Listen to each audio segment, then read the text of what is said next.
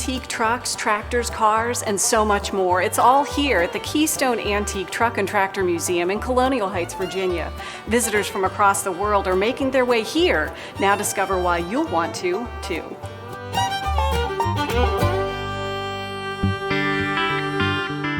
The Keystone Truck and Tractor Museum is a pretty diverse collection of stuff. We have around 180 tractors. We have close to 100 road trucks. We have motorcycles, cars, pickups, all kinds of artifacts, tools, drink bottle collections, soft drink stuff. We have a garage. Just about anything you would have run into back in the day working on old cars and trucks. We have a wide variety, range of tractors and farm equipment. From the turn of the century on up through the years, back in the day, it was pretty simple to work on, and most mechanics could do about anything you need to do to a tractor. They were just so simple, just the average hand tools, and you could keep the machine running. Once they hand me the keys to this beauty, I'm gonna hit the road. Maybe cars are more your speed. The Keystone Antique Truck and Tractor Museum has an incredible collection. This is one of the unique cars here, 1944, and it's been beautifully restored. It has a 350 Chevy motor and a Turbo 400 automatic transmission. The interior work was done by some of the people that worked on the ZZ Top Eliminator car. This car has really been immaculately done.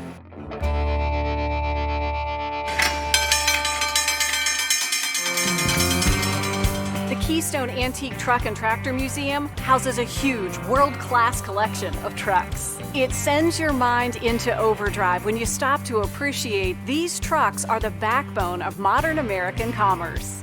This is our new addition to the museum behind me here, 35,000 square feet. We fill it with road trucks that kind of give us a history of the past of the trucking industry, which I earned my living at for 50 years. Most of these trucks are pre-1970s. We have tankers, we have trucks that use full vans, flatbeds, any number of commodities. I have a 1957 flexible bus that got from a gentleman called the Gadget Guru.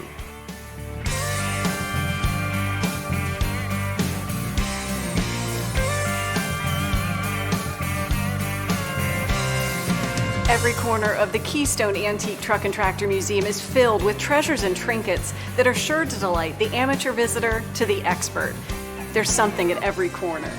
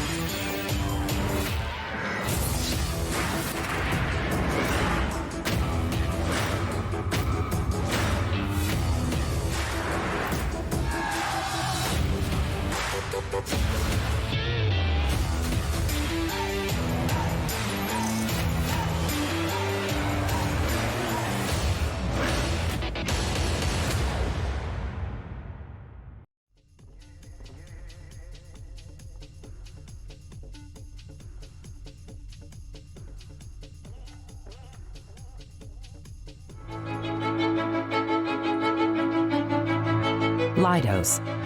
One part inspiration, one part science, one part legacy, and one part opportunity. We live in a complex, uncertain world, a world that demands breakthroughs today, like safe and reliable transportation, a robust infrastructure, better health solutions, a safer cyberspace, and an efficient military. Leidos, ready to support your next breakthrough.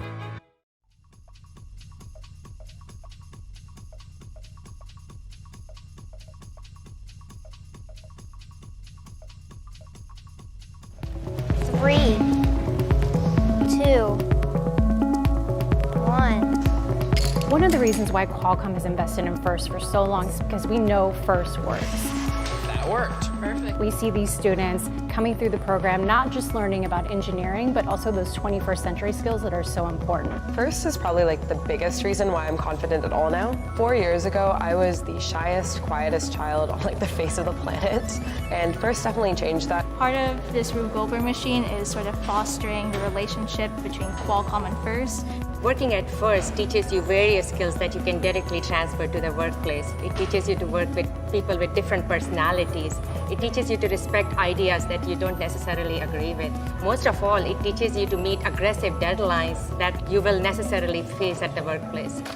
Qualcomm invents breakthrough technologies for wireless, and so this machine and programs like our partnership with FIRST are really, our way of inspiring kids that STEM can be fun and working with the team can be fun. Science, technology, engineering, mathematics are the foundation of what industry is on right now. We are a technical leader in the world. We know that there's a shortage of students with STEM skills, not just in the US, but globally. And that's why Qualcomm's so invested in making sure that these students have the skills necessary to compete in a global economy of the future.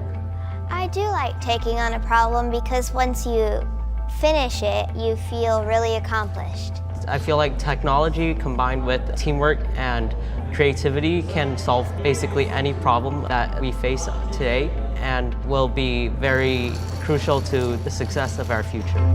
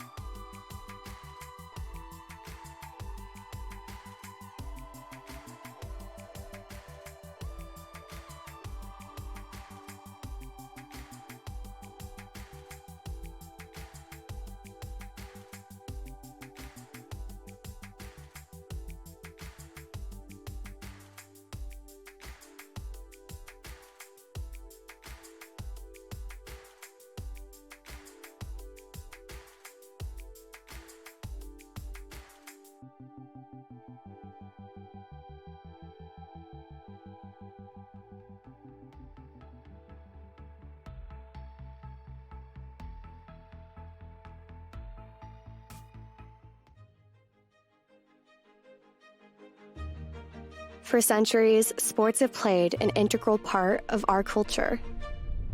Moving, collaborating, competing, celebrating.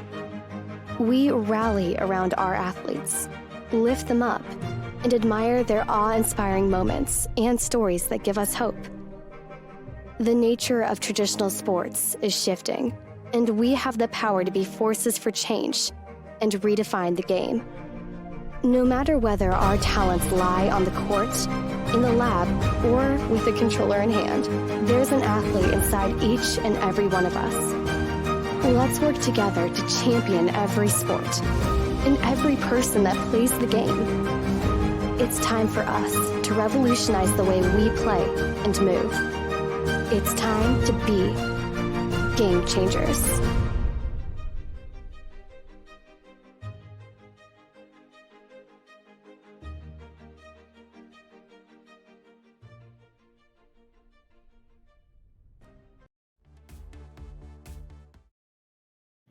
Good morning, First Chesapeake, and welcome to day 2 of our First Chesapeake District Championship, today hosted in Fulton, Maryland. Our matches in Fulton today are going to go through about 1 o'clock, so buckle up. It's going to be great. Welcome to Ultimate Goal, presented by Qualcomm, part of the First Game Changers season, powered by Star Wars Force for Change. First is the global robotics community, preparing young people for the future. First engages students in grades pre-K through 12 in our suite of STEM programs, First Lego League, First Robotics Competition, and of course, First Tech Challenge. First Tech Challenge started in 2005, and we've grown to more than 6,000 teams in more than 25 countries. This continues the transformative impact of FIRST programs, and you are part of this movement. All of you are helping to make this program possible for the next generation of innovators right here in this virtual room. So thank you all. Now, we are going to have a blast today. These teams have been cranking, and we saw some incredible performance yesterday, and we're going to see even better performance today. I guarantee it. Now, there's 46 teams that are competing in this championship. They've been working incredibly hard to design and build their robots for this season's challenge, which is called Ultimate Goal. Now, as you know from tackling the challenge this year, STEM skills have never been so important. And that means that we can solve some of these incredible issues that are facing the world today. First Tech Challenge is forming the leaders and innovators of tomorrow by getting kids involved in these disciplines right now. I want to take a moment to recognize and thank all the parents, the coaches, the mentors, the volunteers who helped make today's event possible. There's a lot of people behind the scenes that you'll never see, but thank them anyway. And I thank you. Now, we ask everybody today to honor the first ethos, gracious professionalism. And this means doing your best work, but at the same time, we're going to respect and value the other students, the teams, and the volunteers that are here. Today is where all of the hard work that you've put into designing, building, and programming your robots come to life in thrilling competition. And yes, we were thrilled yesterday, and we're going to be double thrilled today. So to everybody competing today, good luck.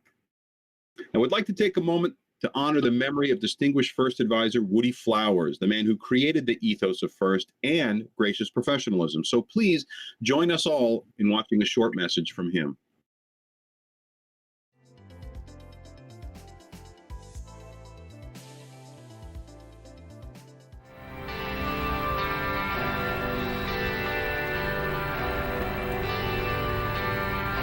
Hi, I'm Woody Flowers, and I've been part of FIRST for a long time.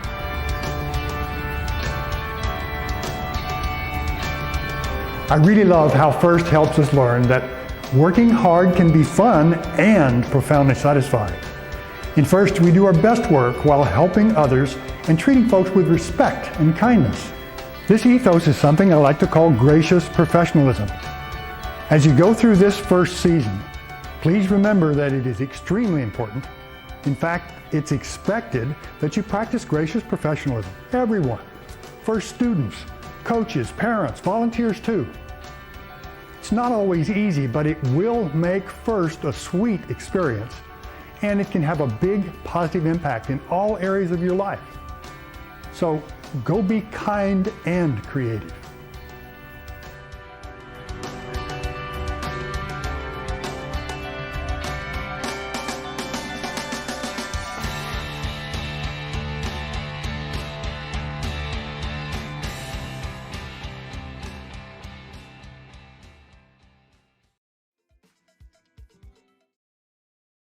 All right. So thank you very much. It's always great to hear from Woody. And we also want to thank our sponsors that make this event possible, especially our live feed sponsor, Northrop Grumman Corporation. Now, matches are underway, so we are going to cut right to it. And let's see, we've got joining me in the box today, we've got Annika. Say hi, Annika. Hey, everyone. All right, we got Niall. What's going on, everybody? This match is moving. So, Annika, can you tell us a little bit about the teams that are on the field right now? Absolutely. So on the Red Alliance, we've got team 14923, and they are the Aces from Clarksburg, Maryland. And against them on the Blue Alliance, we have team 18697, and they are Monkey Bang Rock from Herndon, Virginia. Excellent.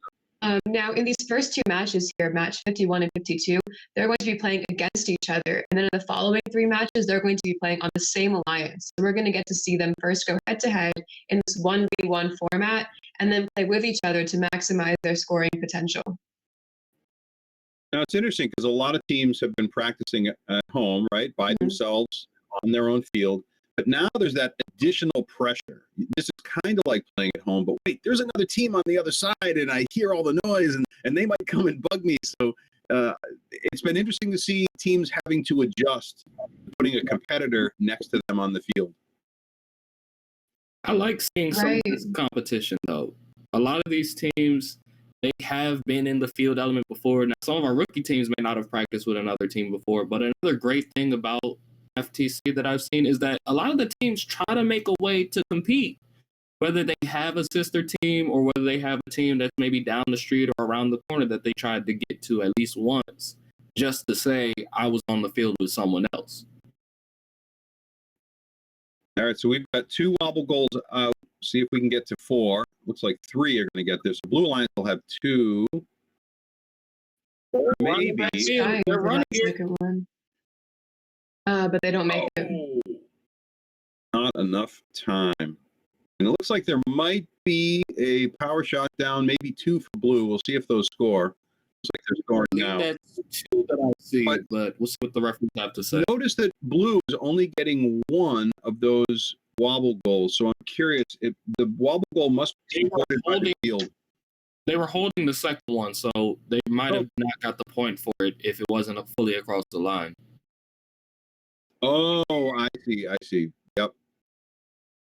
Looks like there might be some penalties as well for holding too many rings. And again, we will see the results here up momentarily over our first that's uncommon. But once again, teams, we say it all the time, these rings, they look very easy, they're very tempting, but they are oh so complicated and oh so dangerous. You can only hold 3 of them. You can only use them. Oh, and that was Here's our score. that penalty. So Monkey Bang Rock takes that one with 126 to 38. A 20-point autonomous to a 0-point autonomous, a 36-point driver control to a 38-point driver control, and then a 70-point endgame to a 20-point endgame, only marked by that 20-point penalty to aces. Once again, teams, that endgame, you can see how crucial it is, included in that autonomous, because these 2 teams were pretty evenly matched in their driver control. But that actually spells good news for them when they start to be an alliance. So I think they've got a distribution of skills in the endgame and in the, in the teleop, and we'll see, or in the autonomous, and we'll see how they blend together when we get to the 3rd match. In the endgame, what I believe we'll be seeing is aces shooting at power shots when they're together. Yep. And Monkey Bang Rock going for the wobble goals, just because Monkey Bang Rock does have a slightly faster robot, and they seem to be getting that double wobble. Now, as far as autonomous modes go, I'd want to see both of their autonomouses again, just because I want to see how they got 0 in autonomous. I did see both teams missing their autonomous shots, but Monkey Bang Rock got the park as well as the wobble goal in the correct zone. Right. But I mean, hey, first match of the day, nothing to do but go up from here. Of course, always.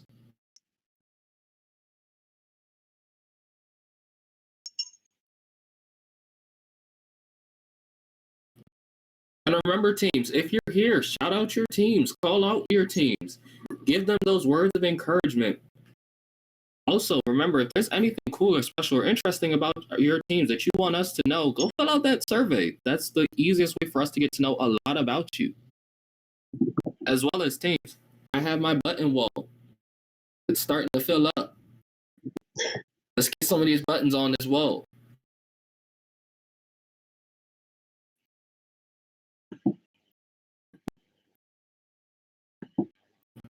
I always love when teams have cool merch to give out, fun hats, whatever, anything to kind of make the day more lively. I just love the spirit that these teams bring when they start. James loves it when they start dancing on the side. Oh, bless you. Thank you.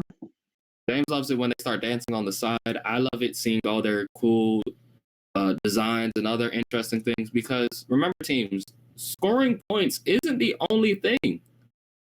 There are other ways to win this game. You can win this game from the sidelines, technically, just by having a very nicely designed bot and a very high-spirited team. Yep. You can win this game without having the best performance on the field at all, as long as your performance outside of the arena and out in your community is really strong. Remember, we do have our outreach portion of this. You should be active in your community. We know it's a little harder this year, but there still are many ways to get involved.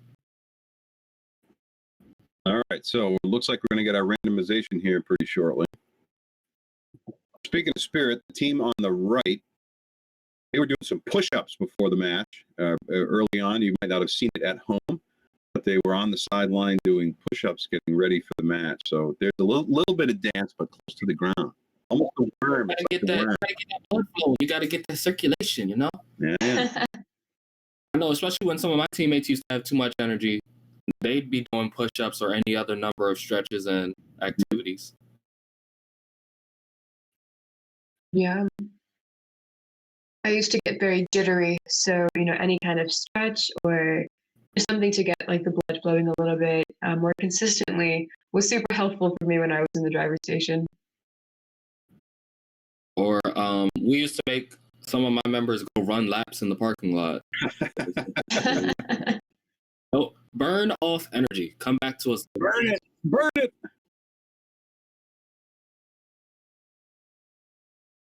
I think it was funny. One freshman thought that I was joking when I said that he was going to be lifting the robot and doing presses with the robot. All right, we are randomization B. We be ready here.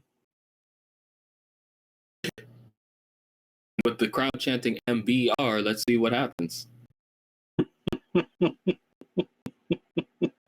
All right, in this autonomous mode here. Oh, I love that coordinated dance right there.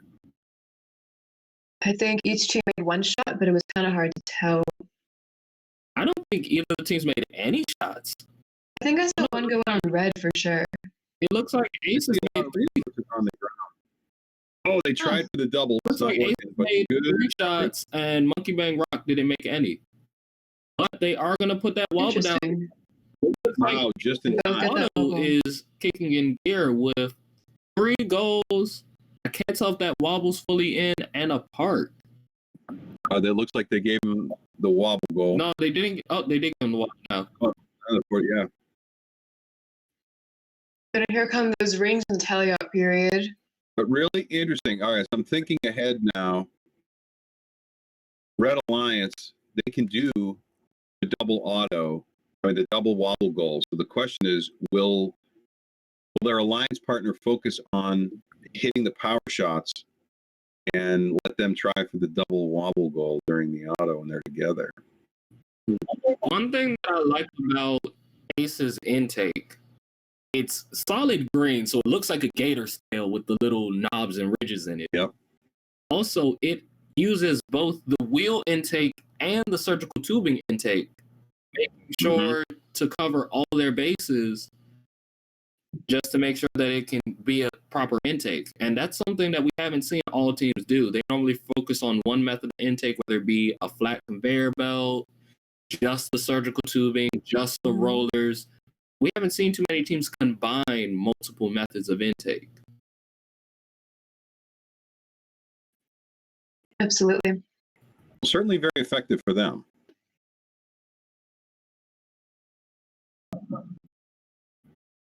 And looking at these points, everything's looking effective for both of these teams. It's going to be very close. It's really going to be down to that end game.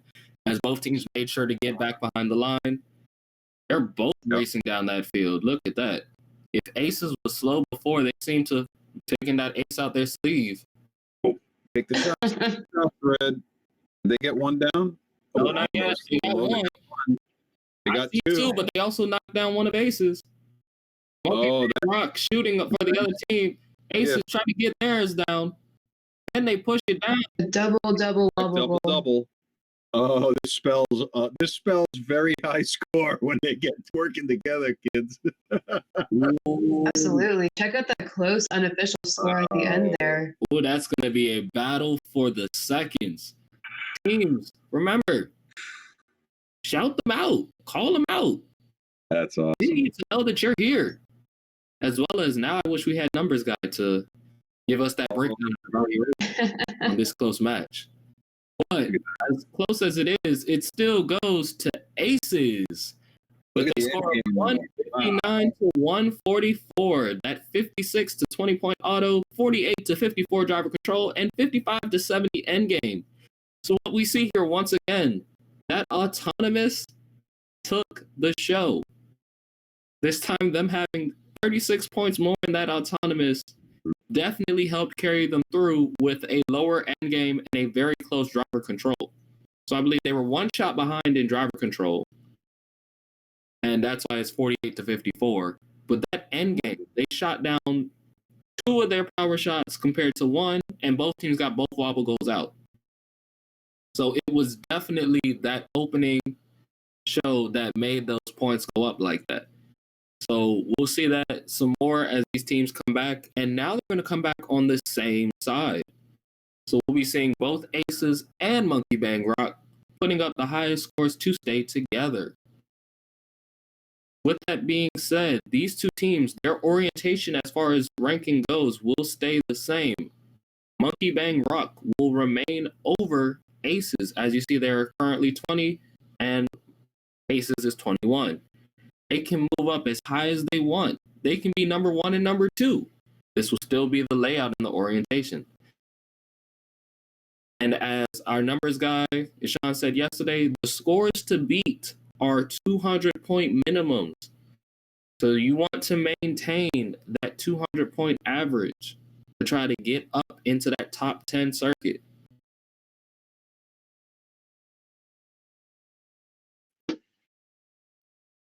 Absolutely. But it's that 150 range that's going to make a team very competitive, with that 200 pushing them over to the extra competitive range. So both these teams are hovering right around or right above 150, which makes them extremely competitive in the Chesapeake region especially. Mm-hmm.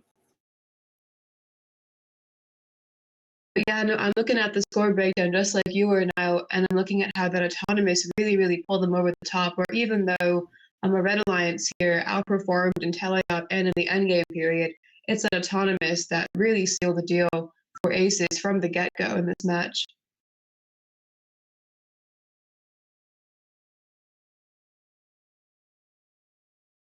All right, let's see what comes up next. This is where they start to play together. Again, I'm very excited about seeing the collaboration between these two teams. Very clearly able to do everything. And here we go. We've seen it still. That problem when you can do everything is how do you choose how do you balance to break down? Right. I think you probably hit it though now. Looking at the slightly faster robot in the end, they're both accurate at hitting the power shots. So we can see that double wobble performed by one of the robots at the end. Auto's going to be interesting, though, to see how they manage to dance around each other, right? Do they have a cooperative program that lets one get out, that wobble goal where it needs to go, give the other team enough time so they get out of the way? but still make those power shots because they both want to do that. Well, I believe we've seen both teams have sensors because both teams have put their wobble goals in the correct zone both times. That's right. So the question would be, does one team have a delayed program that they can run? So that way it's sense it, okay, wait, let my teammate go. My teammate did their 3 shots. Now I'm going to go to the box, take my 3 shots.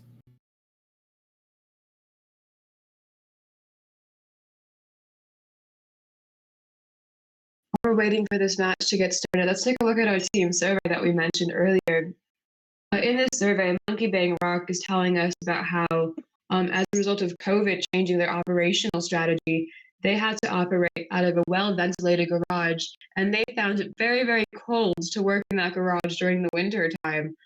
Definitely true, very relatable, but there's nothing cold about these matches today, so really great work to both Aces and Monkey Bang Rock for pulling that up and bringing the heat today. Well,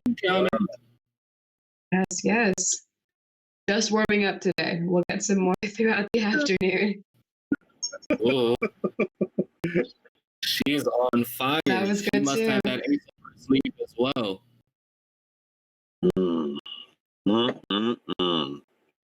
Okay. All the robots. Looks like we're getting ready to randomize. We're getting the final discussion with the referee. Ref just doing that 1-2 check, making sure everything's good to go. Randomization's coming just about now. Hey! Oh, hey. This is going to be interesting to see how they handle the lack of resources, because that reduces what they can do. And we have seen in their auto the ability to go back and pick up more of those rings if they're available and take those shots. So have to be precise first time around.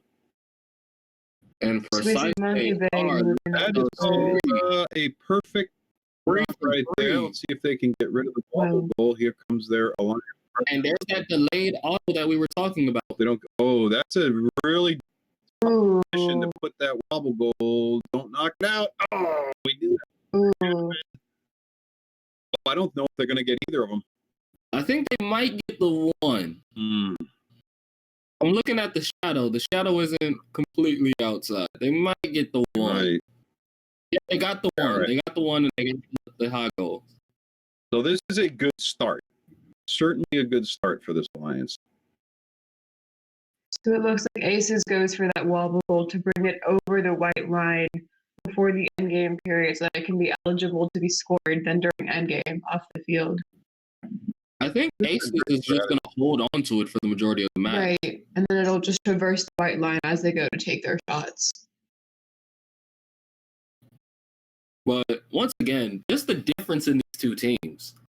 Monkey Bang Rock staying really small and compact. Ace is dropping out that big back tail. I like how you've described that as kind of an alligator tail. Now that you've said that, I can't not see that. That's what I'm saying. It really looks like a gator tail with those little knobs and ridges to it. And especially with the robot being primarily green. Ooh. I wonder if there's something going on with the shooter that they're not quite getting the velocity they need out of that. I think their flywheel just may not be up to speed. Yeah. We know some of these teams, they shoot without getting their shooter up to speed, and then it shoots lower, where they aren't fully checking their shooter speed before they shoot, because you just saw them shoot under and then shoot over without changing their actual spot on the field. It looks like an alignment concern for me, though. I think there's a little bit of that dance here that's making it a bit more challenging for them, where Aces is kind of moving up into the shooting zone, and so Monkey Bang is moving to the side a little bit. Anyway, they've got 2 shots down. Two of the power shots. Let's see if we can. Oh, the grip is going not for the double wobble. Oh, come on, they get the claw on it. There it is. They get that final wobble goal. I mean, that final power double wobble. Come on, got one more. Final power. Come on, power shot. Oh, wow. That was a good end there. See if it goes over 200. It may not.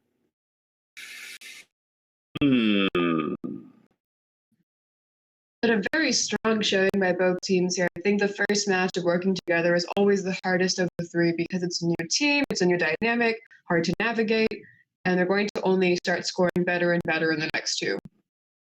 And our score is in.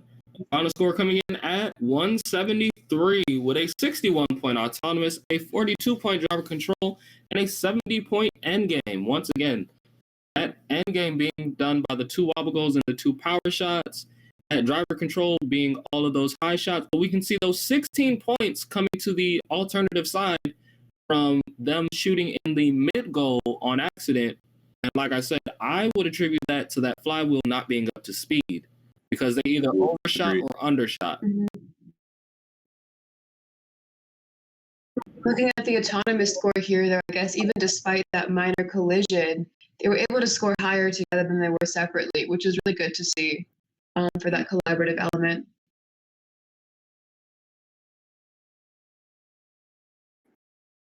So that 61 auto is more on shooting than it is on the wobble goal. So I bet that we'll see, they'll make some adjustments. It could have been a 76-point auto, but you saw that placement in the beginning with that first wobble goal was just so close to the edge of the box that when the second wobble goal went down, it was already out the way.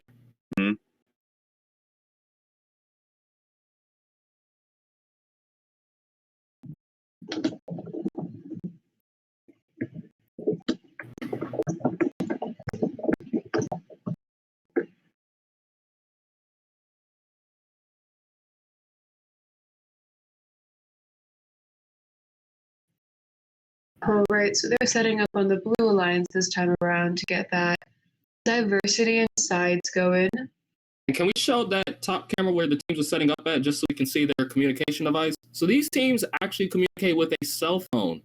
If we see these teams, the teams are speaking to the robot with a cell phone.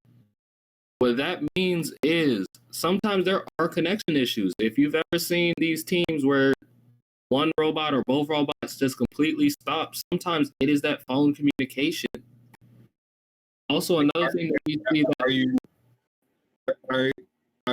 are you saying that cell phones never break up?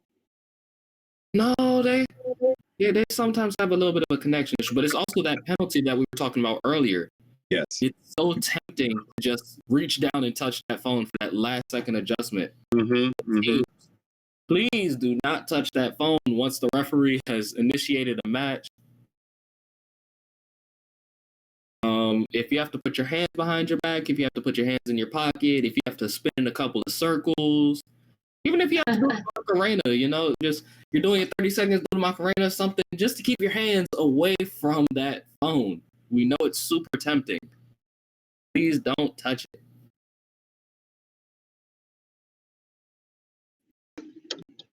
Also, please remember to stay safe with all these cables lying around. A lot of you all use direct wired connections to your game controllers, and some of you guys don't put your stuff on high stands, and even if it's on a high stand, it's got a very long, sometimes 6-foot cable. Please be careful. The last thing we want to see is anyone getting injured. Absolutely. These two, I've got to say, as they're getting set up here, one of the things that I used to do once or twice that my team never let me live down was I picked the wrong autonomous program once or twice. We'd be on the Blue Alliance, and my mind would see red and think red, and I would pick the Red Alliance's autonomous program, and then we would go all over the place, collide with everyone. Oof, that was not fun. So teams, watch out for that too. See, I think that's another thing about FTC. You guys are all facing the same orientation. What I'm used to doing is going completely opposite of the field. So either way, go is go. Right. But they have configuration C, so let's see what these two teams are about to do. That was pretty smooth. Very smooth. Like the tide. All right. They are close to each other, and it looks like it may be throwing off their aim. I think it was a collision. Yeah. I think I did see at least 2 shots go into that top goal, though. They do have 2 points on the board for it.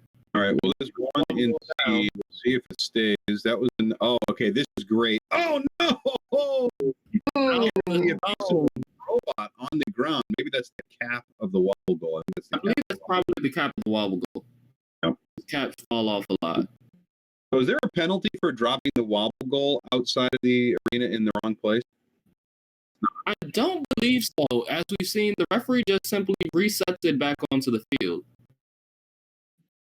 I will say that strategically, though, that was a pretty smart move to have the other robot try and push the first wobble goal to the back of the wall, but it didn't pan out that way at the end. But it was a good strategy. It's a good strategy at first, but as you can see with the wobble goal tipped over right now, that can come back to bite them. We've seen it. That's so true. A lot of these teams cannot pick up the wobble goal when it's knocked over, especially if it's in a corner or up against the wall, making it even harder to right. All right. Monkey Bang Rock coming in with these rocking shots there. And Aces is still harvesting some more rings.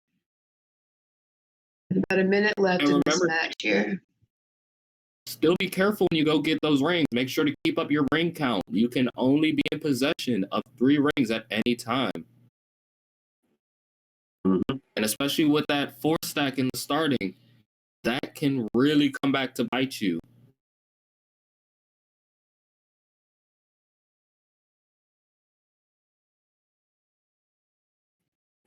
We've still got a very high-scoring match here, already over 100 before the endgame period even starts. So great work to both these teams here. I think what we saw with that little bit of bumping was that Aces wasn't fully prepared for that 30-second mark. And so they had to sort of kind of bully their way through to get across the line. And now what we're seeing, I believe one of their rings isn't settled, so they aren't actually able to make contact to get that ring out. So they might be done as far as being a shooter. Yep, could be. And that marks time. Very high scoring match here, though. Over 150 at a solid unofficial score of 163. 14 shots in the high goal. Very impressive showing by both teams, even despite those minor collisions here and there.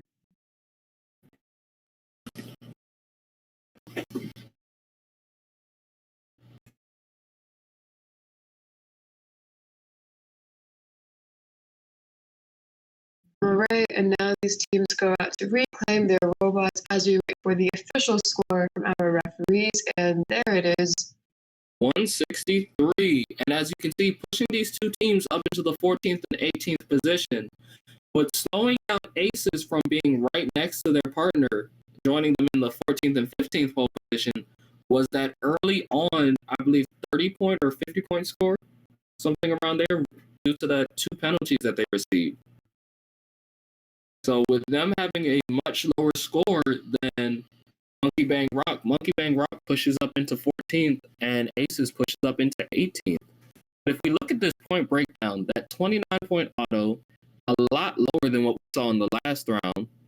At 84-point driver control, we saw them flooding that high goal, and then at 50-point endgame, once again, that wobble goal down in the corner, making it unable to right itself to score afterwards.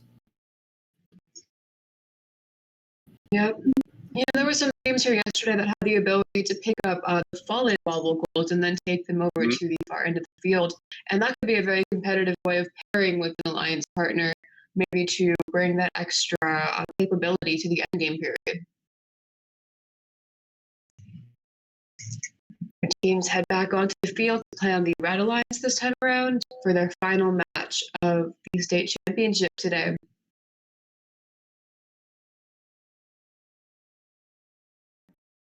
All right.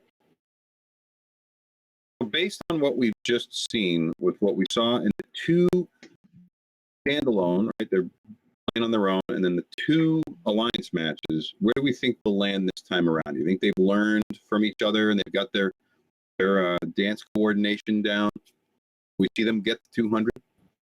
I think once again we're going to see them in that 170, 175 range. I don't think that that dance is fluid enough for 200 yet, just because of the timing issues that we've seen in their autonomous. If that autonomous was dialed in to where they could maintain both wobble goals consistently, then yes, I could see them as a 200-point game. But we haven't yet seen the ability to get both wobble goals in the same section. I'm going to guess a bit higher. I'm going to go with the 180 or a 190 here. I think that they've gotten a little bit faster at getting those shots in cohesively and complementarily. And I think we'll see them at a minimum pull a higher shot number here in this final match.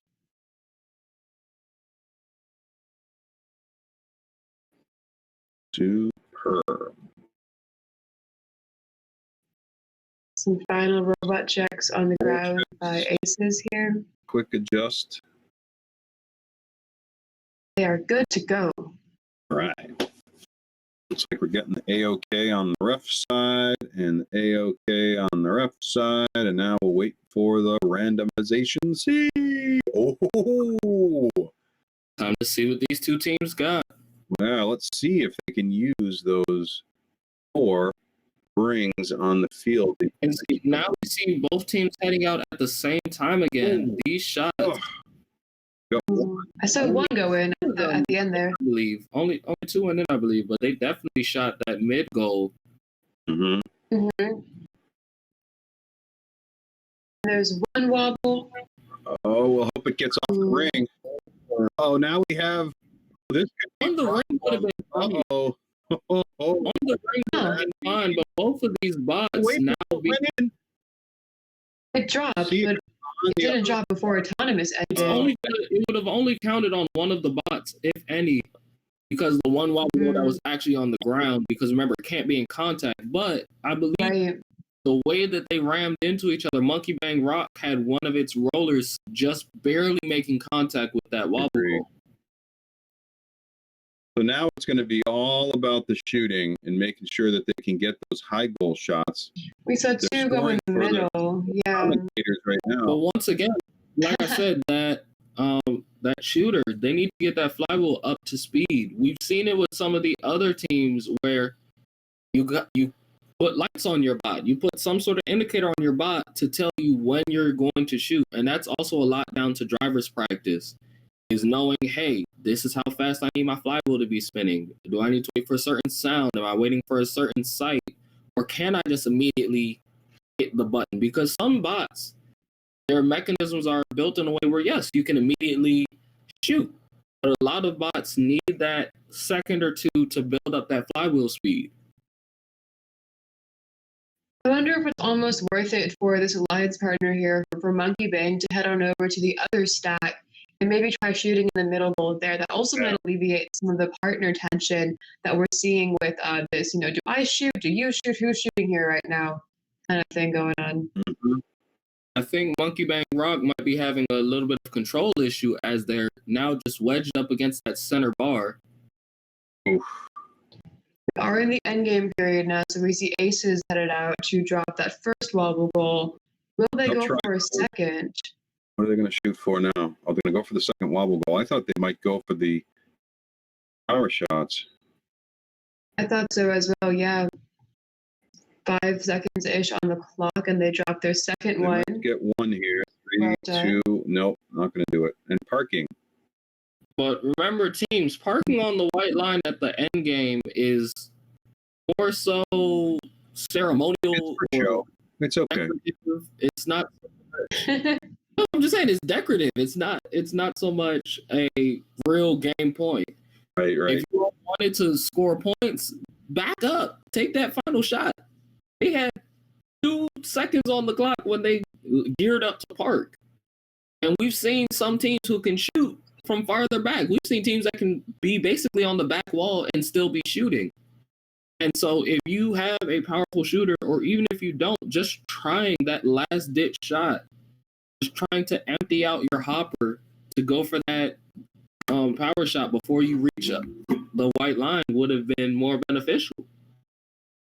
So, Annika, I've got a question for you as here we go. Yeah. Go to my question. It looks like it's going to remain 70. So this will move them up in the ranks, but not as much as they had hoped. So now these two teams have entered the 15th and 13th pole positions with a 12-point autonomous, a 18-point driver control, and a 40-point end game. And if we look, it's interesting here, actually, looking at the driver control points here. It almost does beg the question of whether it might be more lucrative for some teams to consider heading over to the other stack, like I was saying earlier, to shoot in that middle zone.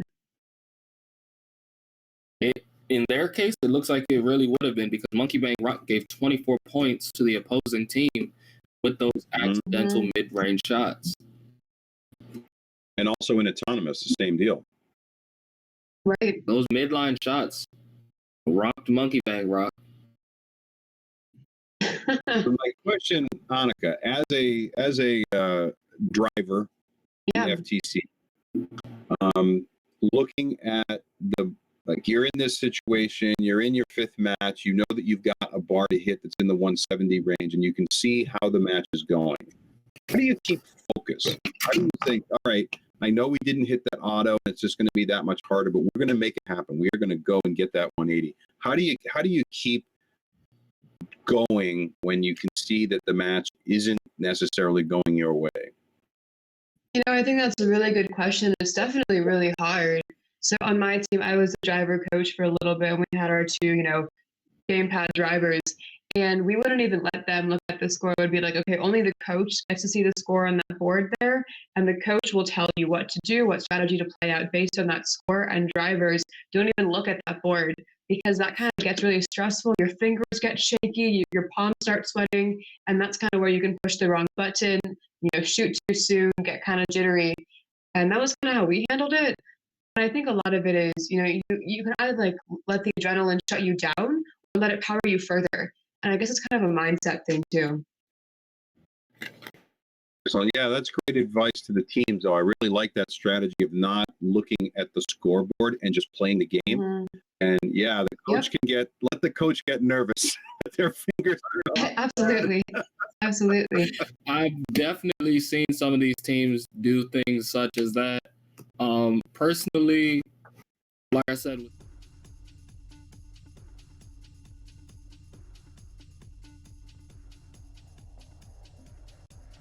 and so because of that, they never really looked up at the field either, just because it was continuous. What's going on the field? What's going on the field? What's going on the field? I don't need to worry about the score. What's going on the field? Who's moving where? Tell me how many bots we have moving. What's going on in this zone? Is Team A in this zone? Is Team B in this zone? Making sure to maximize and control the different parts of the field. But speaking about control, we wouldn't be able to show you guys this game of Ultimate Goal if we weren't sponsored with all of our wonderful sponsors, whether it be Qualcomm, Northrop Grumman, Leidos, Booz Allen Hamilton, and many, many, many, many, many more. So, what do you say we go and learn a little bit more about Northrop Grumman, who is our live feed sponsor? Thank you, Northrop Grumman, for making this happen.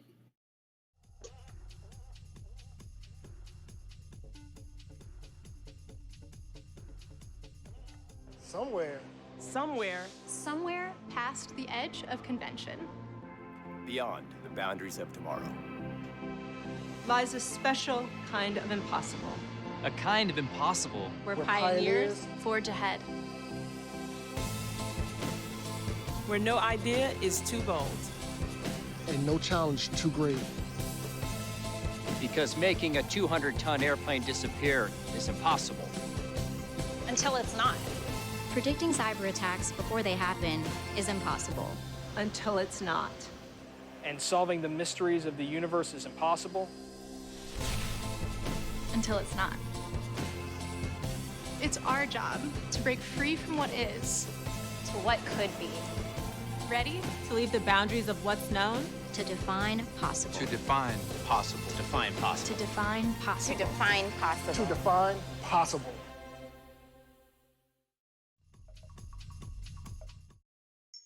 And we're back. Once again, thank you, Northrop Grumman, for all that you guys do. And once again, thank you to all the other sponsors for all that you guys do. And can we just see the lineup for these next two teams? Because I see bots getting ready to make their way to the field. And I believe hopping into the arena next, we have team 4634, Frog Bots, as well as team 16439, AlphaGo, getting ready to go on the field as well. Absolutely. So here we got Frogbots out here from Gainesville, Virginia. They are one of our extremely high scorers in the region this season, and they are joined by another extremely high scorer, the AlphaGo team from Ashburn, Virginia. So we're going to first see them play against each other in the first two matches, see who emerges victorious from those, and then have them hop onto the same alliance and go for the gold in those final three matches. And look at these frog puns. They're going to be all out here. But teams, if you're in the chat, let us know. I know Frogbots and AlphaGo have a huge base and a huge fan base. So I know you guys should be here, just like how we had Aces and Monkey Bang Rock here just a minute ago. But looking at these two teams, once again, spirit and congruity. AlphaGo, that big, solid black robot that we see sitting down there on the field, and Frogbots, that Mardi Gras purple and green. And you can see Frogbots has that Mardi Gras look all the way out to their team on the side. If we can get their team in the shot, their team has purple and green hats with the little feather in the back. Their team has a purple and green bot. And it's all about that. It's all about that congruity, and it's all about, once, like we said earlier, that branding, making sure that you're visible, making sure that if we say something about your team, we can see your team. You say frog, that frog leaps onto the screen. You can see it with that purple and green. When we say AlphaGo, you can see that dark black turret, that completely solid thing, just ready to roll and go. And now, you know, and speaking of spirit, I really love these feathered caps that the Frogbots are sporting here. Very cool, very exciting to look at, and I really love that pink feather that's sticking out of it. That feather fedora, it either reminds me of a pimp hat or like the Musketeers. I was thinking Musketeers, but yeah, for sure. Only reason why I'm thinking pimp is because of the old animations with like the frog, the pimpin' frog, and so that's what it sort of kind of looks like. Totally, for sure. No, I really love their theming. I think it's going to be a really cool match between these two very high scoring teams.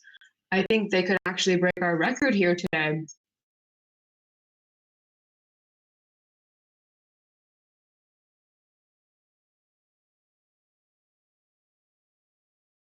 Alrighty. Looks like they're still getting set up here, these two teams.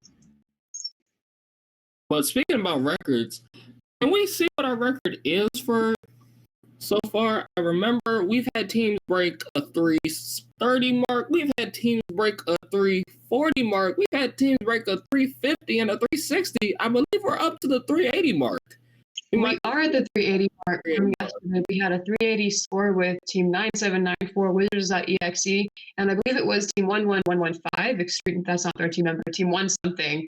Extreme Voltage. Don't know their number on the top of my head, but I'll find that. Man, now we need numbers guy. You just discredited. Do need numbers guy. I tried really hard and I totally forgot the number. It's 10515. I was close. But those two teams scored a very high score yesterday, also in Fulton. So we'll see if this Fulton combination can break that pair.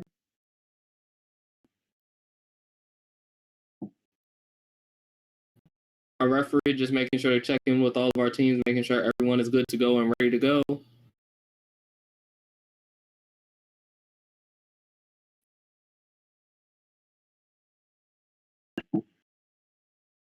I really like how Frogbots is 100% lime green with those blue jeans. They do not separate at all. They're just green on green. Yeah. AlphaGo, their t-shirts are also really nicely designed. It's a real clean and simple look. It's got the logo, it's got what it needs to have, and it's just there. Yeah, I mean, I think team theming is a huge element of what the first Tech Challenge experience is all about, and I love seeing how all the different teams manage to pull that off, especially in this, very different competitive environment where in an in-person tournament that is in a typical season, we would see cheering throughout the stands, flags being waved, a lot of really massive spirit, whereas right now it's a little bit more muted, but they're still pulling up with a lot of really cool spirit and passion, which is amazing to see.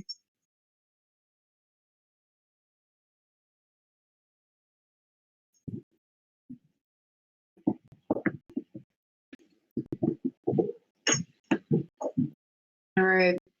I mean, I haven't seen these two teams play personally this season. I don't know, Niall, if you have, but do you have any scoring predictions for How this? have you been feeling since you've been commentating with us these past few days? I've been feeling really good about this. What have you Yeah. enjoyed I mean, it's my first wonderful experience for me to do that. I'm by myself now. How is everybody doing? Switch chat. What's going on? Talk to us. How are you guys feeling?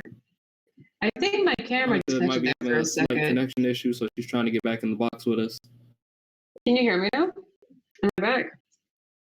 Monica, are you here with us? I am here. I'm not sure if you can hear me though. I see you. I can't hear you. Really? How about now? Are we good now? Hmm.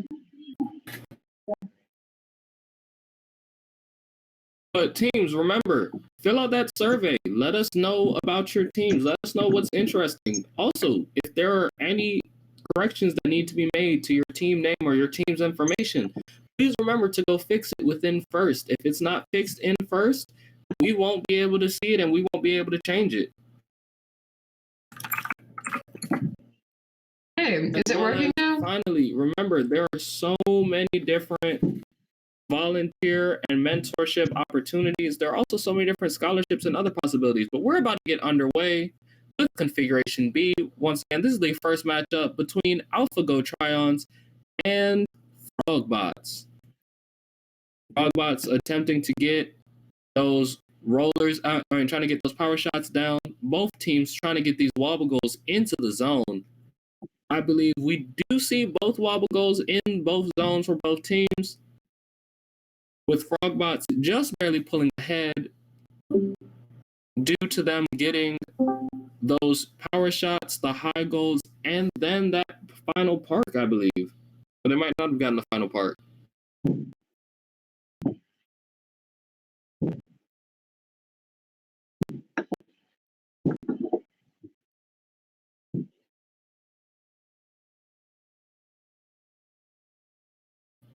But these goals are being lit up. Both teams going back and forth, tick for tack, point for point.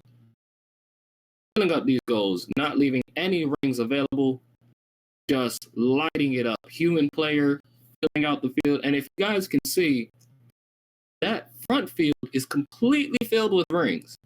That backfield is barren due to how many shots these teams are putting up in the air. There's not enough rings to go around with these two teams on the field. Already, with more than 70 seconds left, we have a score over 150 points put up by the Frogbots. And if we look at these totals and we look at these scores, AlphaGo Tryon might be trying to get their, not AlphaGo Tryon, AlphaGo might be trying to get their shooter a little bit more dialed in, but they are still very much so loading up that high goal. We can see both teams flooding this box, 18 high, 7 high, and that unfortunate 2 mid coming from them dropping a little bit lower into the opposing team's goal. All right, I'm hoping you can hear me now in time for the endgame period.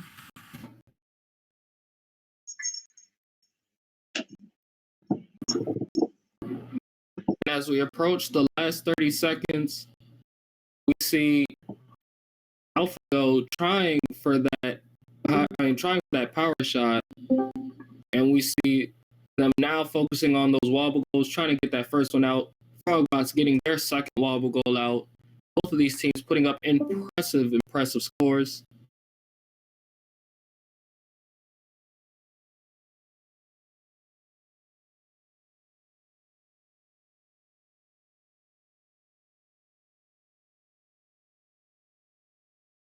And that will be time.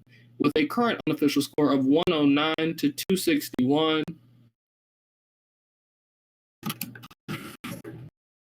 That will be that first match. And I love what I'm seeing so far. That scoring right there is, if that is our new mark for the day, that is going to be a wonderful mark. I believe that might be the highest single team that we've seen so far. Wow, what a high scoring match there.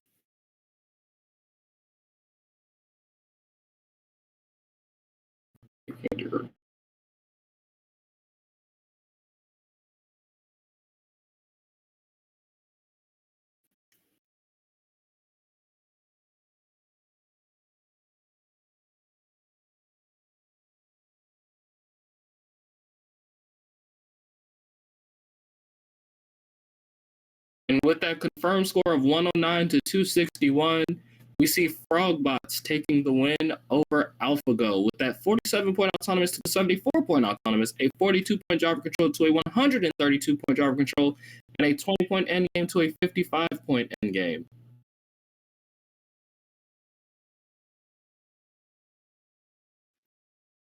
Yeah, this makes me very excited for their collaborative match, though, given, how high they're both scoring individually, both well over 100, with Frogbots even going over 250 here.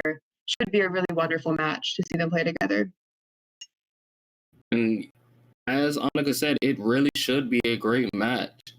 I like seeing the different pair-offs. Now, I believe with AlphaGo, they knocked over one of those wobble goals, which is why they didn't go back for it to try to rescore it.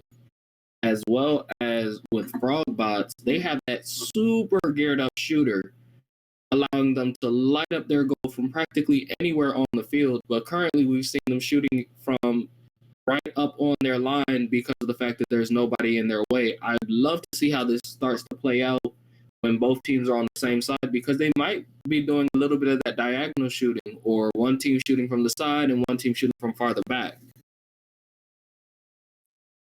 Definitely. That all goes back to what we keep talking about with how do you collaborate effectively enough to not get in each other's way, but still score as much as possible.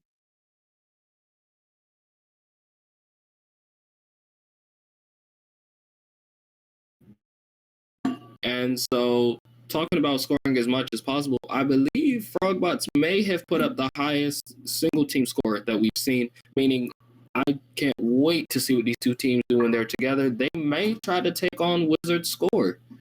And I believe the score right now is set at about 384.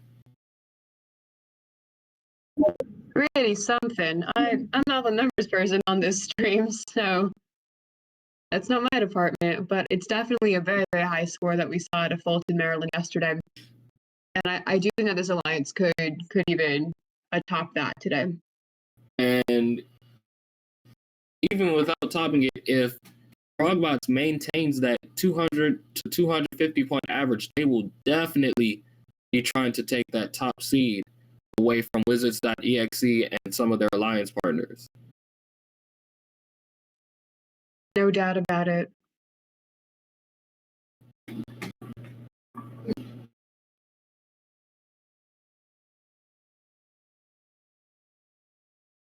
Once again, look at these uniforms. Look at this. AlphaGo with its really clean and simplistic look. They got the logo on the sleeve, they got the logo on their chest, and then they just got their sponsors on the back. And then when we look over at Frogbots, they're head to toe dressed up, bright green shirt, purple hat, blue jeans.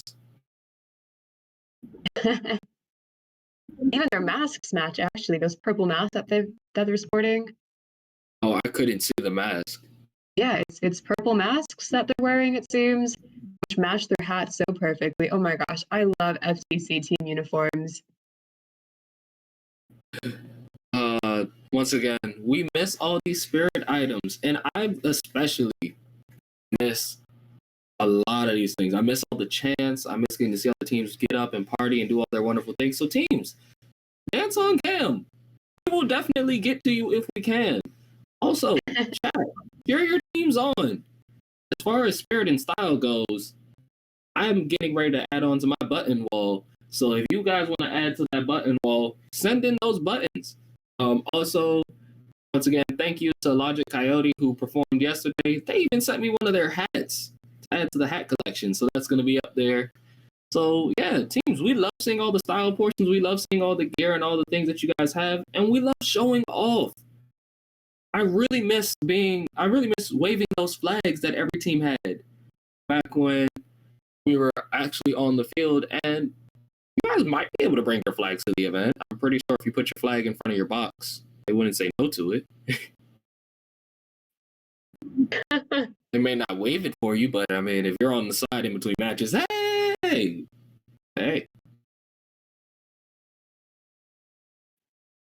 Looking at our team strategizing here, we see Frogbot setting up. It looks like AlphaGo on the other side seems like they're waiting for the match to start right now. So both teams look ready now. We have AlphaGo on the red side sporting the all-black robot, and we have Frogbots hopping onto the blue side with their all-green and purple bot.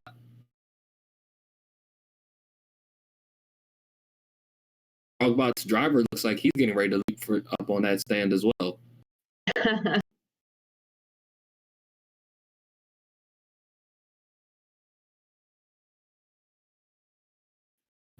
You know, I wonder what FROG stands for. I used to know. I totally have forgotten. And with Randomization C, we're about to see what these two teams can do.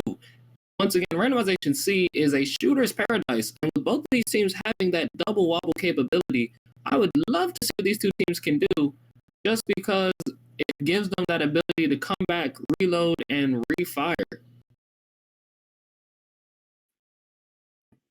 Absolutely. We're seeing already a very high scoring autonomous period here. But what I am seeing from AlphaGo is that they're doing the same thing in their auto that they showed in their remote video, where they would fire, where they would drop the wobble goal, fire, come back, reload, and do it all over again, still once again within that 30 seconds. What I was really floored by during that autonomous period is the speed at which both those bots are moving. Both their drivetrains and their shooters are just moving so fast, even in autonomous, with a lot of accuracy. But with a score of 5, I guess the referees aren't counting that other wobble goal that they placed into zone C, but Frogbot's wasting no time jumping on that goal, lighting up that high goal. Same with AlphaGo.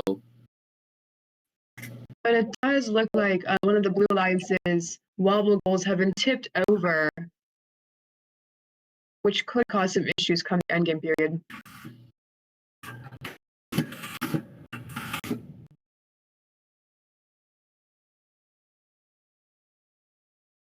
But problem or not, those frogs are filling up that high goal. We've already got 16 shots up there with just about a minute left in this match. I can't wait to see how high they're going to score by the end.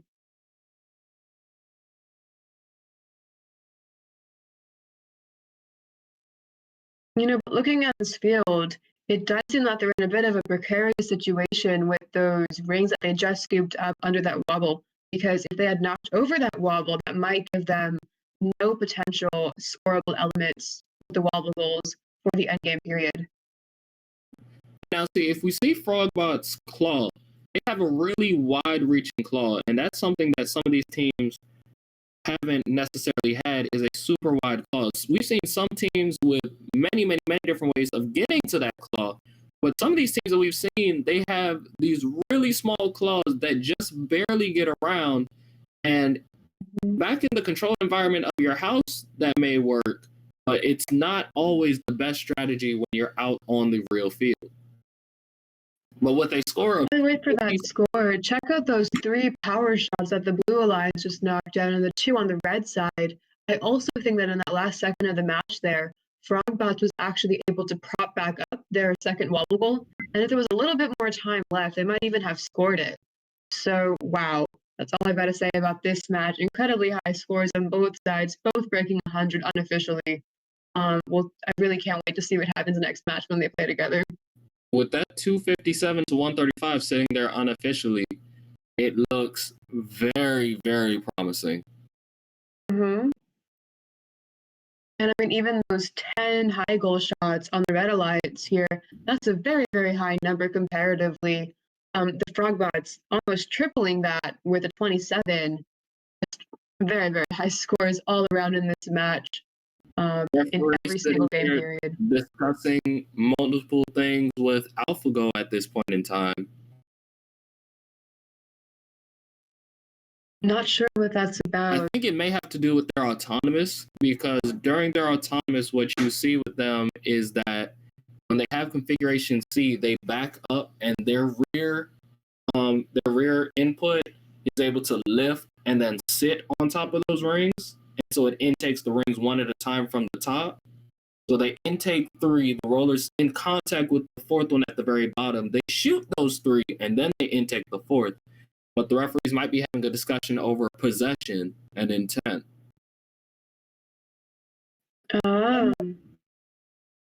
Once again, reminding teams that you can only be in possession of 3 rings at any given time. So they might be trying to determine, was that intentive and was that considered possession? Looks like the ref's on the phone right now. Oh, those referees have that very nice chat between the. Oh, you're so right. So those You're earpieces so right. are very, very helpful at this time like now.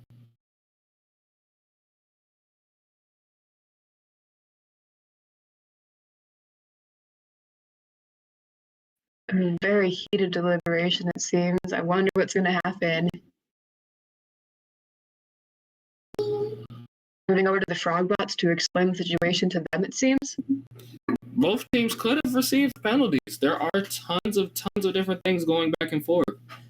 We see the refs have a lot to discuss, and it's very, very possible that these scores will change.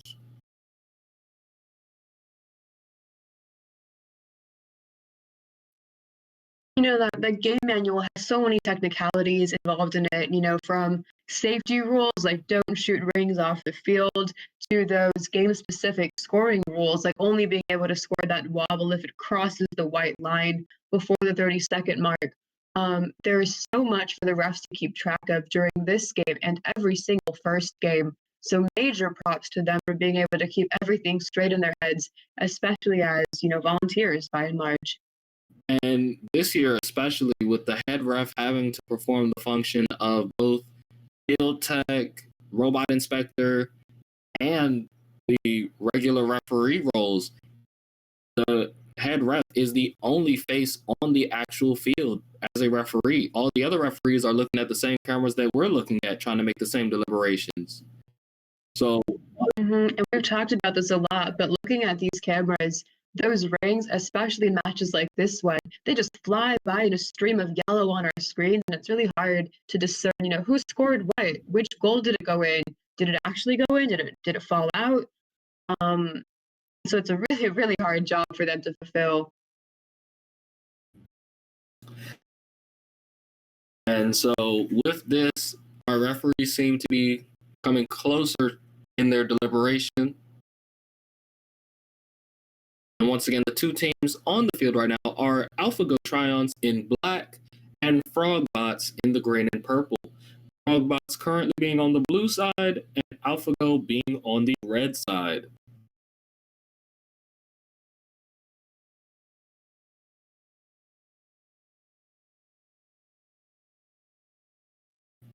Looks like some inter-team discourse is going on here too amongst the members standing in these drivers' boxes, and we do have a score coming up right now. Final score coming in at 257 to 145, pushing our team, the Frogbots, jumping up into the 20th pole position, and AlphaGo going up to 23. These two teams had a 30-point autonomous to a 15-point autonomous, a 162-point driver control to a 60-point driver control, and a 65-point endgame to a 70-point endgame. What this shows, I want to see both of these teams both have that double wobble goal capability, so I want to see how that goes down, whereas which team takes over that double wobble goal, if both teams just do one, or if they decide what their plans are going to be. I do love that driver control though. Frogbots with that heavy shooter, as I've talked about before, filling up that goal. I want to see how AlphaGo and them maneuver around that. Once again, that dance that we're used to talking about and seeing. I want to see that balance. I want to see that coordination. And in the end game, we saw that double wobble finish, but we also saw that 3 power shot finish from Frogbot. So I wonder if AlphaGo is going to take over the wobble goals and let Frogbots do the shooting. I mean, we did see AlphaGo score 2 power shots on their side. So maybe, maybe one of them gets the double wobble and then they team up to do all 3 power shots collectively. Who knows? There are so many different possibilities and so many different capabilities. It's all about, talking across the field, strategizing, avoiding doing any replication or collisions during the course of the match, and really trying to make sure that you're playing to both teams' strengths, not just one or the other. And speaking about all these possibilities and capabilities from these different teams, let's talk about all the different possibilities and capabilities that there are within FIRST. FIRST has 4 different leagues that you all can join, whether it be First Lego League Explore, First Lego League Challenge, First Tech Challenge, which we're currently watching, and the First Robotics Competition. There are so many different ways to get involved from K through 12. And speaking of K through 12 involvement, the Southwest Virginia area is looking for some new teams to sponsor for FTC and FLL. They're also looking for some FTC and FRC teams to help with peer-to-peer mentoring from Qualcomm. So there are so many different ways to get involved. There's so many different things that you all are able to do. And we're going to run a short alumni video just to show what you guys can do even after you're done playing on the field and all the things that you can do off the field. So here's that alumni video.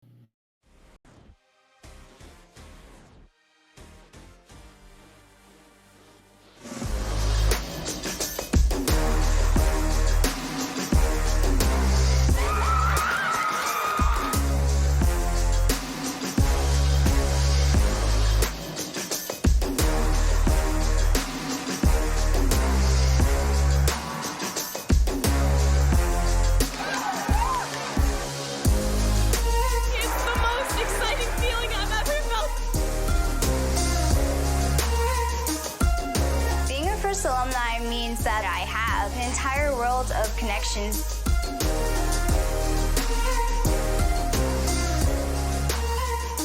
It allows me to volunteer and give back to the community.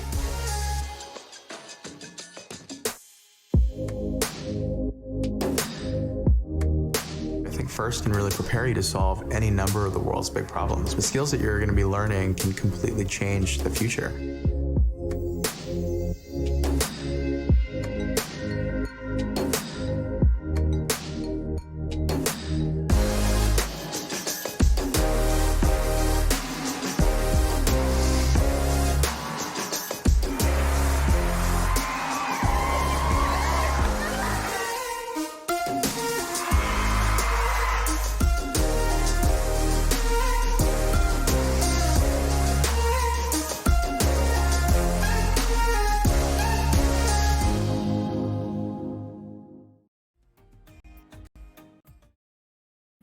And we're back. And looking at all those alumni opportunities, as you saw on there, we have over $80 million worth of scholarship money just sitting around waiting for you guys.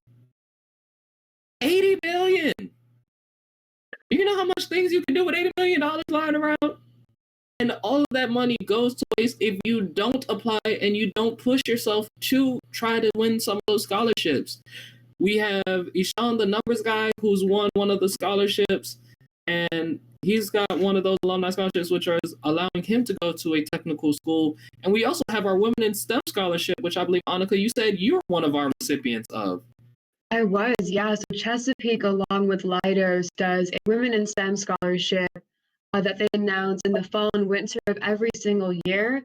And they award this scholarship to around 3 qualified applicants within the region every single year. So I would very much encourage everyone to apply for this program. It's a great way to reflect on your first experience. And if you don't apply, the answer is definite no. But if you do apply, you could win some really incredible opportunities and financial awards through those programs. So, ladies, that's one way you guys can get a scholarship. I personally don't think that I would qualify for the Women in STEM scholarship, but I did receive like the left-handed scholarship. I'm left-handed. I received multiple sports scholarships and also a lot of academic scholarships. I received scholarships for a couple other programs that I participated in.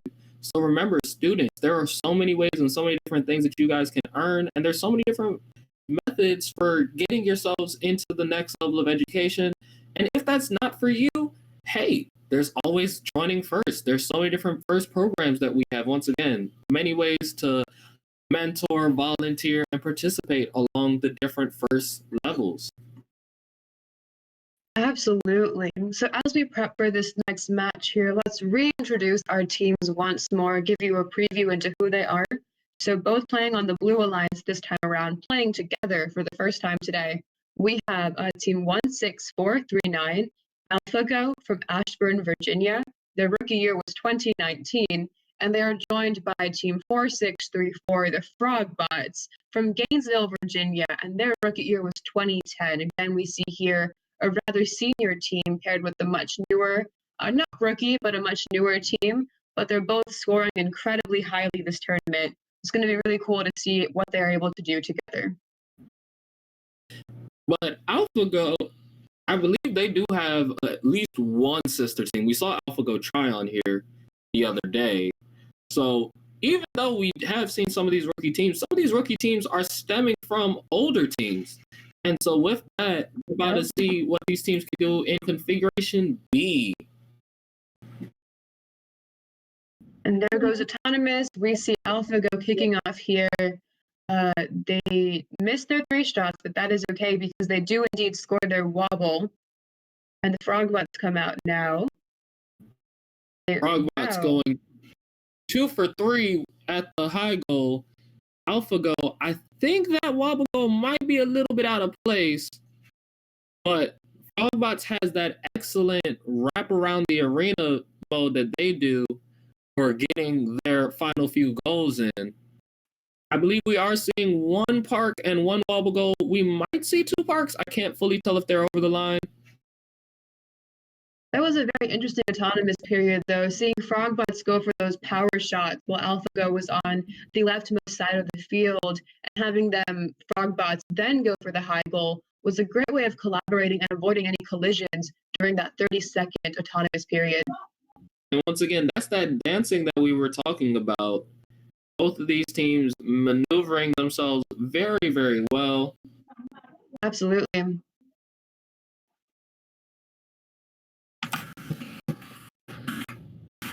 Check out those shots all flying into that high goal on the Blue Alliance. We're already at 139 unofficially with over a minute left to go in this match.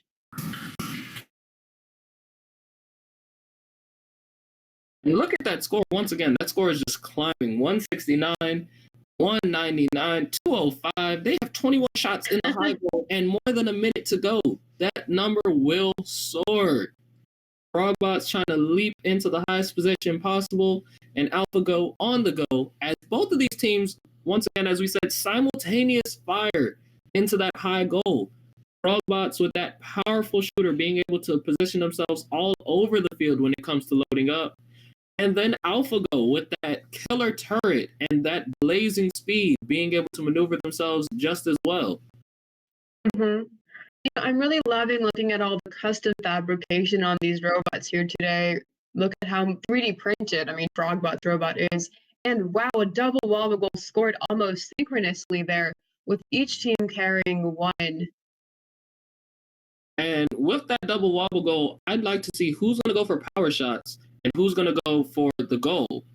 With a little bit less than 10 seconds on the clock, let's see what these teams do. Looks like no power shots this time around. But with 33 high goals, no power shots were required. That unofficial score already sitting at 317.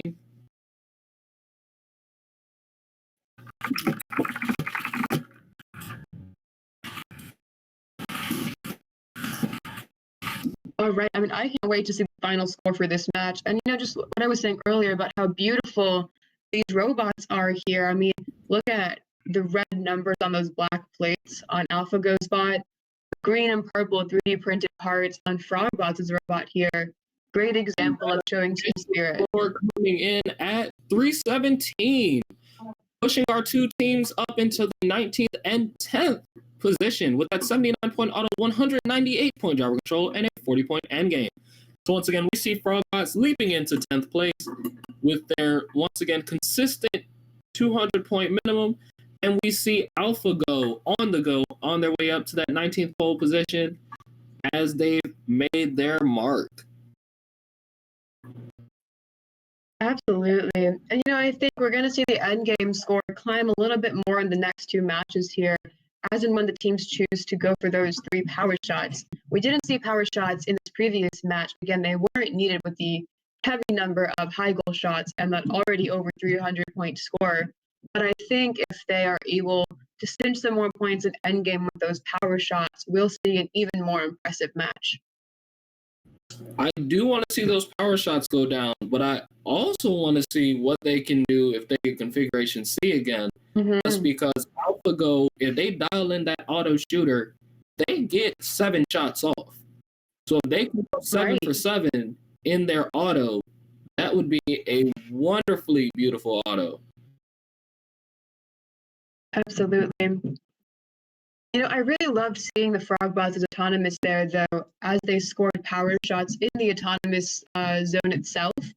I think that they did actually hit all 3 power shots during that period. Just the second one ended up bouncing back. So they only scored 2. But a flawless program there, hitting all 3. And I think this is a great example of how teams can work together during the autonomous period to have each team play to its strengths, avoid causing any collisions or any other challenges during the autonomous mode, and really score incredibly high during that period. So once again, the bar has been set for these two teams. I want to see another 300-point minimum. I want to see if AlphaGo can go above and beyond, and I want to see if the Frogbots can leap over that goal. But we've been doing all these puns, and yesterday Annika wanted to have so many jokes. So I decided to come up with one of the jokes as well. What sound does a Frogbot make? What sound does a Frogbot make? Robot. Oh my god, that might be our best one yet, I think. It's pretty good. It's pretty good. For all of our audience members at home watching the Twitch stream, please feel free to chime in with jokes of your own, because ours just get progressively worse as the day goes on. So if you want to bring in some jokes, that'd be really cool. What's up, Niall? There's no such thing as a worse joke. They just turn to more dad jokes. So true. So true. Alrighty, our teams are getting ready on the field now. Our Frogbots are setting up here, making some final configuration touches. Very exciting. Like, every time I think about AlphaGo, I also think about, like, Power Rangers, because that go Power Ranger. I'm like, go. It's like, no, stop. That's so funny. I never watched that, so oops. Oh, Power Rangers? Never did. No. I was much more, the Tinkerbell and Barbie doll scene, so. Bratz was always better than Barbie. Oh, God. You actually might be right about that. I never watched that either, so might be a little bit biased here. Powerpuff Girls was always a wonderful one. Yes. One of the best children's shows ever. Actually, no, that's not true. The best kids show ever made is definitely Avatar: The Last Airbender. Might have to disagree and go back a couple of years. I like back in my age with the original Teen Titans. Okay. The original, back with Ed, and Eddie. That was Cat a good Dog. show. That was a good show. We had a lot of good shows back then. It seems the chat might be trying to agree with you, though. I mean, that's the age group we're targeting today. So yeah, and then the Fire Nation attacked. So true. Backstage, let them know. Let them know backstage. What was the best old school shows? It was Avatar, definitely Avatar, but not really old school. It's not really an old school show. It's old school now. It wasn't old school in the back. Okay.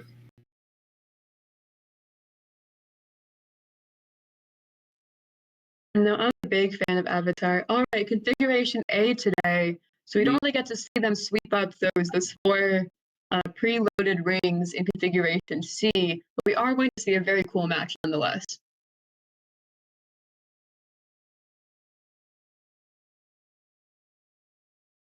Seems that we have some anime fans in the backstage with Full Metal Alchemist. Uh-oh. Is that second one going to count? I think both of them are in. They are both in. So we're seeing power shots again by Frogbots. I think that's only one power shot, however. I think the second one bounced back. I think you're right, yep. All right. And that is the end of Autonomous. So now these teams have 2 minutes to put up their highest scores. Remember that last 30 seconds counting for a big bulk of these teams' points. Mm-hmm. Had a very good start to the match with about 69 points unofficially from that 30-second period. I wonder what type of frog the Frogbots would be if the Frogbots were a frog. That's like a lot of words. Wow. I don't know. Frogbots, if y'all are watching, what kind of frog would your team be? I wouldn't see it as a tree frog because of how large it is. I almost want to call it a bullfrog, the way that it's big and bulky and the way that it bounces around this field. I'm rather awed by your knowledge of different frog species. This is what happens when you're growing up watching the Discovery Channel for hours at a time. Remember, kids, that's so funny. Remember, kids, your parents just might let you get away with watching TV if you can convince them that it's educational. All right, it looks like we're at a bit of a lower scoring match right now than we were seeing last match, with just over 100 with about 45 seconds left in this match. Of course, not a low scoring match overall, but lower compared to the kick into action. Maybe that tongue isn't firing out. They haven't seen any flies that they want yet. Maybe. You might be right. That is the endgame period, so let's see what happens with these wobble goals. Ooh, minor collision there. Seems that both teams went for the wobble goals. I believe Frogbot was telling AlphaGo that their shooter doesn't work, so they'll deal with the wobble goals if they go for those power shots. AlphaGo I think you're missing right. 3 for 3, trying to recuperate. Less than 10 seconds left on the clock. Can they get it? Oh, that firing action is back now. AlphaGo hitting the crossbar, unable to connect with the back of that goal as time will expire. So we do see a lower scoring match here with an unofficial 157. Again, no power shots in the endgame period. But I mean, if this is their lowest score so far, that's a real testament to how well they did in the previous match when they were paired together with that over 300. And here is our official score. 157, pushing the AlphaGo on the go all the way up to 14th place and letting the Frogbots leap from 10th position up to 8th place with that 69-point autonomous, that 48-point driver control, and that 40-point endgame. We can see those 18 points given away in autonomous, I believe, from a couple of mid shots. They got 3 mid shots in the very beginning. You know, it's interesting because in some of their individual matches, both teams were scoring over this 48 in the driver-controlled period.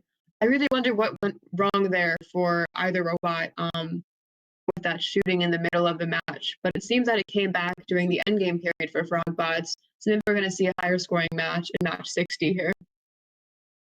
Once again, I didn't see Frogbot shooting as much as they typically do, so I think that held him back a little bit in that driver control period. It did seem to dial in later. And I think we do see them off to the side making repairs right now. I think. You have a full 5 minutes to work on your robot. Please take that time. You have all the time in the world. We are here for a reason. That reason is to try our best to give you all the worst jokes possible. All right, I've got one for you then.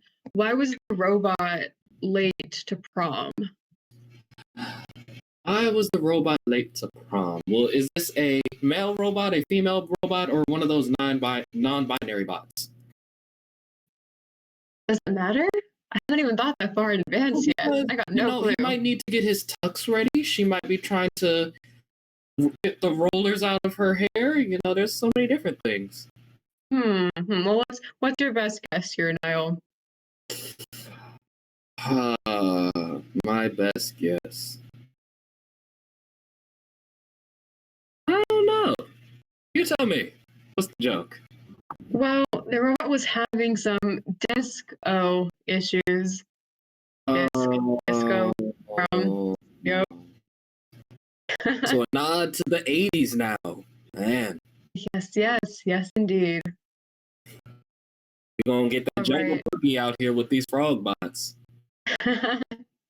Looks like both teams are setting up right now. Hopefully they resolve whatever issues they were having previously.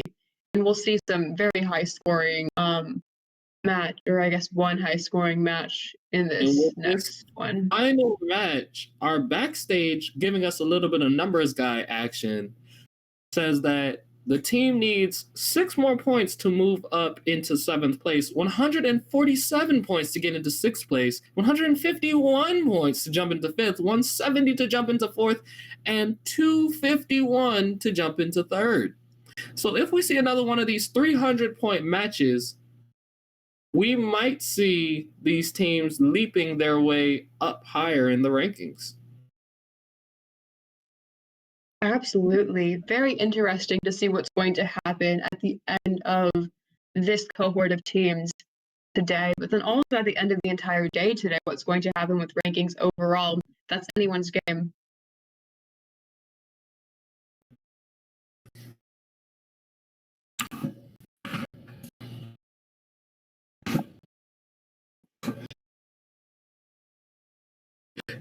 Now, what I will say, however, is since you made that disco joke, since I talked about the disco boogie, I do miss all the dances and songs. I really miss it.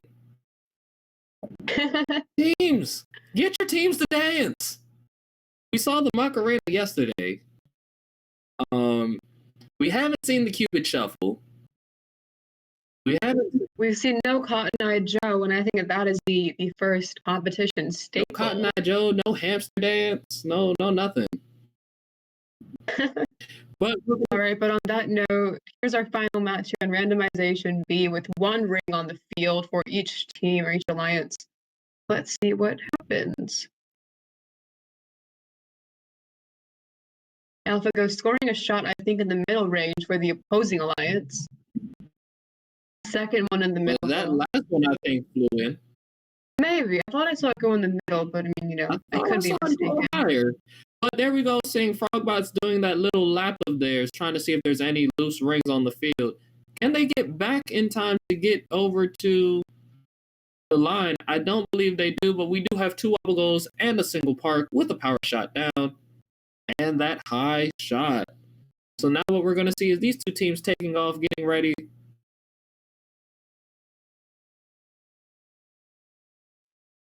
They're just scooping up those rings before they even have a chance to bounce over to the back wall. Frogbots clearly have resolved their issue. They are scoring in the high goal like nobody's business. A volley of 3 shots, 2 go in. I mean, that score is climbing. 92 points with 92 seconds left in the match. One thing that I really wish that I could see is a real detailed look at these 2 bots. Just because of how big they are, I know there's a lot of intense work on the inside. Oh, unfortunately, I think a piece of AlphaGo has sheared off onto the field.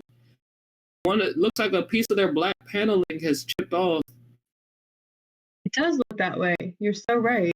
But look at all that intricate wiring in the back of AlphaGo. I really do want to see that inside piece. I also, even as clear as the frog bot may be, as much of a glass frog as it may look like, I still can't see its inside guts from here.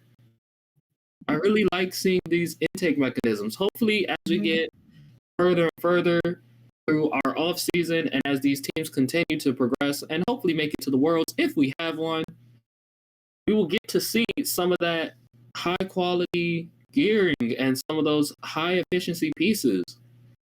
Here we are at Endgame, but it looks like Frogbots have unfortunately knocked down that second wobble goal. AlphaGo did in fact score the first one. I think they might have gotten a little bit phased by that. They're trying to shoot some more power shots instead from the back wall here. Once again, Frogbot showing off just how powerful that shooter is. And as these final seconds tick down, I believe it is only one power shot that we have down. But still a very impressive match. We were saying earlier from our backstage support that they needed 251 points to climb into that third place position. They might be just 10 points shy of that. So maybe we'll see them launch into fourth place instead.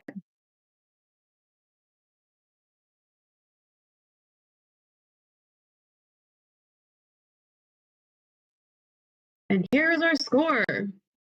With 241, we see AlphaGo on the go and on the move all the way up to the 9th place position, and we see Frogbots leap their way to victory all the way up to 4th place with that score of 241 with that 62-point auto, 144-point driver control, and 35-point endgame. And as we say farewell to these two teams, we will have more teams coming up, and we have tons of teams for the rest of the day. Once again, this was AlphaGo and Frogbots. Alrighty, what a great showing by both these teams today. They didn't beat that record, but they did come very, very close in their first match together, excuse me. And I think we'll see some even more high-scoring matches later on today. So on that note, let's go take a look at what this game is all about, looking at this season's game animation video for Ultimate Goal. We'll see you all.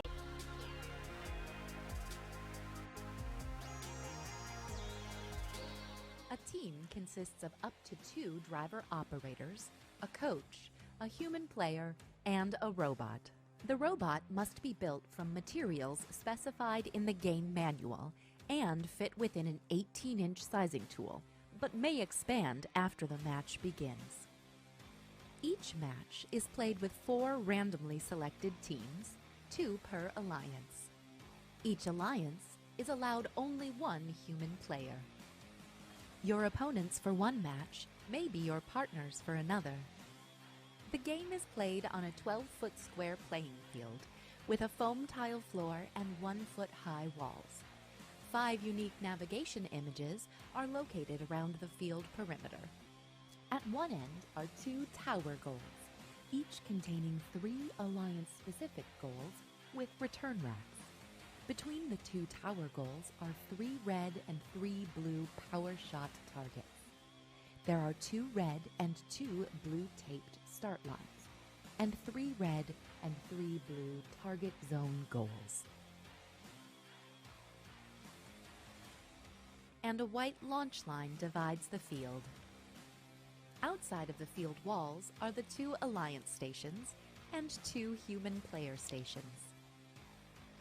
The primary game element is a ring, approximately 5 inches in diameter and 3/4 of an inch thick. A match is played with 20 rings. There are 2 red and 2 blue wobble goals. These can have rings scored onto them and can be moved for additional scoring. Before each match, teams place their robots on the field, touching the front wall and over one of their alliance's starting lines. Each robot must be touching or be in possession of a wobble goal. A robot may possess or touch up to 3 rings. After the robots are in position, field personnel will randomize the starter stacks into one of 3 configurations. This determines which target zone goal is active in the autonomous period. 0, 1, or 4 rings correspond to target zone goals A, B, or C, respectively. Unused rings are stored in the human player stations to be deployed to the field at the start of the driver-controlled period. The players and field are ready. Each match begins with a 30-second autonomous period. During this period, there are a number of ways for teams to score using only pre-programmed instructions and sensor inputs.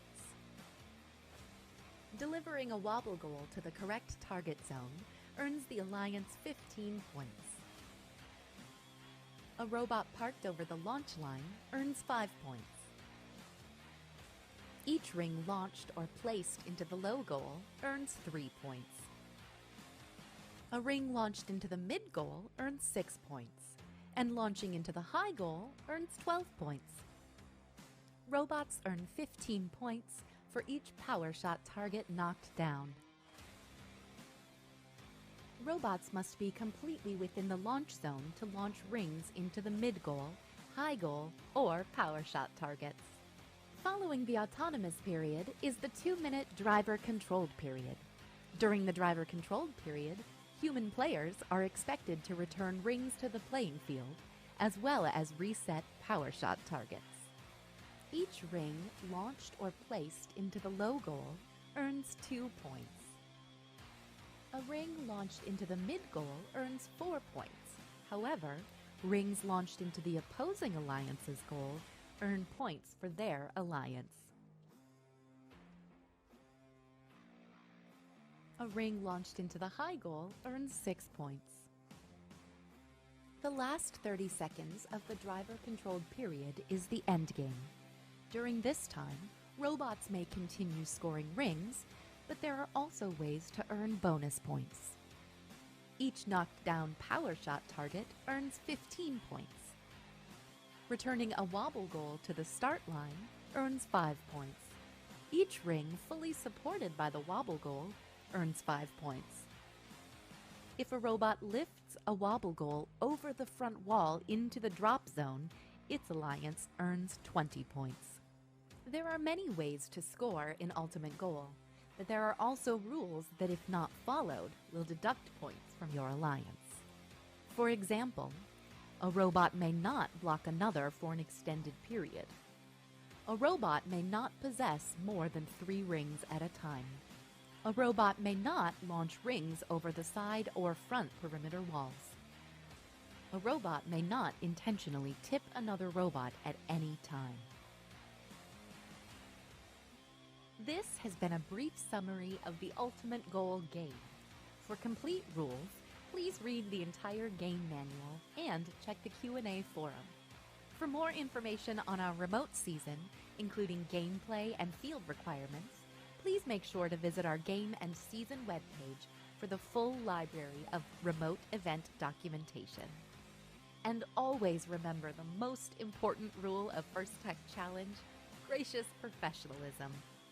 Good luck, teams, and have a great season.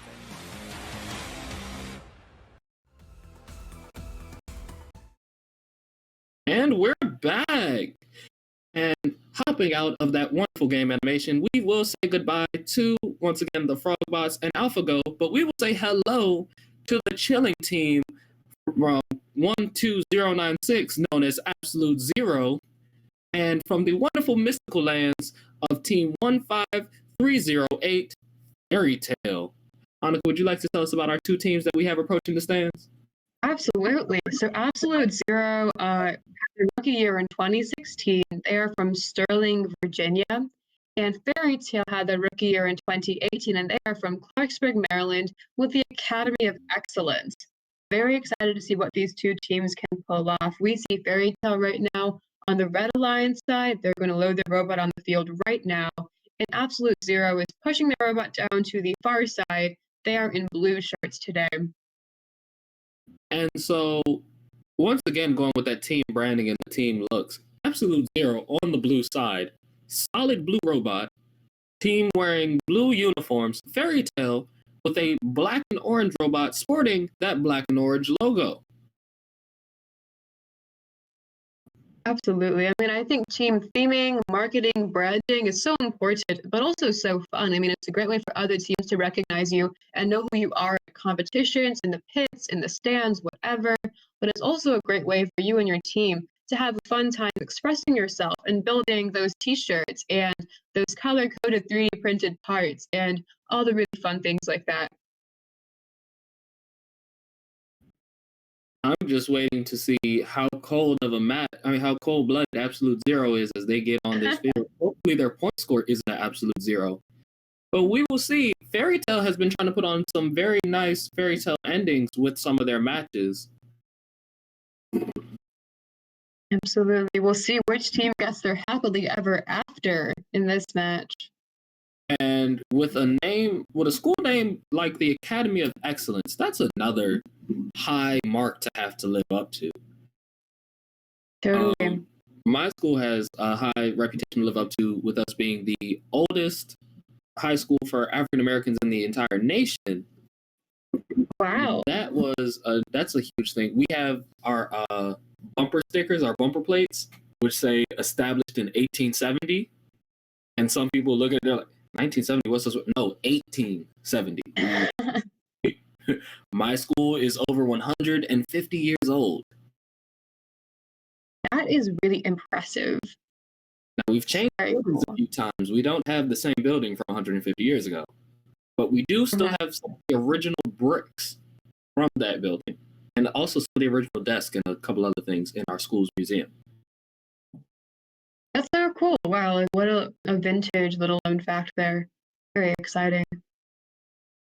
But with Absolute Zero stepping onto the field, once again, that solid blue look almost disappear with them being on the blue side.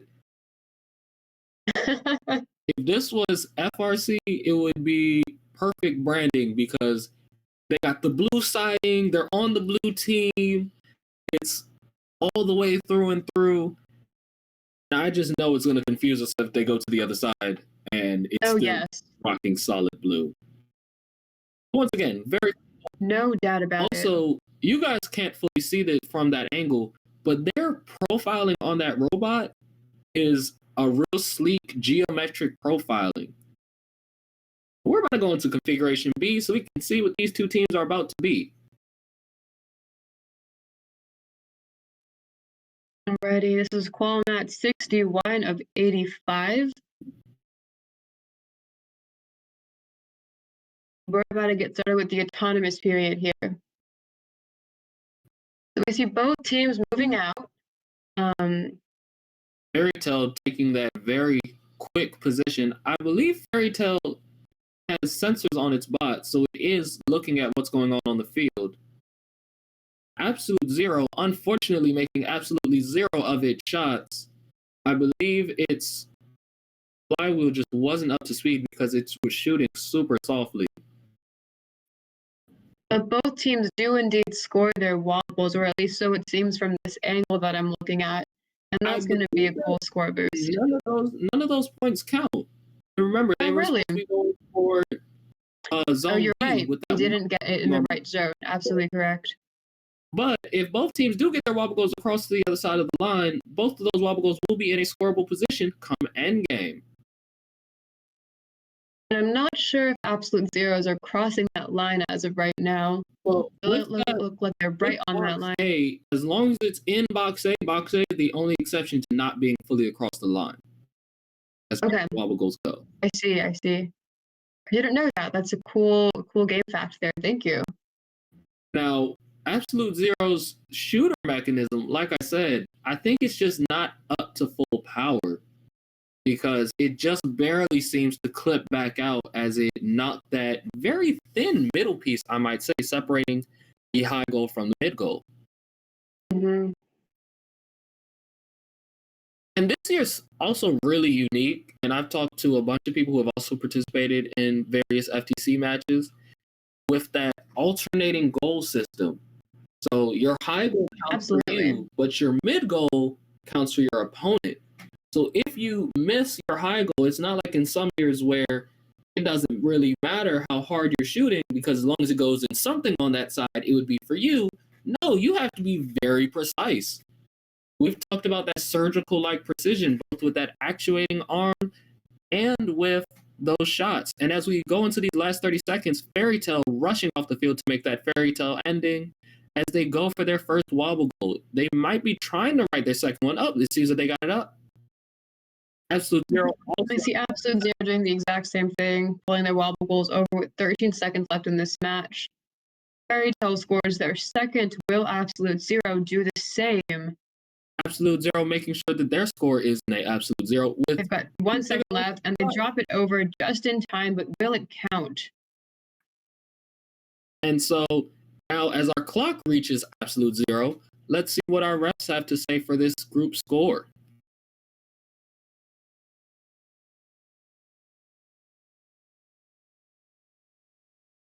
Referees having their normal, wonderful discussions. They have. This is the most intense part of the game, is that discussion period where everybody has to talk about, hey, did you see this? Did you see that? You know, especially when the match is like 5 or 10 points apart and you're in the driver's station, you're like, oh my God, did we win? Did we lose? Who knows? That is the most nail-biting and anxiety-inducing part of the match. And our scores are in at 45-75.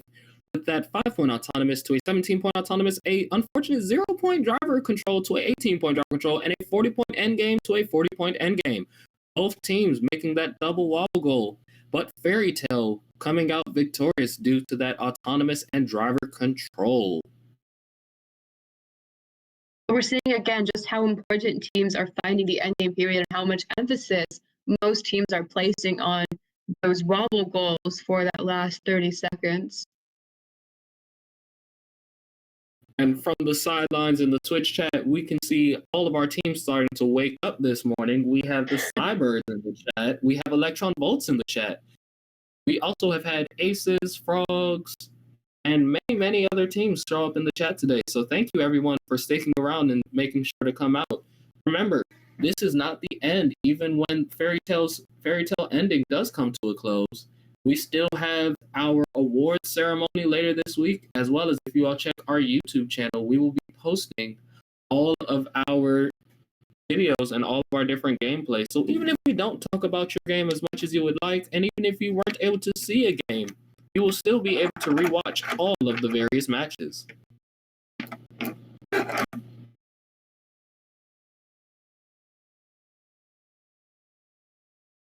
All right, looks like our refs are getting set up for qualification match 62. Again, this is going to be their last match against each other. Then for matches 63, 64, and 65, they will be playing on the same alliance and seeing how high they can score when they're working together instead of against each other. I still rather like them playing against each other, especially with some of these very nice shooters and very intricate designs, just because I love figuring out how they actually act in a true competition setting. Totally. I think it's really fun to watch them play against one another, but I think, you know, from a team perspective, I imagine it's very, very interesting to try and strategize with a brand new team either across the field, you know, figure out how not to crash into each other, and do all those things, especially when you were just going head to head not even 10 minutes before. I mean, but another great thing about these teams, though, that we've seen is that cooperation and that gracious professionalism. We've even seen teams stay behind if the next team isn't showing up just to fill in as a surrogate. We've seen teams exchange parts and really use those 5-minute breaks when their alliance partners needed it. There are so many different great things about First that happen, such as that. Personally, I remember the opposing alliance even using the timeout if the other alliance wasn't fully ready, even all the way at the end in the finals and quarterfinals. Yeah. So that way they could be facing a team at its fullest, at its best. I remember even I didn't make alliance selection one year, but because I was second or third in the refill line or the replacement line, we ended up actually taking the field because we had to be ready. Sometimes teams do break down. Sometimes teams aren't able to make the field. And so we were still there. Right. Absolutely. I mean, I think when I think of gracious professionalism, the idea for me is always like, yeah, I want to win. I'm very competitive. I want to win, but I want to win when you're at your best, not when you're at your worst. And I'm going to do everything I can to make sure you're at your best, and then I'm going to beat you then, but only after I've helped you be the best that you can be. That's a whole lot of building you up to knock you down. Absolutely. That's what it's all about. No, but in all seriousness, I think it's really cool to watch teams come together and support one another and teach and mentor and train and support and do outreach together and all these really amazing, very first task things. And with that, we have randomization A. Both of these teams having previously scored in randomization A. I wonder if their autos will just go back to the same scoring method.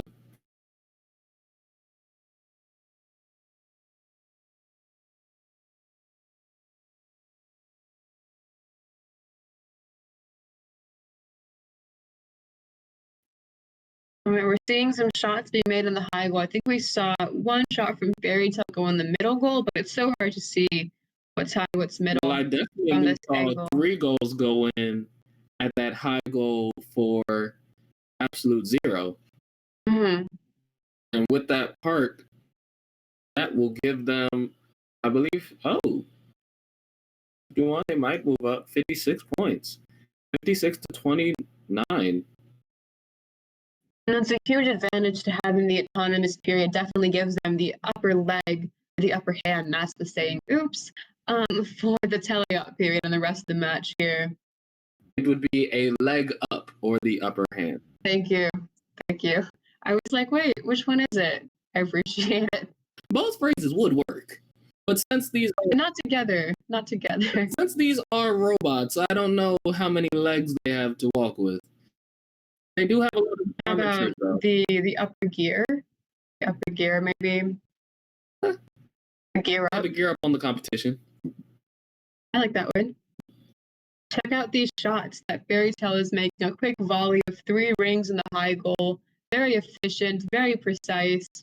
Speaking of geared up, I think Absolute Zero's shooter was geared up when he made those 3 high shots. Now let's see if they can keep it up as they attempt to make 3 more. While they're lining up, we saw another 3 from Fairy Tale just now.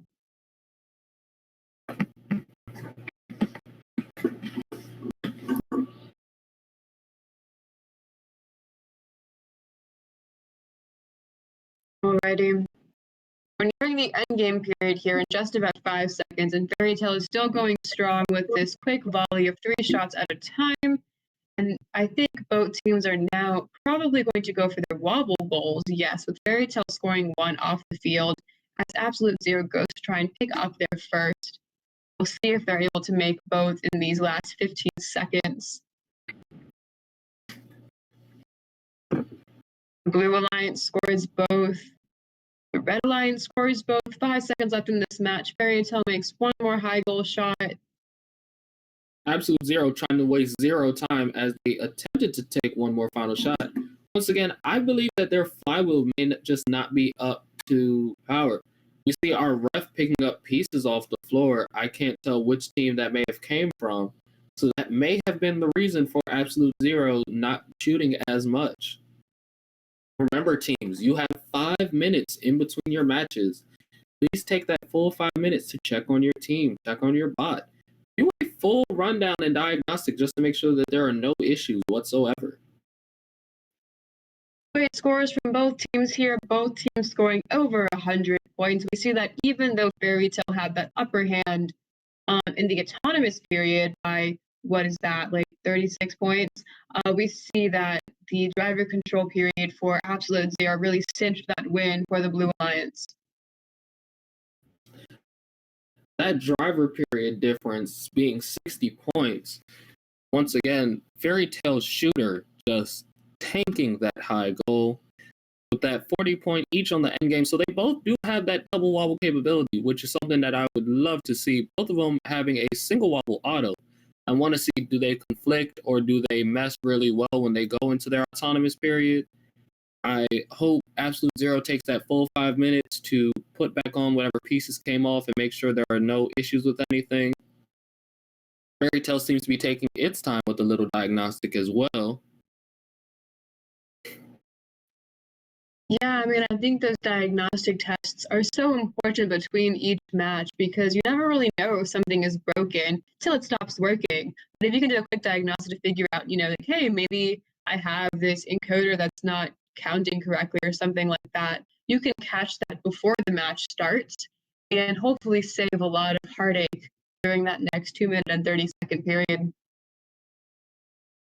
So, have any of your teams used a shooter mechanism? And if so, how did you guys work to make sure that your shooter would either be up to power or up to speed before you would fire?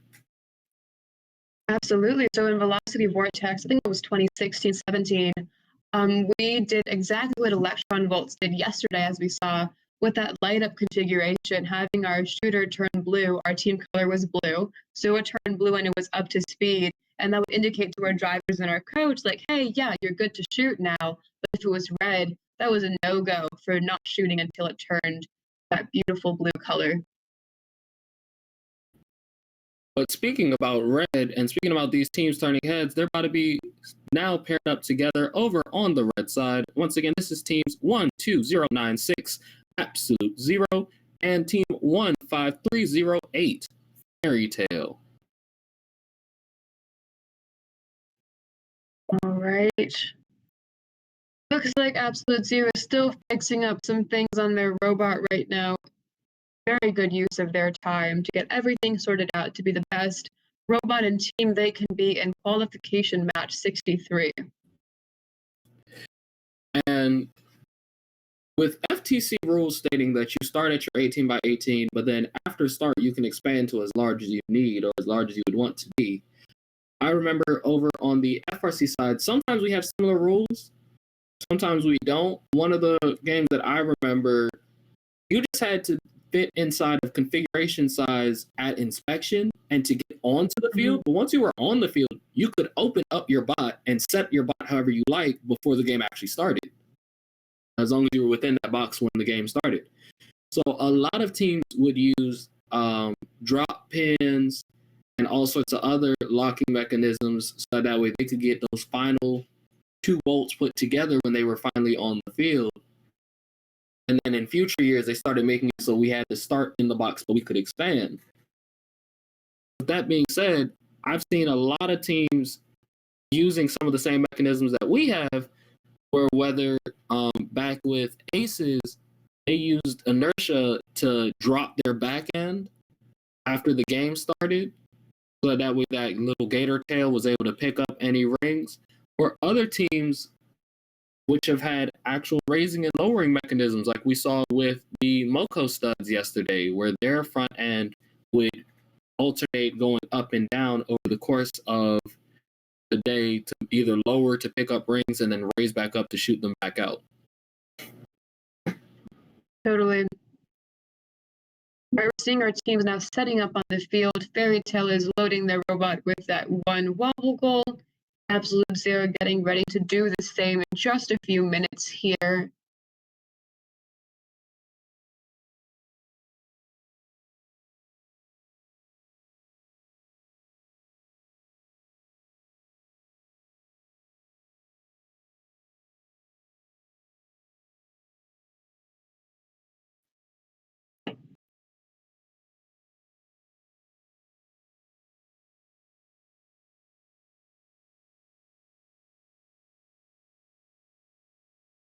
Uh-oh.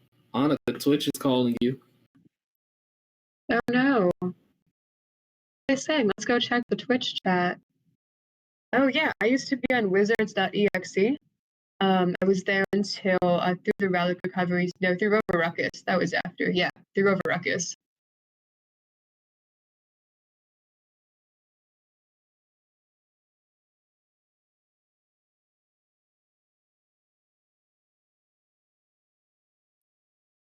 Yep. Anyone got any new jokes for us this morning? I thought you were the joke master. I know. I'm still waking up this morning though. Let's think. Absolute Zero reminds me of Sub-Zero from Mortal Kombat, though. I do want to say that. I don't know if that went way over my head, but thank you, Niall. You haven't seen Mortal Kombat? I have not seen Mortal Kombat. No. What? You've never played Mortal? Oh my gosh. No, I know. Because in my head, all I keep hearing is dun dun dun dun dun dun dun dun dun dun dun dun dun. I'm like, all I want to see is a snowball. Give me an ice spike. Something. One absolute zero. The other thing is we have our thumbs ups from the refs, I think, to both sides. Because when I'm hearing absolute zero, I'm also thinking about cold. It also reminds me of Frozone from The Incredibles. Okay, I can get behind that one. Then the next thing that goes off in my head is, honey, where is my super suit? I'm sorry for those of you who aren't old enough to understand the joke. Oh, all good. No. That was good. That was a good reference. I appreciated it. I have been on a really long Frozen binge. I watch Frozen 2 like at least once a month. It's my comfort movie. So you're I don't know. You're out here building some snowmen, I see. I wish we had some good snow left over. Alrighty, our ref is chatting with our two teams here. Fairy Tale is off to make a quick correction, I think to their phone, it looks like. Maybe their connection or something like that.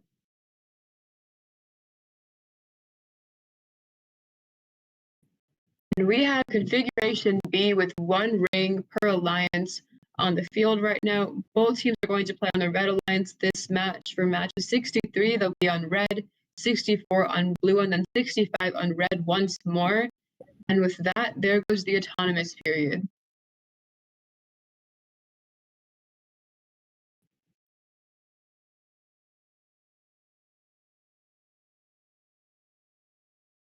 I saw 2 shots at least go into that high goal. Don't know who scored what. I think I saw 3. But I think that last one might have gone in.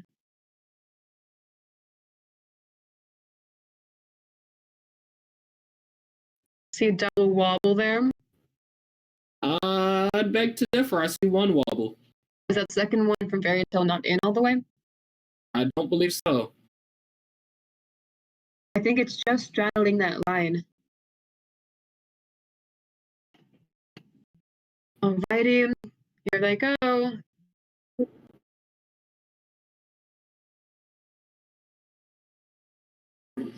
Some minor collisions there with both teams going for that same ring, it seemed, or that same shooting position. Absolute Zero takes it. When that last shot nearly misses the zone.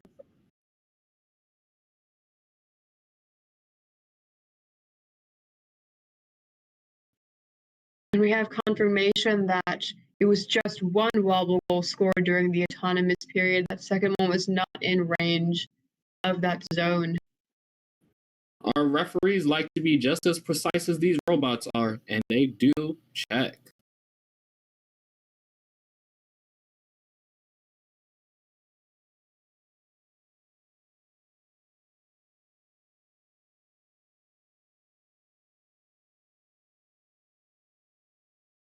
Alrighty, we're seeing some pretty high scores here with about 45 seconds left in the match. We're at 79 points unofficially. We'll see how far it climbs. Oh, 85 now, just as I was talking. 91. It's happening again, Niall. The numbers are going up. You say that like it's a bad thing. Oh, it's a wonderful thing. It just, keeps on going. 103 there. Make that fairy tale ending, running right past their teammate Absolute Zero. They unfortunately knocked one of those wobble goals over, but I don't think it's going to be too much of a problem for them. They quickly right it, and they're trying to line that hook back up. That claw is on, and with that surgical precision, they will run that wobble goal right back off the field. Oh no, Absolute Zero having firing malfunctions, I believe, accidentally shooting out the back of the field and out the side of the field. That's okay because as an alliance, they unofficially score 135 points at the match's conclusion, make that 115. Still a very high scoring match, over 100 points, back to 135. We'll just wait for the official score from our refs here. I believe the score was changing downward slightly because of penalties. Mm-hmm. You might be right about that.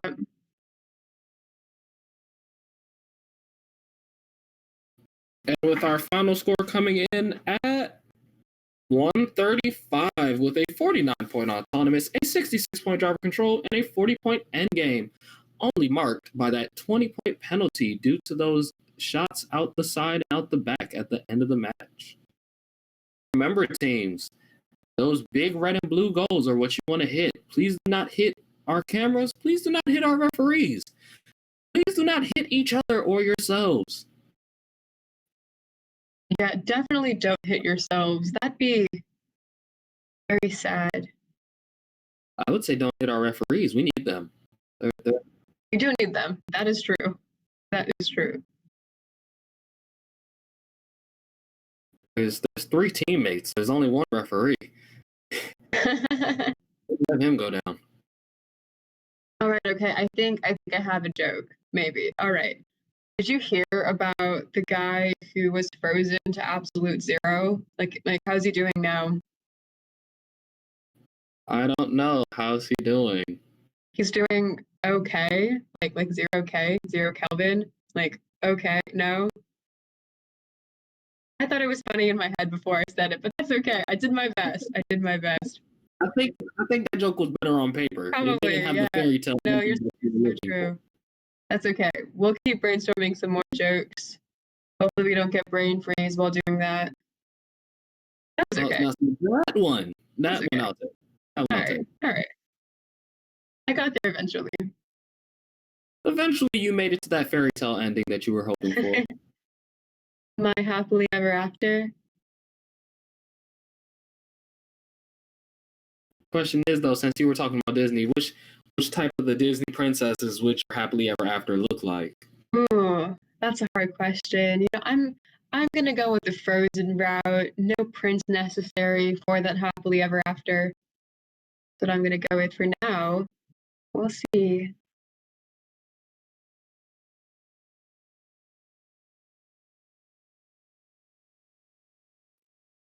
Alrighty.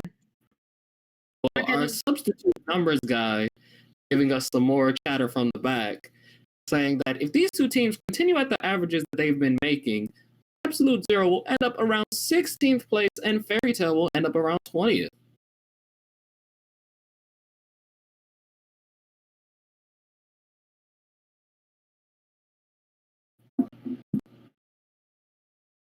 Whoever's in the chat that got the joke, I really appreciate you. You are wonderful. Looks like a rescore for qualification match 63 here. 141. Looks like they might have got a little bit higher in the driver control period. So we have our scorekeeper saying that we have an addition of 1 high goal at the very last minute or second that was missed in that first scoring, but no worries. We have a rescore here of 141. Very impressive showing.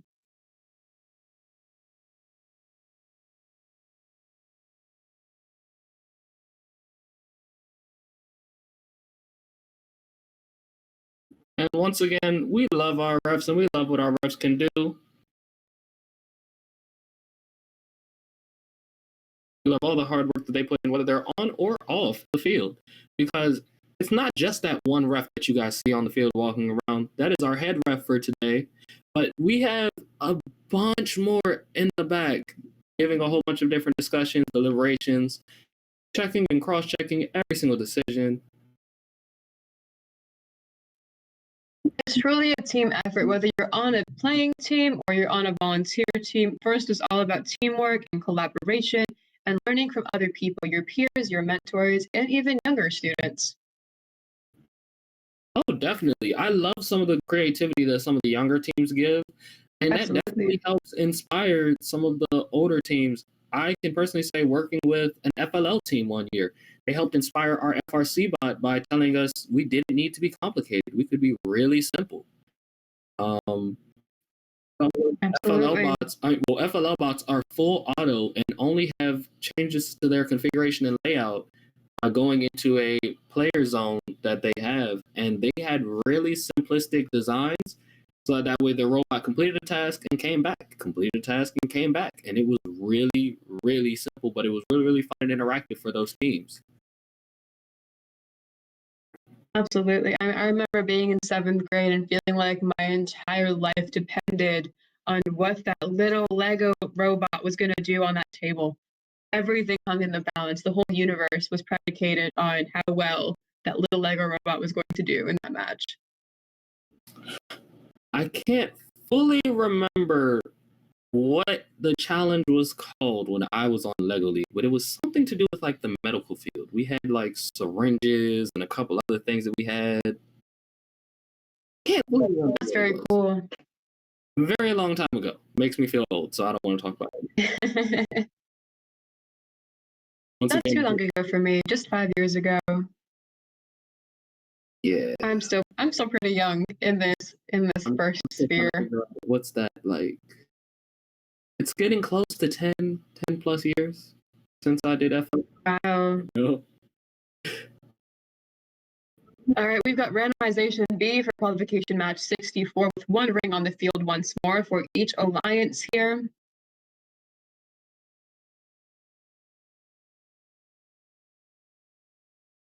And these teams are off. Fairy Tale roaring to the start.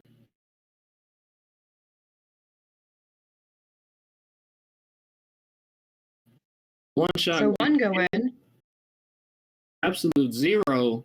Unfortunately, making absolutely zero of its shots. Fairy Tale reloading for that second shot. I don't know if that wobble goal is going to count. I know the second one isn't going to count, but I don't know if the first wobble goal is going to count. But they might get 2 parks.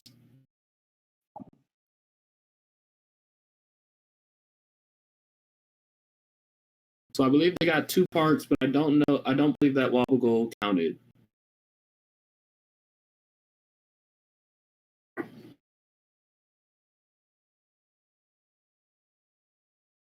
Once again, I love that overhead cam, and I know the referees probably do as well. Absolutely. So we saw 2 out of 3 shots just made by Fairy Tale in their volley of 3. Absolute zero going for some shots, it seems, and lining up. They make 1 and 2. And they narrowly missed that third, but great showing there, scoring in those 2 high goal shots for a total of 4 for the Alliance.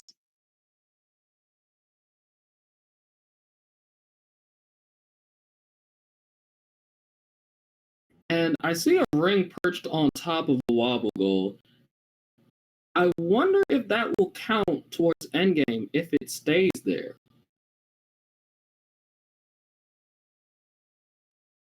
That is an interesting prospect. Because I know it's 5 points for any ring that is fully supported by a wobble goal at the end of the game. Right. Alright, it looks like Fairy Tale is trying not to tip that ring off that wobble goal as they go for those orange pieces in the corner there.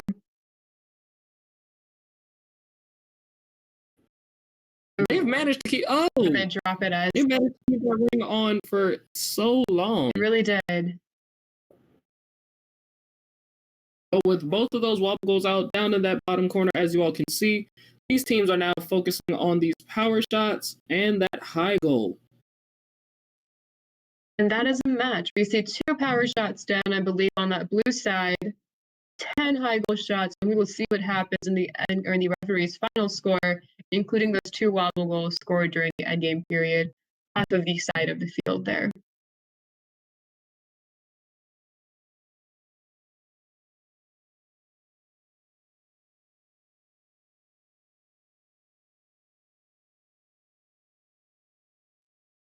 Here it comes. Wow, what a match. 167. It looks like our referees did, in fact, count that wobble goal in the very beginning that was in the blue square, pushing our teams up into the 22nd and 25th pole positions with a 37-point autonomous, a 60-point driver control, and a 70-point endgame. Absolute zero seemed to be freezing the competition in its tracks as Fairy Tale makes way for that Fairy Tale ending.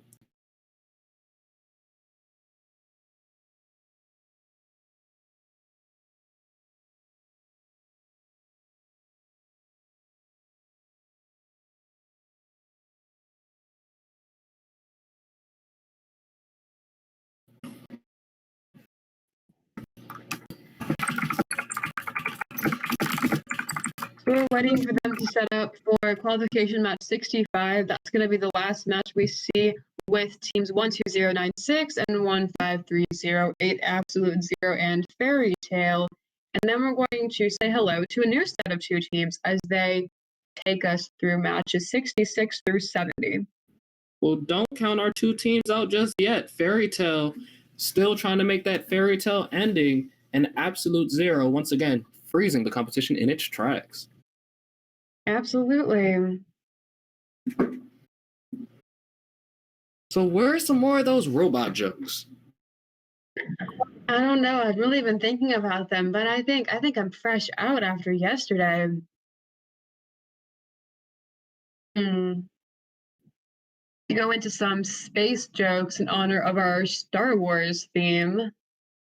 Or in honor of NASA landing out in Mars. Absolutely, yeah. Let's do one of those. All right, I've got one. What is an astronaut's favorite kind of chocolate?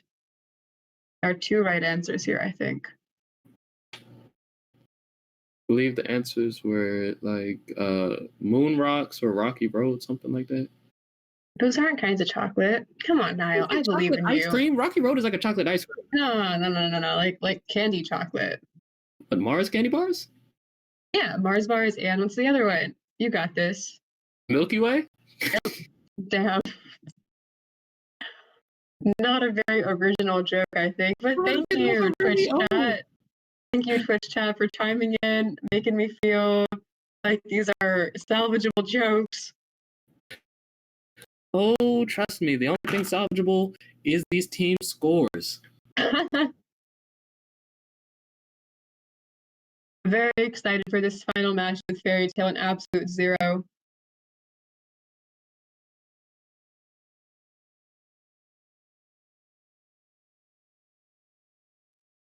It's going to be a really high-scoring round.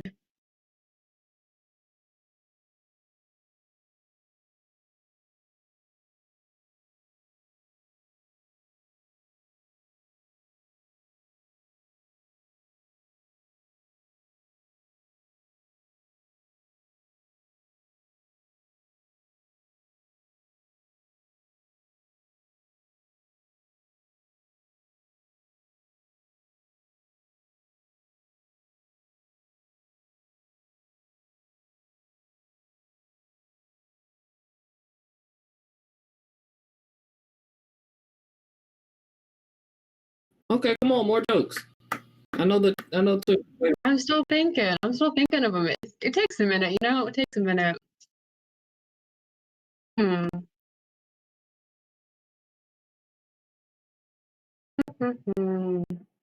about you, Twitch chat? Any cool puns for us?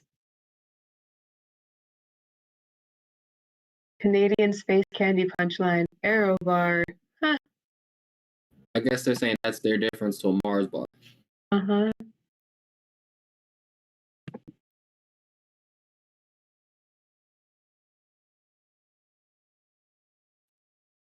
All right, okay. What do planets like to read? No, nothing. Nope. You got this. Nope. No. Comic books. Like comic books? Comic books. You can laugh. It's okay. It was funny. You're allowed to laugh. It's Hey, I mean, you asked for them this time. It's not like yesterday when I was just pulling them out. I know. I'm just a cringy person. Don't worry about me. I remember one person got mad at me because they were like, "Look at my outfit, cute." That's all you can say. I'm like, I'm not a descriptive person. What do you either get cute or you get no? That's so funny. Hey, I mean, cute's the better of those two options for sure. No doubt about it. See, now Twitch chat. Now see, backstage got it. Okay, all right. What is a robot's favorite type of cookie? Anybody? Courtesy of backstage. Chat. Y'all got it. Y'all got it.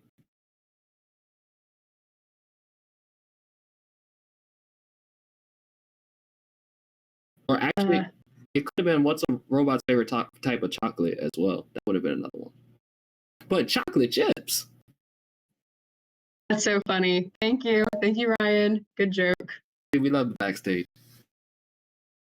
They just don't love showing their face. That's the only thing. One of these days, we're going to get them to show face. One of these days, we're going to do a grand reveal, and we're just going to flip the camera around. I'm just going to say, hey! We got you. But in all seriousness, huge shout outs go to everyone behind the scenes handling the production of all these tournaments. This takes a lot of crazy technical logistics. So impressive. Thank you, backstage. You're amazing. Speaking of crazy technical logistics, let's see these crazy logistics with Configuration C as these two teams see what they can do in the 65th match of the competition. I had to find some more scenes to alliterate with. I got lost. I got confused. That was a C word. Oh, I was going to go to confuddled. Some cool shooting here. I believe that is a double wobble, folks. That is indeed a double wobble. That's a double wobble. So with two wobbles and 2 parks, we see 40 points sitting on the board.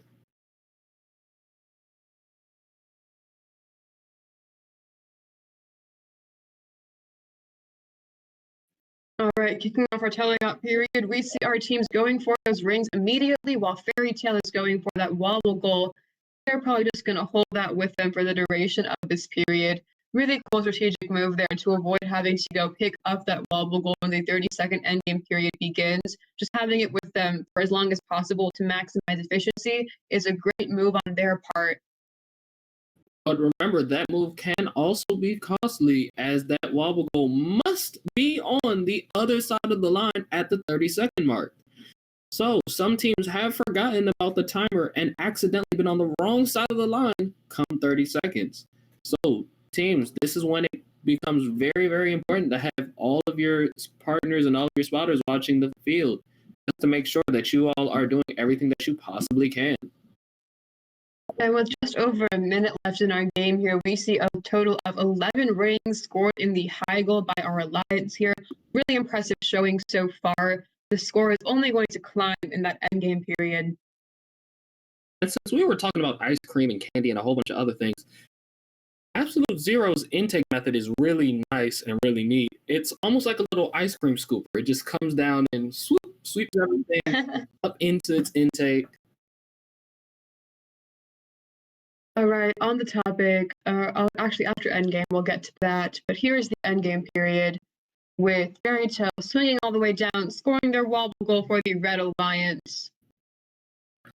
They go for the second one. Will they make it? And they do. In the interim, Absolute Zero going for those power shots. One is scored down. Will they get the other two in these last 10 seconds here? 5 seconds on the clock. And that's a match. Wow, what a great endgame period. 2 wobble goals, 1 power shot. Really wonderful collaboration here. And looking at these two teams, once again, that unofficial 173, keeping their average strong. Certainly. What I was saying earlier is on the topic of food here. A question for the Twitch chat, some audience feedback here. These rings, are they calamari? Onion rings, SpaghettiOs, really large Cheerios, donuts? What do they look like to you? Please let us know in the comments. It's a really important question. We need Team answers. Calamari, Team Calamari, Team Calamari. I think they're SpaghettiOs. Definitely SpaghettiOs. Let's see that score at 173 with a 40-point autonomous, a 78-point driver control, and a 55-point endgame. With these two teams gliding their way into the 15th and 17th pole positions, I believe Fairy Tale may have had that Fairy Tale ending that they were looking for. as well as Absolute Zero left absolutely zero doubts in my mind as to how they would perform. Now, really strong collaboration there, I would say. Thank you for the SpaghettiOs comment. So true. we keep talking about food and we keep talking about a bunch of other things. Are there any like weird traditions that your team has, like pre-match or pre-competition, or actually during the competition? Because I know some teams, people may try to call it hazing, but there's some things that are just team traditions. Whether it be, hey, we're going to dunk the teacher with ice water or whatever if we win, whether we're going to all paint our faces, or on some of my teams, I remember some of the girls would all paint their nails, or people would do all sorts of other great things. Our team president 2 years ago, he bleached and dyed his entire hair red. The entire, like, oh my god, he had really long hair and it was all red for our team color for that tournament. He came to school and our math teacher was like, oh my god, Noah, must be a robotics tournament. But speaking about all the great and wonderful things that these teams have done and teams go through, I would like to hear from the late Woody Flowers as he talks about some more of that good stuff.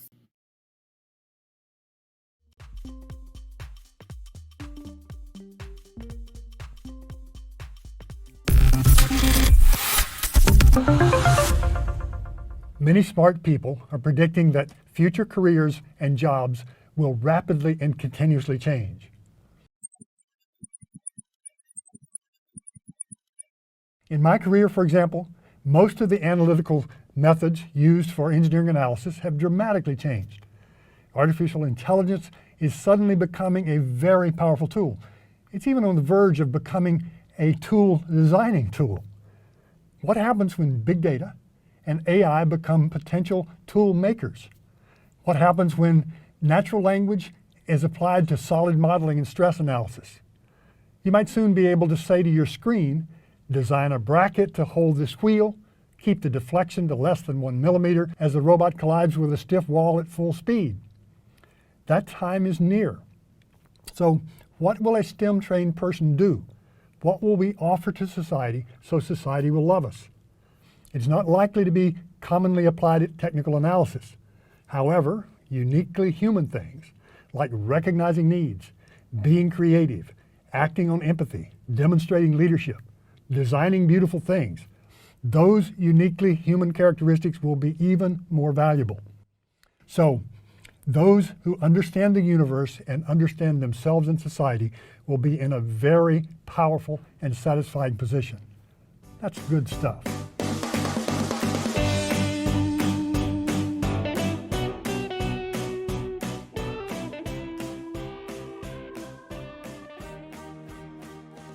Welcome. 2, 1, go.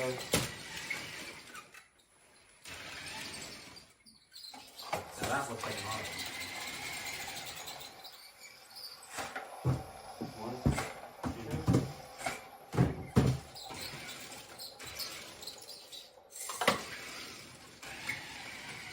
10, 9, 8, 7, 6, 5, 4, 3, 2, 1. That's the end of autonomous.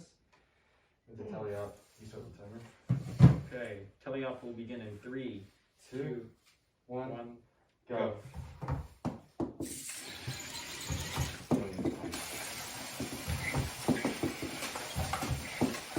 Wait. Okay, yeah. Intake. Oh, sorry. Go. Up a little bit.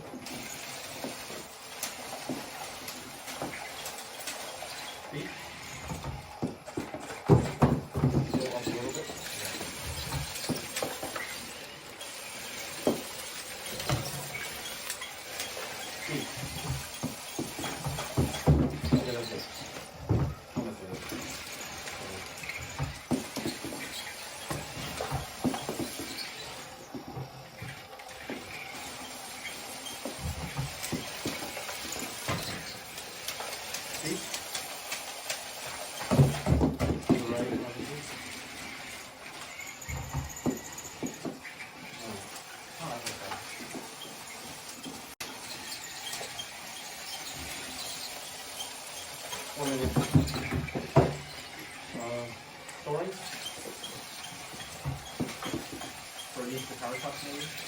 End game will begin in 15 seconds. Oh, shoot. Oh. 6 seconds for end game. Hold it. End game has started. Okay. Deposit.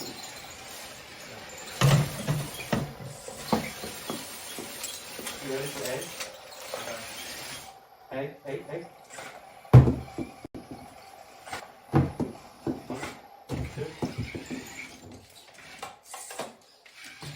You take one. Egg. 3, 2.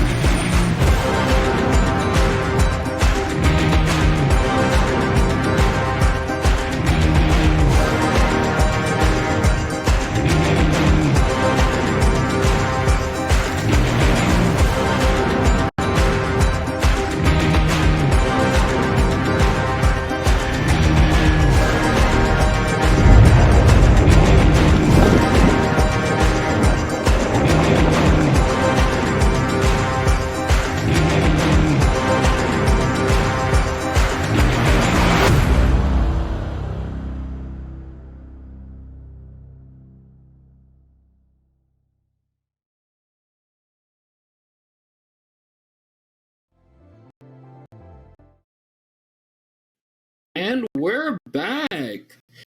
And don't you love those sponsors?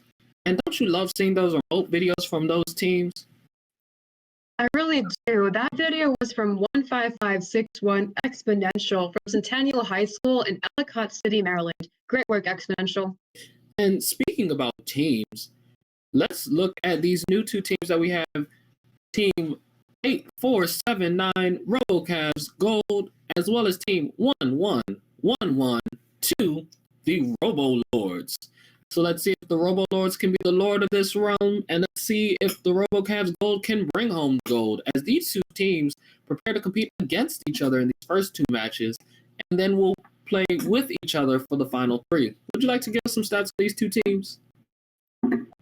Absolutely. So our RoboCavs Gold are from South Carroll High School and from Pi Cubed, based in Sykesville, Maryland, and their rookie season was 2014.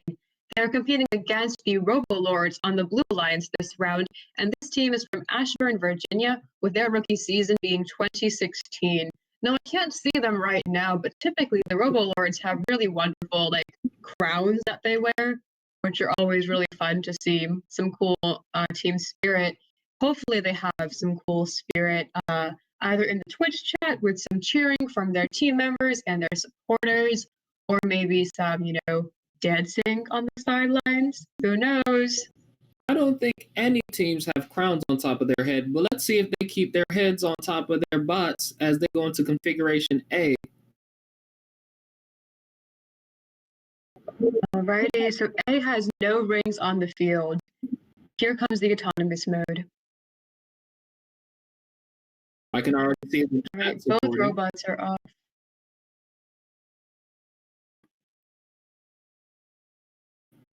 Yes, thank you, Twitch chat. We see you. Alright, looks like one blue wobble has been placed. Robo Lords go for the second. Two blue wobbles. The second one's on the edge. Yeah, but I think it's a double as well. We'll see what our refs have to say about that more conclusively. And that park should be valid as well.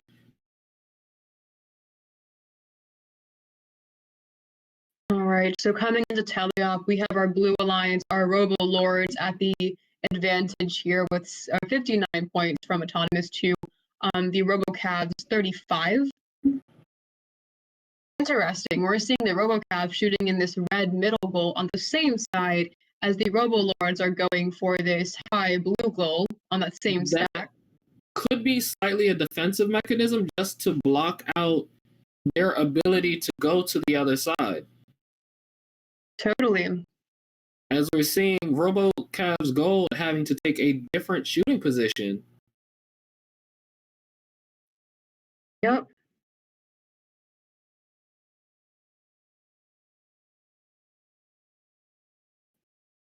That last shot by the RoboCavs, I think, went in the low goal for the Blue Alliance there, scoring a couple of points for the Robo Lords instead.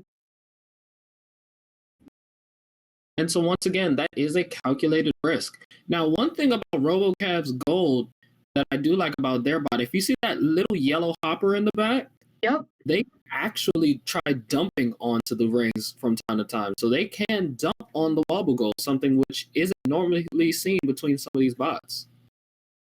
Very unique strategy there, for sure. And Going into in-game now. What I was talking about, will they do it? Get that dump. And there it goes. 3 rings right on top.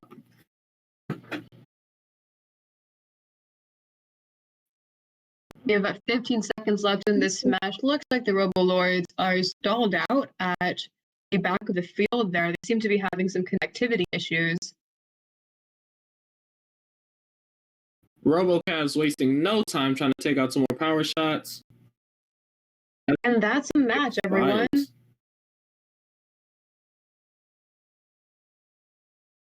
I can't tell if they have 2 or 3 rings. I think they have 3 rings on that wobble with that 1 power shot down. This is going to be a very, very close match. Certainly. While we're here waiting for the final score from our refs, we have a joke in the Twitch chat. Thank you so much. Why does no one go to the Lunar restaurant? I don't know. Can you tell us, Twitch chat, why no one goes to the Lunar restaurant? After this score, though. 117 to 103. We see a 59 point to a 35 point auto, a 38 to a 38 point driver control, and then a 20 point end game to a 30 point end game. So once again showing it is about how you start and it is about how you finish, because these two teams were tied throughout the entire driver control and end game period. The only differential being made with that autonomous. And that endgame period with that 10-point boost for the Red Alliance. It's very interesting here to look at how close both these teams are, especially given how we had some, opposite alliance scoring with the discrepancy between the high, middle, and low goals, and having that other alliance's zone in the middle of that stack. Very interesting to see how close these scores ended up being, and what a big risk that can be if you want to go for that middle goal, and when you have the upper and the lower parts of that both for the other team and the potential of scoring for them instead. We have an answer to that joke. The Lunar restaurant has no atmosphere. Very funny. Thank you. I like that one.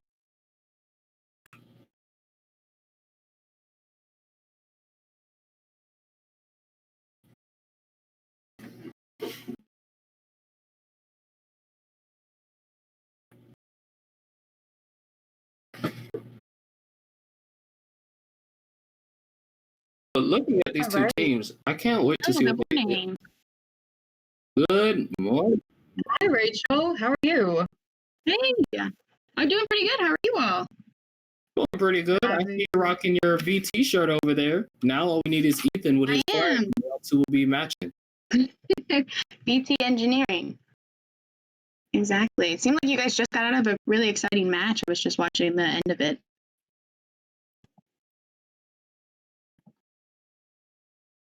Yeah, it was really cool to watch all those teams work together. I think it was really cool to actually watch those RoboCavs scoring in that middle zone.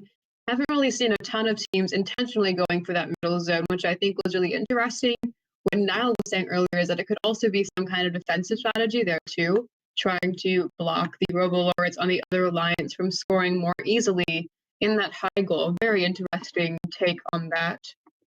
Yeah, I 100% agree. I think the middle goal has been just so underutilized. I think there's a big advantage to using it because it's very unique and can show off more skills. And I get excited whenever I see someone use it. So I thought it was really cool that they were able to do that. Definitely. And Niall keeps talking about this team survey to learn more about all of your team and all the wonderful things that you are doing and coping with and navigating during this very challenging season. And our RoboCavs Gold had a very interesting thing to share. They have been doing outreach through Zoom for the entire season, and they even hosted a Scratch competition for their local middle school to teach them the basics of the Scratch programming language. Great example of adapting your outreach strategies to accommodate this very unprecedented virtual environment. Major props for that, RoboCavs. And there are so many different coding languages that you can learn. I remember personally, even though I wasn't a programmer, I did try to learn a few different languages, not too proficient, but I remember C++, JavaScript, Gems, and that's probably, actually, no, Squirrel? I think that's one. There's so many different languages for you to learn. Trust so me. many. Animal. I don't know if that's coding. I don't know. I could be incorrect with that. There's so many different languages. I mean, Rachel, some languages are also programming languages. I mean, Python, That's an true. animal. That's true. That's very true. I just have never heard of squirrel before, so that was interesting. There were so many different.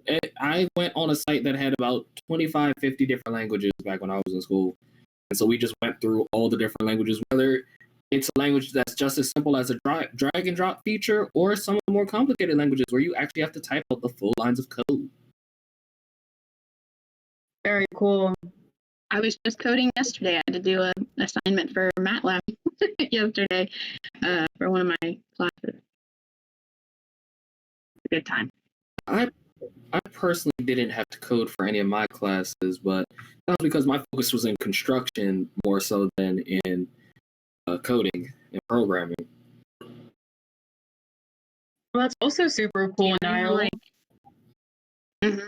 I know like coding can be so unique. I mean, you can see it with these robots. Like, they look at all the different auto programs. I mean, this last match with the 2 wobble goal auto, like, that's really hard to do, especially with all the different configurations and everything. So I'm always impressed with all these different teams and different robotics competitions with the amount of complex coding that will happen with different sensors and whatnot. It's very cool. Once again, we say it all the time, it doesn't take much to impress us. I'm just impressed by the fact that a lot of teams can just show up. It took a lot just to make it onto the field this year. And speaking about things being on the field, these 2 teams only have 1 ring on the field as they go into Configuration B. Once again, this is the Robolords going up against the RoboCavs Gold. All right, we see our RoboCavs Gold scoring in a wobble almost immediately in this period. However, Alliance goes just too far with their wobble goal, and they're unable to make it into that scoring zone. They were, however, able to make 2 high goal shots, putting them in the lead going into this driver control. Oh, correct me. I have misspoken. Blue Alliance has pulled ahead using those power shots, it looks like, during the autonomous 3 period. power shots down. I think that might have taken the cake there. Mm-hmm.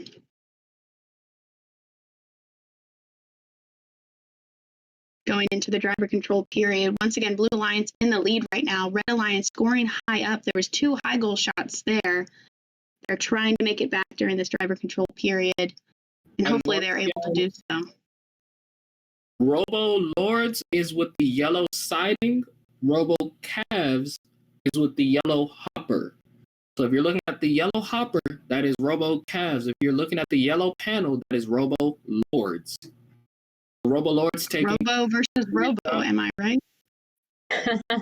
Hey, there's a whole lot of Robos out here. It really is, though. I mean, look at that score. It's really tight. Just 3-point difference right now. It looks like one of our robots might be stuck on ring. It looks like they're kind of moving in that corner right there. I'm not sure if they're trying to pick up that ring or if they're stuck on something. But it looks like there might be a problem with their intake system because that ring is just not going in. And these rings can be unforgiving. We've seen it many, many times. Teams getting stalled out, dropped off, and altogether just stuck on that litter of rings. That's where the human player really can make a difference, where they're able to shoot those rings out and bring it right to the back, or if they're in the middle of the field, it can really stall up a robot. Seems like there's a problem with their intake system, and they have the ring in their hands. They're just not able to pull it up. They're under that ring. That ring is halfway under their wheel and halfway under their intake. Oh no. We're in the end game period now. 10 seconds left on the clock. One wobble goal scored by the Red Alliance and Robo Lords here. None on the Blue Alliance so far. And did that power shot score at that last second? I believe they scored one of them. The second one wobbled, but the first one is scored. It wobbled. I see what you did there. Rachel, as a quick update for you, our Twitch chat seems to agree that they are SpaghettiOs and not calamari. So. Nope, it's calamari. Don't care what's being said. Love that. I put my foot down. And speaking about putting things down, let's see these points that these two teams put down. 56 to 118. That is with a 56-point auto to a 29-point auto. A unfortunate 0-point drive control to a 54-point drive control. And once again, a 0-point endgame to a 35-point endgame. Those troubles really piling up against the Robo Cavs Gold. The Robo Lord. But hey, that's all okay. In the next 3 matches, we're going to see the Robo Lords and the Robo Cavs playing on these very complementary scores here. Very strong autonomous on the Blue Alliance and a very strong endgame showing and driver control showing on the Red Alliance. We're going to see some really high scores in these partnerships for the next 3 matches. See, backstage keeps saying donut. That's so funny. Uh-oh. Yeah, I think once we see these two teams get together on the next few matches, I think we'll really see some high scoring happening during the driver control period. Hopefully they're able to fix their intake really soon, because I'd love to see them be able to put up some high scores up there. Absolutely. James giving us a message from the great beyond. Yeah, I'm seeing I don't that think they're Twitch that chat. They're saying donut. Oh, I'm even looking at the backstage. Yeah, Twitch chat saying still donut. I don't know. I think it depends on the mood of the match. That it might be a donut, might be spaghetti. I think it depends on what the mood is. I still say the only thing that I can say that goes undisputed is that they're Sonic rings. They're Sonic coins. Absolutely. I can get behind that. Let's say, like, if it's a high scoring and they're just going boom, boom, boom, boom, like, that's a Sonic ring. You know? No, but what made me say Sonic Ring the most was that wonderful game animation when they show all 20 rings just sort of kind of wobbling and floating in space. Mm-hmm.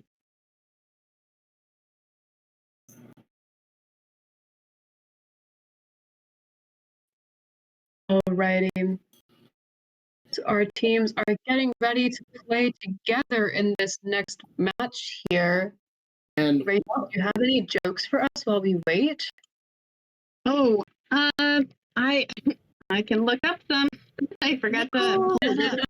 No. We have to make our own. Innovation. Make our own. Yeah. Innovation at its finest. But one of the other great 10:30 in the morning. I don't know about. One of the other things that we were talking about, though, was do you remember any weird or wacky traditions that your team used to have, either before an event, at an event, or post events? Weird or wacky tradition. I was talking about how a lot of the girls on my team would always paint their nails with team colors, or Annika was talking about how her team captain dyed his hair one year. Yeah, our big like traditional for triple helix was we had these big rally towels and we swing them around. That's more of a classic. The behind the scenes traditions would be like funny things that the drive team would make up. I know one year we were always really stressed before matches, and so our drive coach made up this like way to like calm us down before a match. I know it was like chill, and we say chill and then we go like this and we go chill, just to like calm us down where the match would go. So that was probably one of my favorite things to do.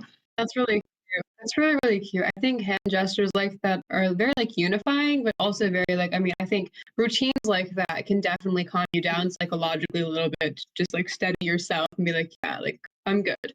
Yeah. One of the other things one of my teams did was, well, I believe Virginia Tech, you guys have a statue at your school, right? We have many different hokey statues. That's like one of our things is there's different So ones. you guys have like the special spot to rub on a statue, right? But we had a special. That's not us.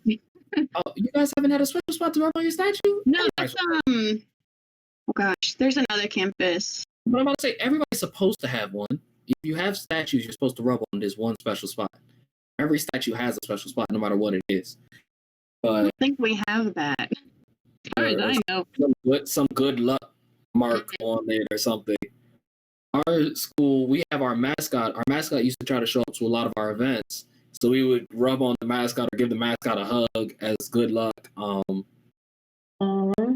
remember one of my friends, he was so happy when he got chosen to be the mascot for the football season because it just meant that every single pregame, the team would dap him up and the cheerleaders would give him a hug, and he got to go run out on the field with everybody.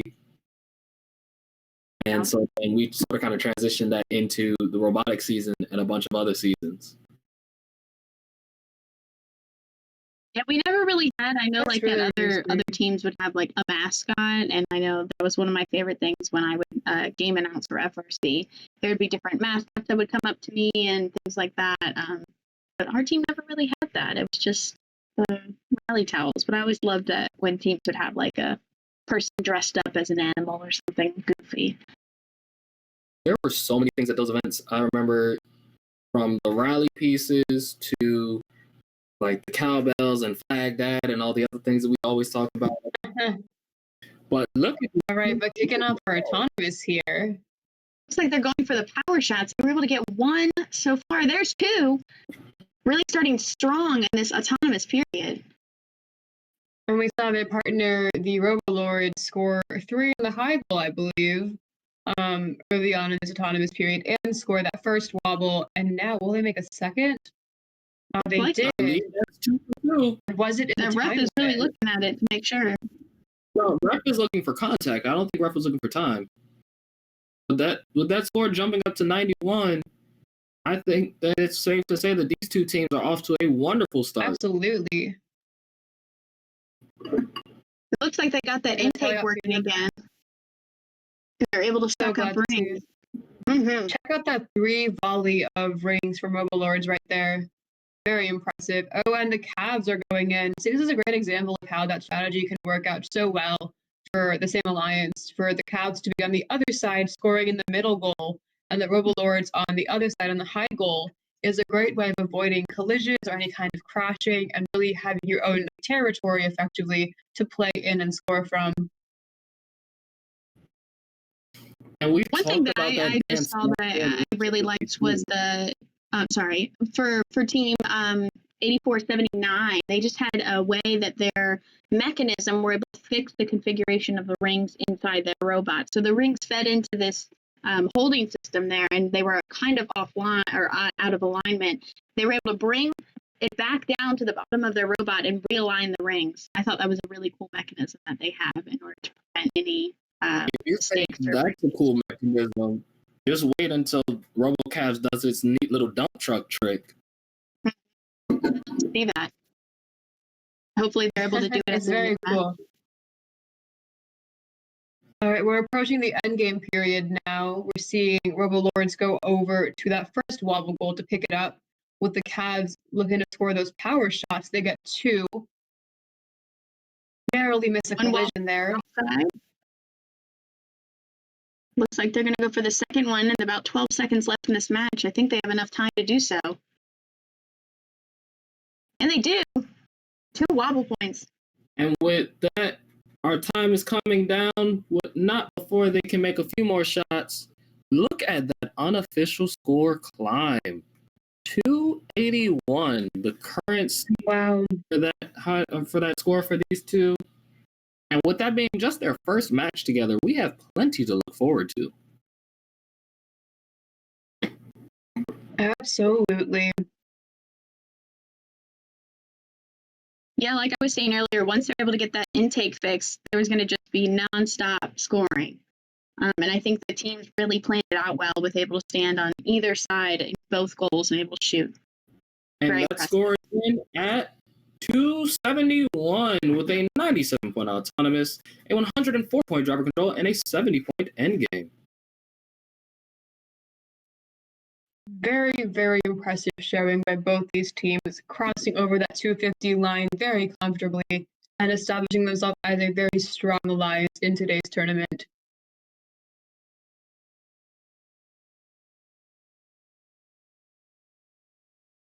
A really strong match. I'd like to see how much more they can score during the driver control period during their next match together. I think if they spend some more time lining up, I think they can hit almost every single shot into those goals. I really like to see them do all 3 of the power shots too. I think they've only done 2 during this past match that I saw. Yeah, they only made 2, but with these two teams and the way that they line up, the way that they shoot, they definitely have the capabilities for all 3, as well as, once again, that double wobble capability.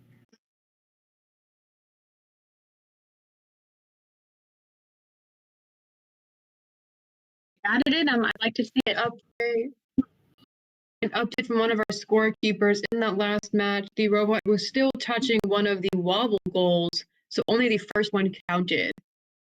Remember, teams, to score a wobble in auto, you must completely be without contact of that wobble goal while it is in its correct zone. It must be fully within that zone, and you must not be in any form of contact with that wobble goal. Tricky. It's so tricky to do. Like we were talking about earlier about coding and getting it all ready when you're not in control of it, right? It's hard to get that auto just right. Like this year, those rules are so finite and so explicit with how that wobble goal can be done, because we've even heard a lot of teams talking about, in previous years, you just have to break the line of, you just have to break the plane of view. So, for example, with getting your robot across the white line, some teams could have done that old tape measure method where, they just extend the tape measure, get it across. Okay, that's my robot across the line. But with these wobble goals, you must be completely within that zone. There is no, oh, I'm just over the corner, I'm in. No, you must be fully within that zone. Even if you have just an inch sticking out, you're not fully within that zone, and it will not count. As well as you must be without contact at all. You can't touch the top. You can't touch the bottom. It can't fall over and land back in your robot. You must be completely without contact of those wobble goals. First did not make it easy this year. Definitely a very challenging year. It was easy. It wouldn't be first, though. Remember, first is supposed to be the hardest fun you ever get to have. Very true. Absolutely.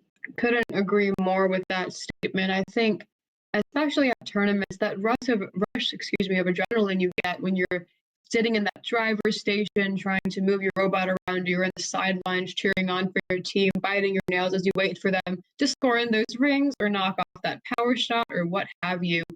It's definitely a lot of fun, very mentally taxing, but so much fun. And I think you make the best friends you'll ever have too. Well, I don't know how much nail biting these teams will be able to do this year, both with teams having to wear masks and also some teams opting to wear gloves as well. But but I guess sitting at home, you know, watching the live stream, plenty of nail biting in everyone's bedrooms this season, I'd say. as long as those hands are sanitized and clean.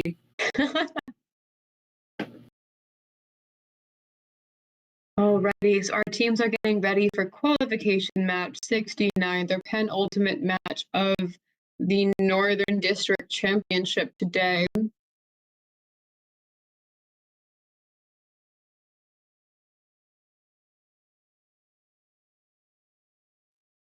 They're going to be playing on the Red Alliance this time around, then back to Blue in match 70.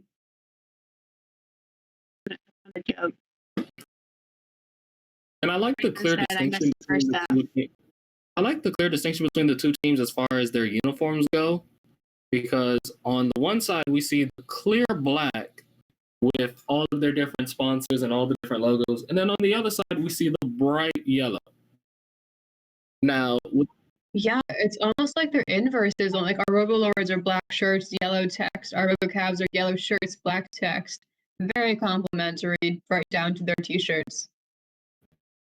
And with the score of 271, you can see how complementary these two teams are when they are together. I'll snap for that. You learned how to snap today? Nope, but I can bake it, so that's okay. Alrighty. In all honesty, I'm trying to get the snap right. Thanks, Rachel. I'm glad someone did. Wait, let me get it. Wait, does it work? Yep, nope, can't snap, can't whistle, but that is okay. We all have our limitations, and those are mine. Well, either, though, like, to be fair.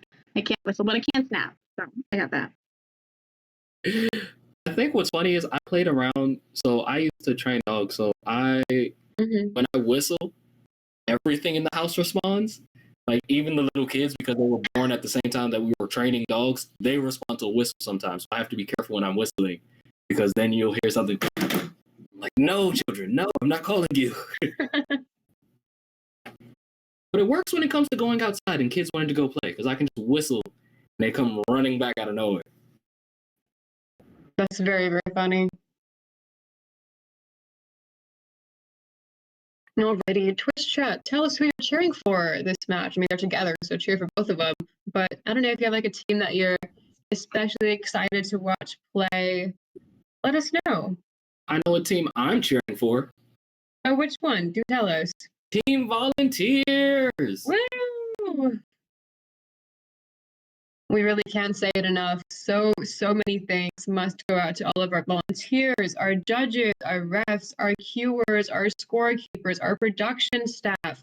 Every single person that's making these events possible deserve nothing but our infinite gratitude and praise. And speaking about infinite gratitude and praise, don't forget to recommend your mentors for that mentorship award, as well as don't forget to sign up for all of those different grants and awards that you all can get. Remember, Qualcomm is sponsoring that Southwestern Virginia award and grants, which will allow some of our newer teams and also some of our veteran teams to assist some of our newer teams. And there's also some of those mentor awards for some of those smaller teams. But looking at these teams, they're going to see something small, and what that is the small amount of rings on this field, as there are going to be none with configuration A.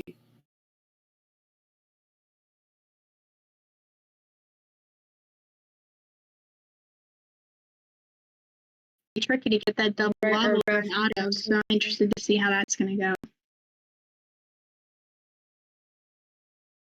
Both teams are off.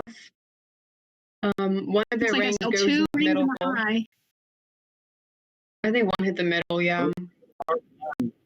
I think that wobble goal is in. It might just barely be creeping out the back corner. It's hard to tell.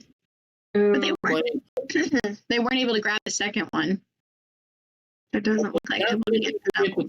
Parks. And it looks like our refs are going to count that first wobble.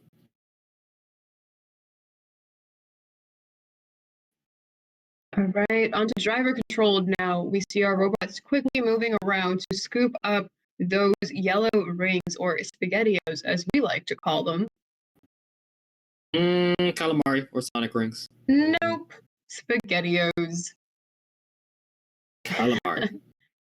In any case, our teams are once again scoring, employing that same strategy as from before, with the Cavs on the far side scoring in that middle red goal, and our Robolords on the other side scoring in that top red goal, to avoid any collisions or ambiguity around who's picking up what ring, to really clearly delimit who is scoring on what side of the field here.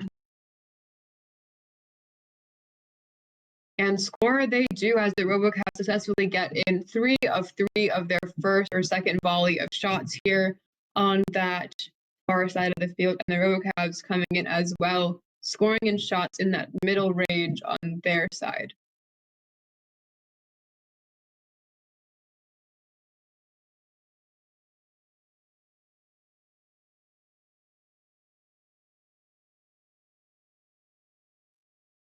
You know, I love seeing the plates on these robots, especially on the Robolord spot. Their numbers so clearly defined on their yellow plates, again, sticking with their theming with that yellow and black color scheme. And then on the RoboCavs, is that yellow and purple? You might be right. Let me go, Could be correct. in real quick. I think that's yellow and purple. I gotta say, from my screen, I really cannot tell the difference. So I will take your word for it. All I can say is I just like that metallic shimmer that it has when it rolls past. So you can see the totally shimmer. In that endgame period, they scored both those wobble goals out the side. They got one power shot. That's time. That is time. Close.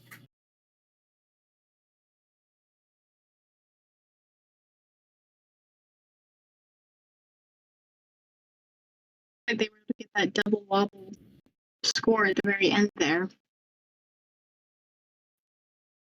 Yep.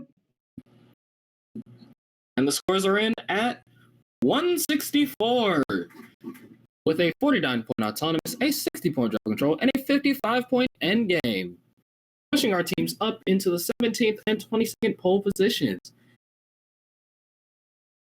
It's like one of our robots had 2 rings that were stuck on the inside of their robot, so that's why they weren't able to score anymore. I just saw the team pick up their robot and they had to like pull up their mechanism and grab 2 rings out of it. Remember, teams, oh, that would explain it. Yeah. Be careful with your bots as you're moving and adjusting. I know personally some teams have chipped gears and stripped motors from accidentally overstressing a motor while it is powered off. We had one year my robot like completely stripped the gear. There was no more teeth on it. It was gone. It was like maybe 2 teeth left. I forget what the gear was attached. I think it was the drivetrain gear one year. I think it was Steamworks? No, Stronghold. It was Stronghold that year, and our drivetrain just stopped. It just stopped working. Now, see, in Stronghold, I can believe it, though, because Stronghold was a very stressful game for a lot of our team. My robot was a very big plowbot, so it was very low to the ground. All it could do was plow through the obstacles and get through the boulders.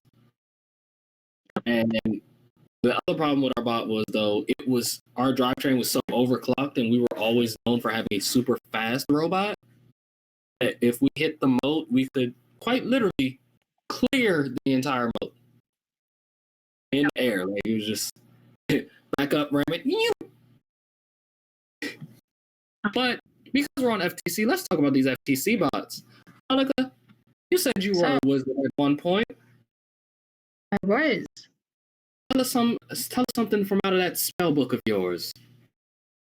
Well, we were talking about mascots earlier today, and I think one of the coolest things that team did was have a wizard mascot at these tournaments. It was so cool, very spirited. I also want to point out in the chat, we have someone saying, thank you to First Chesapeake for creativity and having these in-person events. So true. We really want to echo that sentiment. First Chesapeake has been so creative and so innovative in having these in-person events for our teams to have some semblance of the real life competition experience. And I think they've really been benefiting from that. So absolutely major props to Chesapeake for all of that staff's hard work. All around. Yep, I mean, I can't snap, but I'm pretending. So thank you. Thank you, Chesapeake and volunteers and everyone and teams and mentors for navigating this incredibly challenging season. Oh, we could just clap. I was doing snap today. I was making the joke from earlier. So. This is first. We're supposed to be loud and proud and have our big cheers. And yeah. No, but I mean, for our mentors too, I mean, finding ways to keep your team sustainable during all the challenges that COVID has brought, both with meeting in person safely, COVID restrictions, you know, navigating how to work on a robot together and still engage team members and keep that cooperative spirit up. I mean, that's not easy for our parents and mentors to do either. So we really have to, I think, commend everyone all across the board for making the season possible under these very, very different and challenging circumstances. And speaking of all of these different circumstances, I wonder what circumstances are going on off to the far side as we see teams taking their time working on their bot.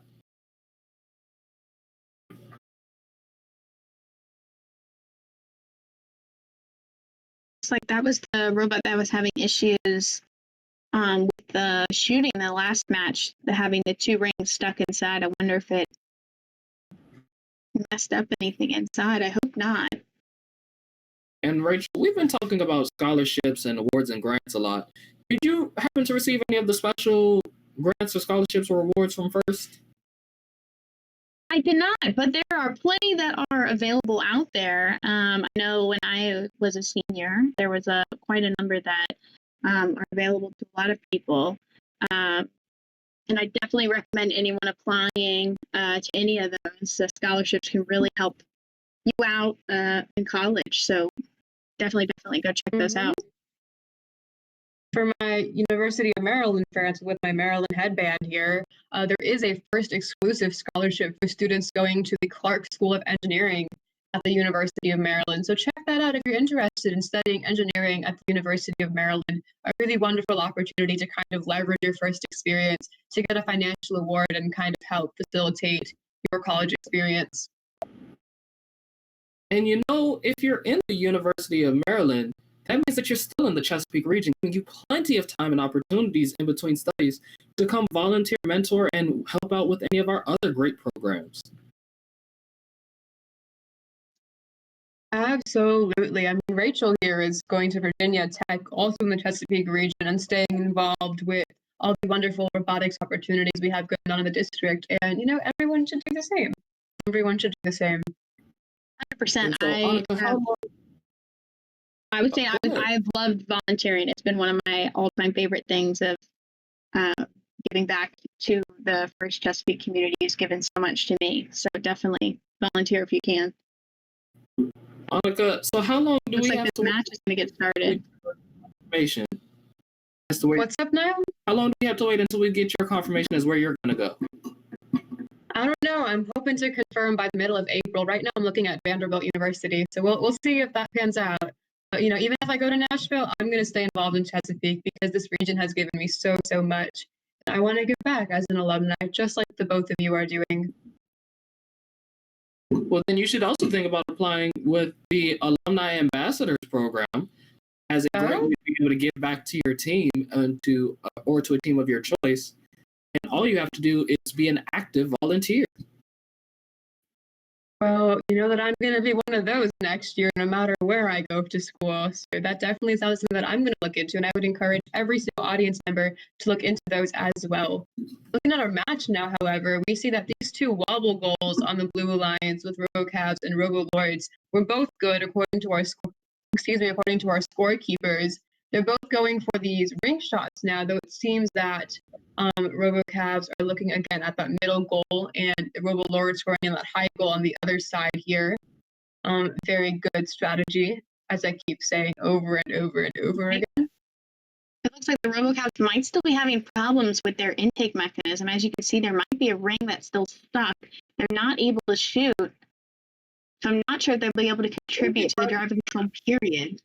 I think it might be an issue with their double flywheel system. I don't think it's necessarily a launcher. I don't think it's necessarily an intake issue.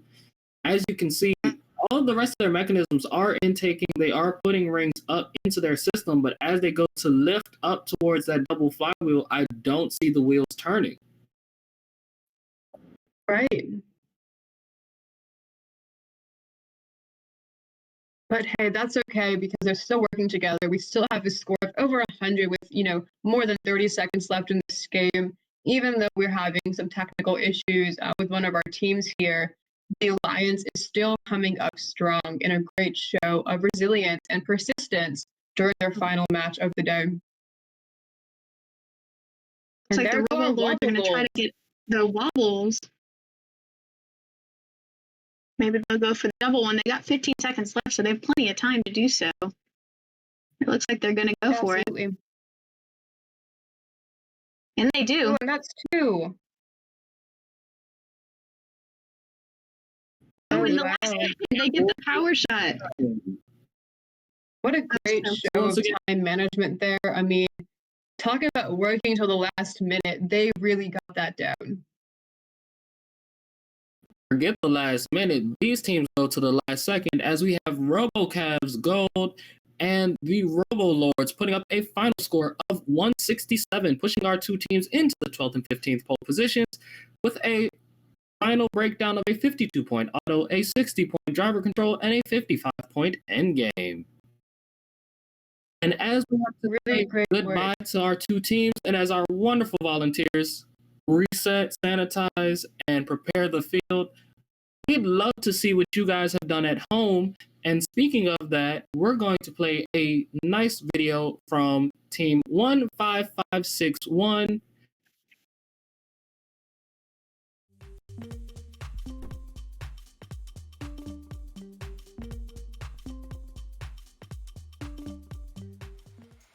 This is match 3, one ring randomization. 3, 2, 1, go.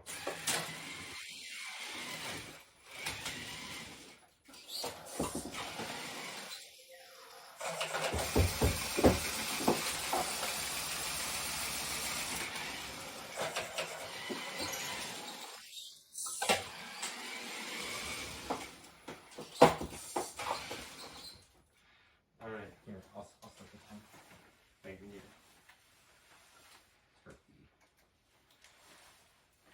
Oh, it's not plugged in. Okay. Right. We're gonna begin teleop in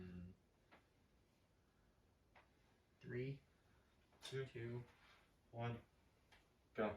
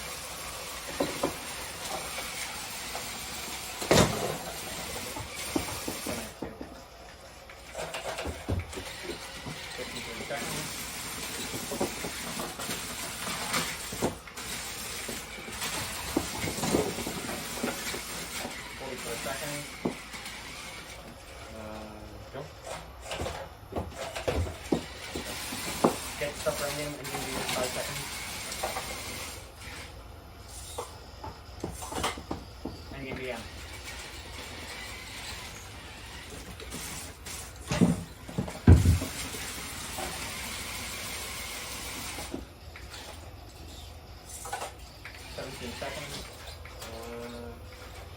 Shoot. 1.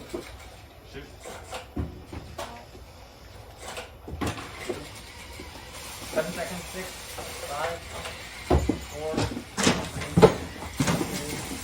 2, 1. Oh, I didn't take it off. Okay. Okay. Not the best one, but okay.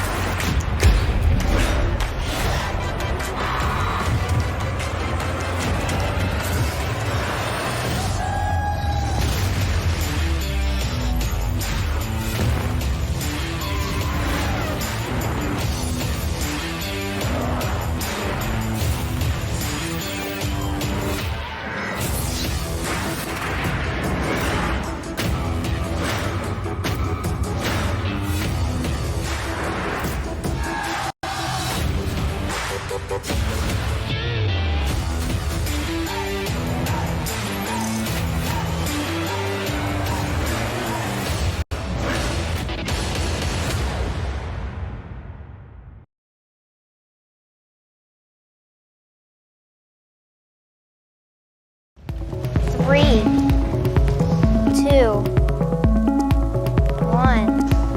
One of the reasons why Qualcomm has invested in FIRST for so long is because we know FIRST works.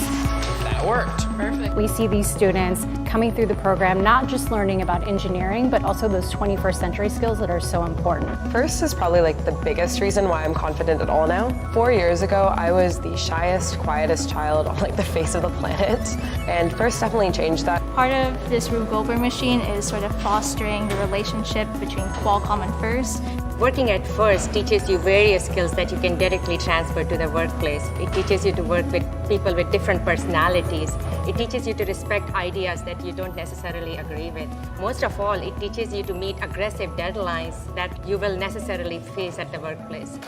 Qualcomm invents breakthrough technologies for wireless, and so this machine and programs like our partnership with FIRST are really, our way of inspiring kids that STEM can be fun and working with a team can be fun. Science, technology, engineering, mathematics are foundation of what industry is on right now. We are a technical leader in the world. We know that there's a shortage of students with STEM skills, not just in the US, but globally. And that's why Qualcomm's so invested in making sure that these students have the skills necessary to compete in a global economy of the future. I do like taking on a problem because once you finish it, you feel really accomplished. I feel like technology combined with teamwork and creativity can solve basically any problem that we face today and will be very crucial to the success of our future.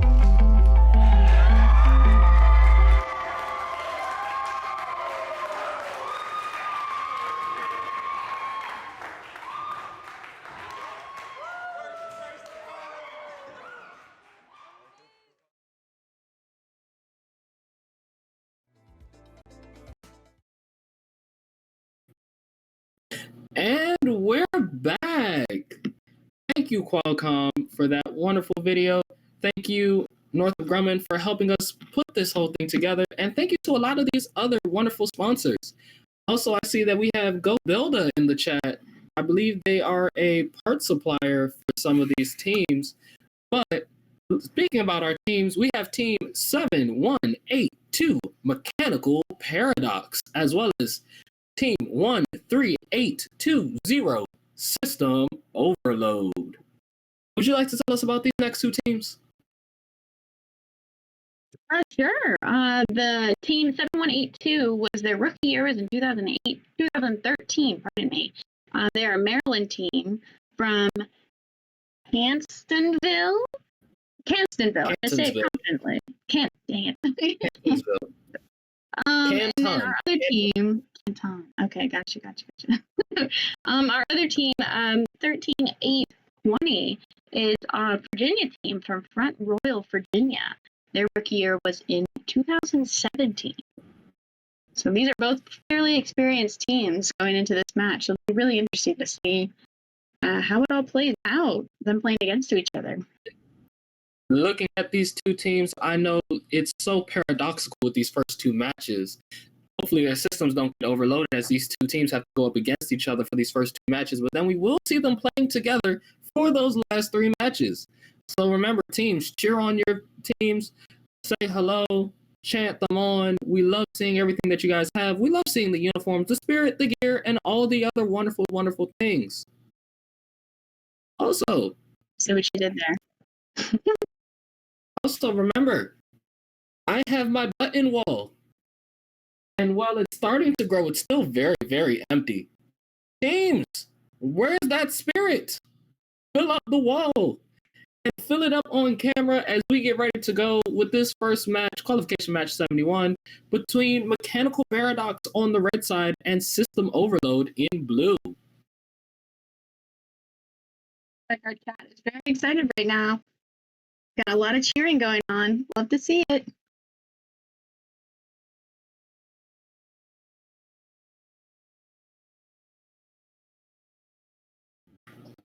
See, it looks like we're going to configuration B. So let's see what these two teams can be about in this first matchup. The bout of bots, the beastly matchup. Who will it be? Will it be the paradoxical Mechanical Paradox, or will the systems get overloaded with System Overload? Can't tell if their robot is sideways or no, they're pushing each other. Wait, they're okay. Like I don't know how contact is going on. I don't know how the refs are going. 13820 just shot a ring at their other alliance. Looks like Red Alliance was able to score some points at the power shots, able to get 2 of them down.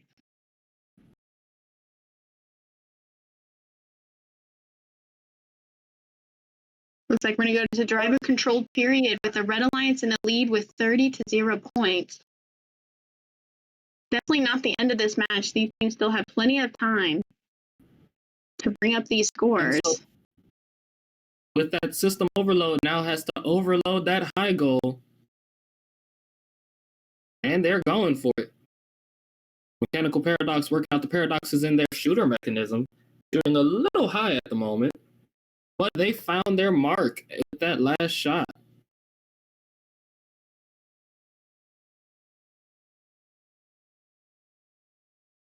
Looks like 13820 trying to go for some rings right now in the back wall. And remember, looks like they're going to try to shoot them. That is System Overload with the extended arm over in blue, and that is Mechanical Paradox for the red side. Mechanical Paradox having that big back roller wall as their intake system. And system a number of rollers are just green on the back side, and I love it.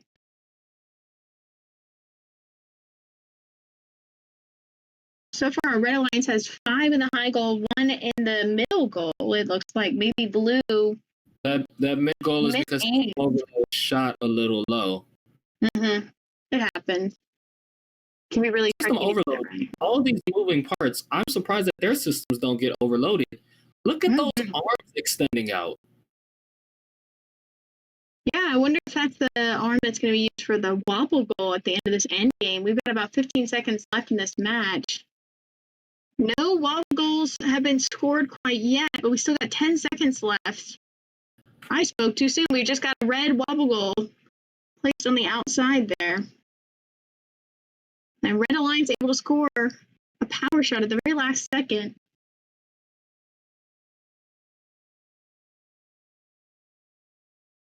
Unofficial score of 111 from the Red Alliance. Looks like they got 7 into the high goal.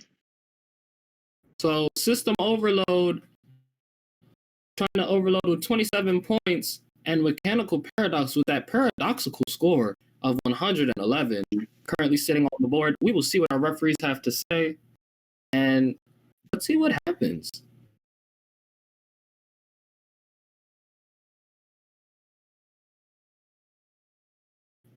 Teams seem to be discussing. I know the referees are having a full discussion on their side.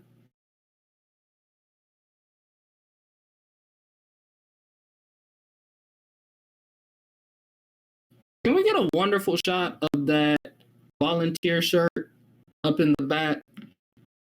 Look at that nice, wonderful volunteer shirt that they gave us this year.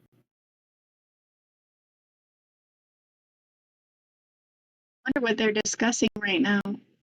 What points? Maybe it's where the robots parked. It's hard to tell.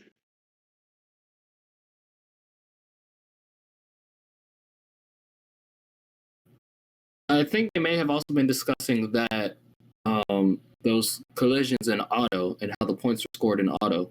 Ah, that's a good point. Yeah. Because at one point they were firing from in front of the line. Mm-hmm. Yep. So there were penalties given in this game, making our score go down to 1-126.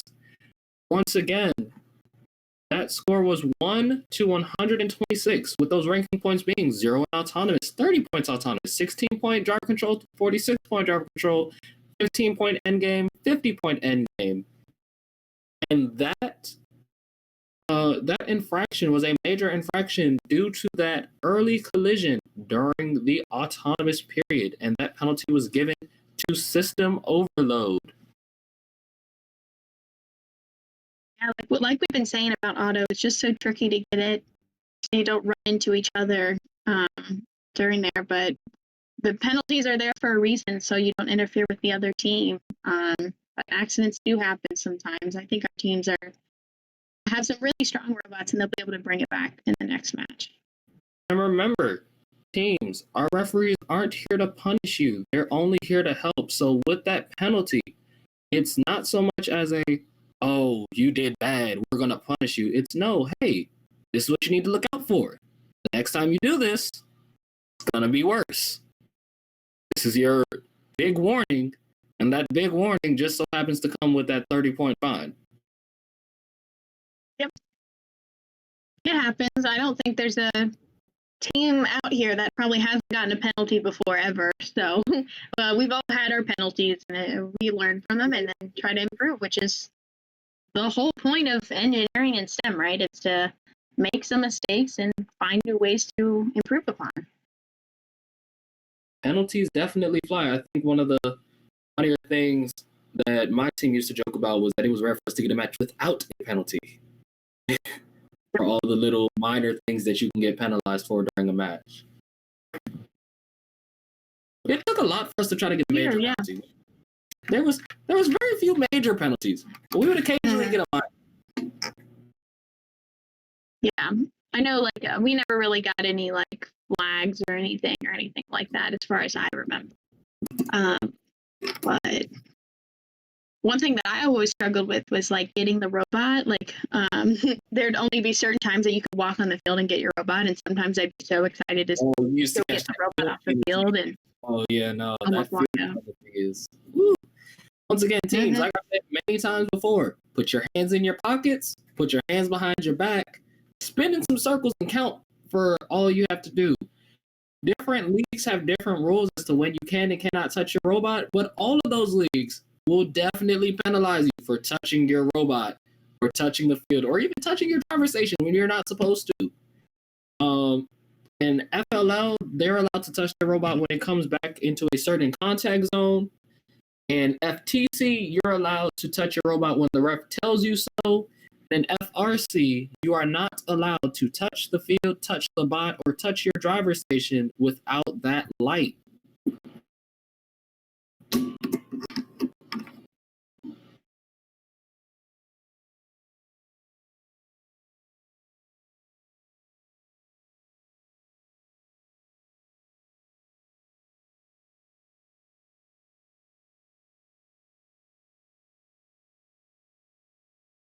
That is making jokes about it being battle bots accidentally running into each other. To be fair, I tried to convince my school to let us make a battle bot until they figured out what battle bots actually did. Now, my college, I haven't tried convincing them yet. I might be able to convince I don't know. I've watched battle bots before, but like from being in the first team and making robots, it almost makes me sad to watch because like sometimes you watch the robots and they just get destroyed, and you think about like when I think about my robots and like how much work and effort our whole team has put into this, and watching a robot just get destroyed, it makes me so upset and so sad. So like I just feel so bad for the other team because like they pan over to it and the other team is like, wahaha, like I'm crushing this robot, and the other team's just kind of like, well, this is it. And I always just feel so bad for them. So me personally, I'm not a huge fan of BattleBots. I prefer First Robotics because they're all nicer. Personally, I don't mind the carnage. In First, we actually do have a bot graveyard.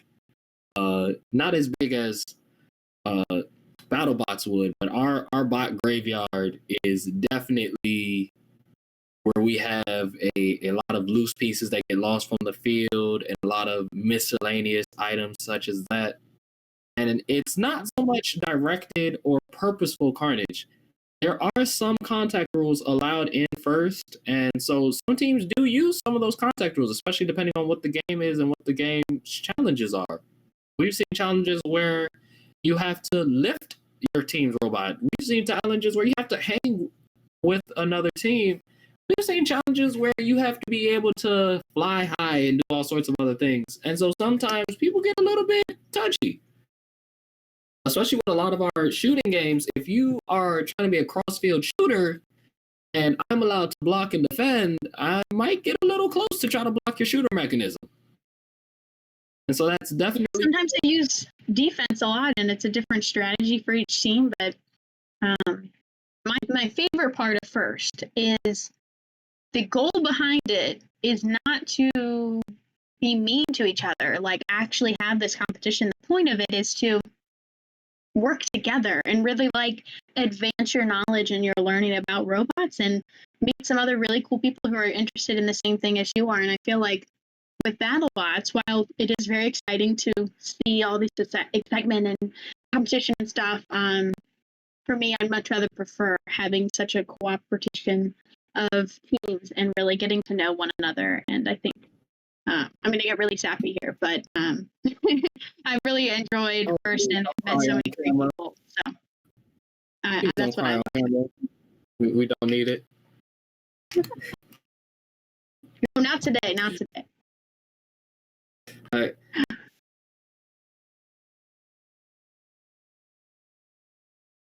Yeah, I think we're going to get started here soon. One-on-one matchup between our two teams. And I think they just narrowly avoided collision this time. Mm-hmm. Looks like we were able to get one blue power shot in, and it looks like one blue wobble goal. They went for a double wobble, but it doesn't seem as if they made it. Mm-hmm. Yeah, it looks like the wobbled a little bit too much and fell over. But so is the wobble game. Am I right? Okay. So let's see. Our human player is starting to load out a bunch of these sonic rings. Our teams are just gobbling it right up.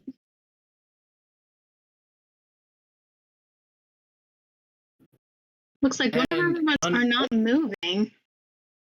I'm about to say, I don't know what seems to be happening with system overload. Maybe they accidentally overloaded their systems because they are not moving at this period in time.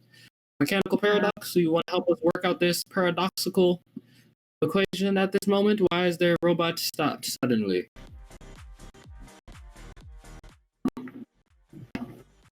I know they were having trouble during the last match too. I'm not sure if it's the same issue. It seems like it might have gotten worse because they're not able to move now. Well, I hope they're able to fix it soon so they can start getting some of those shots in. But Blue Alliance doing quite well. They've got 7 high goal shots right now. We got about 50 seconds left in this match. Blue Alliance just heading over to the red side to steal some of those Sonic rings. Hey, when you see a pile up of rings and you want to go collect, you gotta go collect. Just gotta do it. About 30 seconds left in this match. I think I may see a power shot down. I may see 2 down. Let's see if they do power shots or if they go for the wobble goals. I think they're going for a wobble now.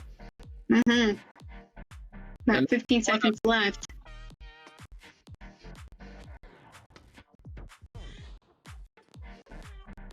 That's 2 up in the air. You can get the second one. They do. 3 seconds left. Shoot! Wow. Shoot! Really doing it at the last second. That's so good.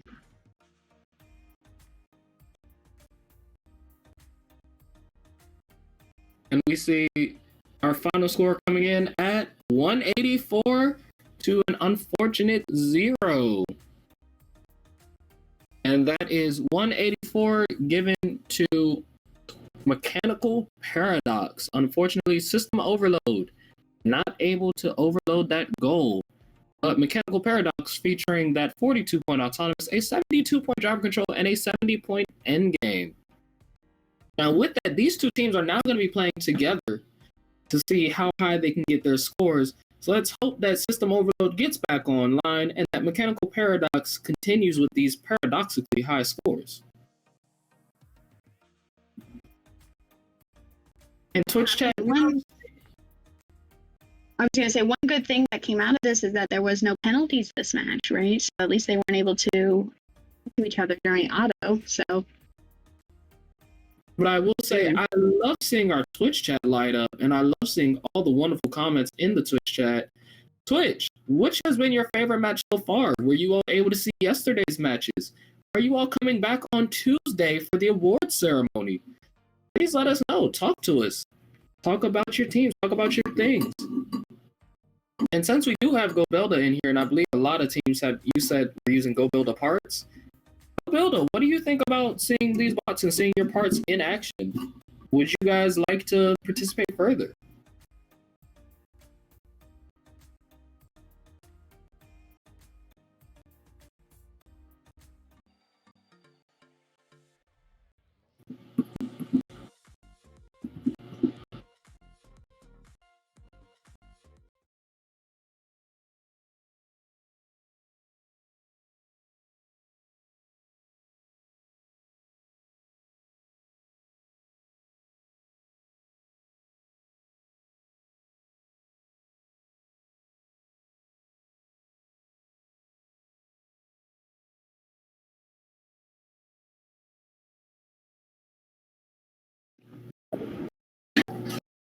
We're on standby.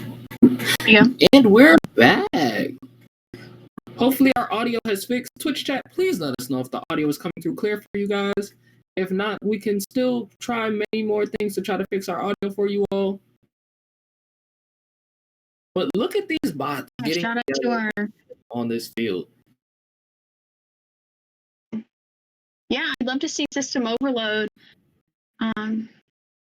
be able to move for this match, and hopefully they're able to fix it. It looks like they were able to. I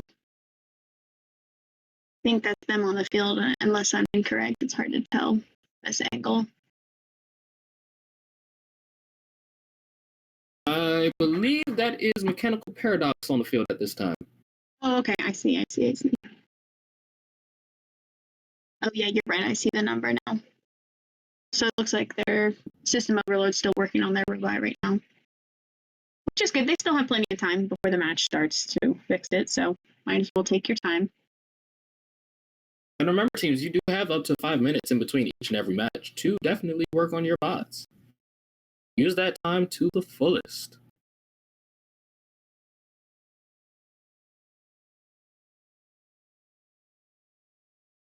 It says, don't get that scarf caught in the robot. Do they have a scarf on? That's kind of... Oh, yeah. I see. I do like the scarf, though. Yeah, but I don't know about the safety measures for that. I think my safety captain would have had a field day if she would have seen one of us wearing a scarf in the field. I see. I like them. That safety on. But they do look quite stylish. I do like it. It's a very like Harry Potter vibe. Not incorrect.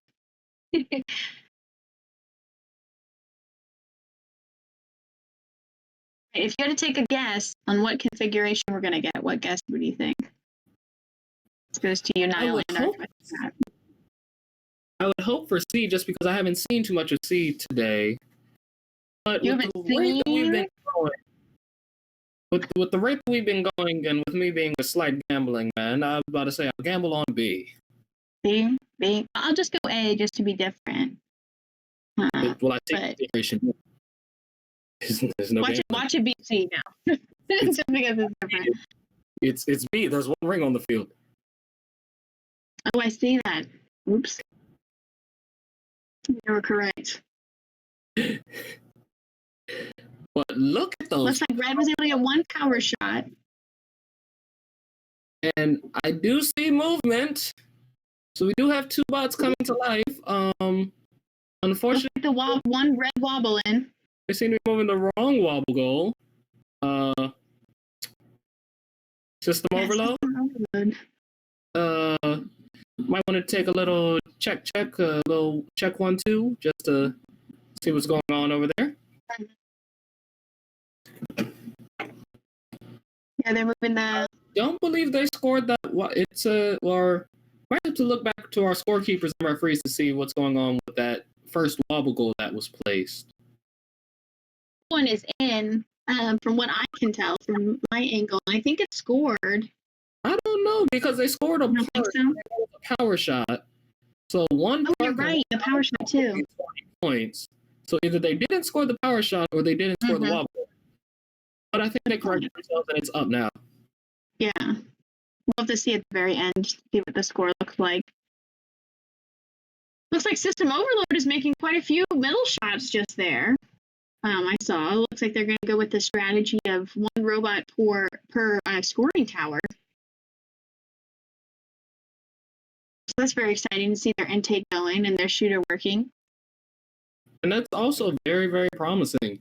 Remember, they still have 3 matches to try to push their score as high as possible, and with a little bit more than 55 seconds, that score of 122 is very promising. Yeah. I really like their intake mechanism where it has all these it almost looks like fringe, like on clothing. And it kind of like those are surgical tubing sticking out. They cut the surgical tubing. And we were talking about that. I was saying it was almost like the intake on a vacuum cleaner. How vacuum cleaners have the bristles. Yeah. That's a cool way to think about it. I like it though. I like that way it kind of just grabs it and sucks it back in. Looks like we have 15 seconds left in this match, and they're going to go for the double wobble. Can they get the double wobble? See if we can get those parks at the end. There are no parks at the end. You mean the power shots? Power shots, excuse me. My bad. I believe I see Looks 3. like we got 3. I do believe I see 3.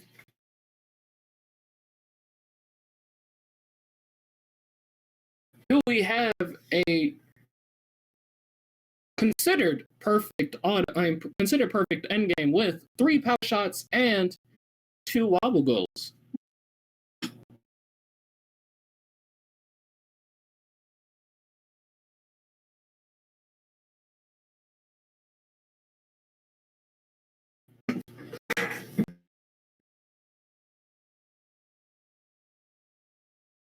Wow, 15 high goal shots.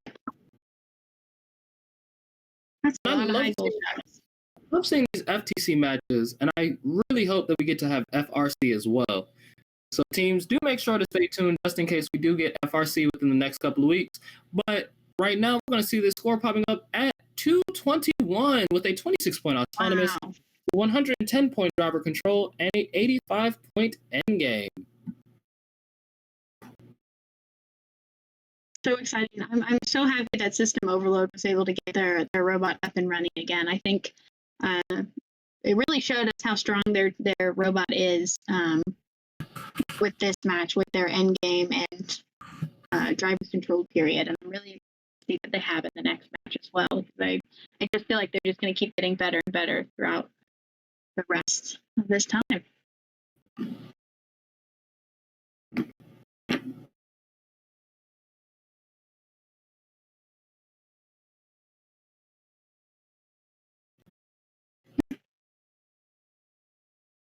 Someone gave us a shout out on the Twitch chat for the commentators. Thank you all. I appreciate it. Shout out to the commentators. And don't forget, show everybody some love. Give love to the backstage, the commentators, everybody that we have here. Yeah, really. They're the ones who know all the nitty gritties about Twitch streaming and everything like that. It's, to me, very, very impressive. I don't know how any of that works, and I thank them so much for letting me be here. Nitty gritty to make myself be on camera. I don't know the nitty gritty to get all of this on camera. Yeah. Teams have been teams. I wish that I was able to show you all the back screen. We have about 9 cameras running at one point yesterday. Pairing that with all the other different monitors that are on, the 7 broadcasters that we all had commentating at the same time, and all of the other many, many, many different technical aspects, this stream has been crazy. Even as I'm speaking right now, we're still looking at 6 whole camera monitors. We still have all the other breakdowns and all the other different aspects popping up. There's just so much that goes on. Yeah, I know. I just started commentating yesterday. It was my very first day commentating virtually, and it was just a little overwhelming, just a little bit. With like how many different things. I think my computer was more overwhelmed than I was. She kind of threw a fit yesterday and was very upset that I was using her pretty much all day to stream all these things. But it's all good now. But I'm having such a blast doing that. I still keep saying I need to upgrade my computer tower. Mm. Well, you probably have like a very, very fancy like desktop. I've just got my little laptop here. I have my 2 monitors and I have my bits and bobs with my 2 webcams, my microphone, and a whole bunch of other things. But still, I'd like to, make sure all my stuff is upgraded to its peak performance. I just had to get one for engineering class. I had to get a very fancy computer, so that's what I have. It gets the job done. It does have some issues with how many things I've been doing virtually now with like Zoom and programming and everything at the same time, and glitches just a little bit.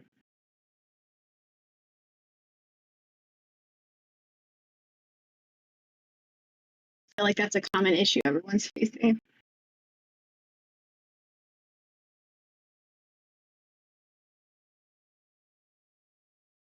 I love how they're saying like talking for 9 hours straight, but I love hearing myself talk. That's what all my friends say I do. I'm just kidding.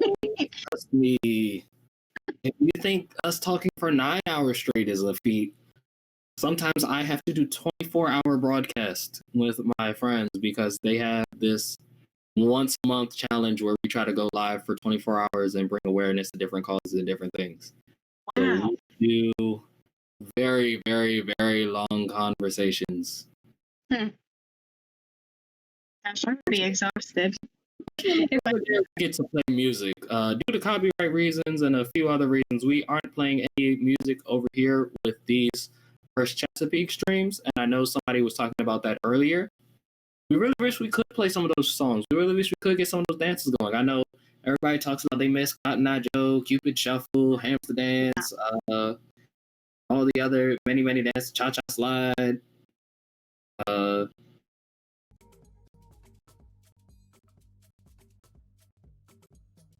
We'll just have Niall sing it for you. Oh no, that won't work. I'm a percussion expert, not a vocal expert. Not for vocals. Only vocals you get is me talking and running my mouth. Run my mouth all day? Yes. Make some jokes. Let's have the Twitch chat sing these songs. You guys just type in your favorite songs and just type in the whole lyric. And I'm just kidding. Don't do that.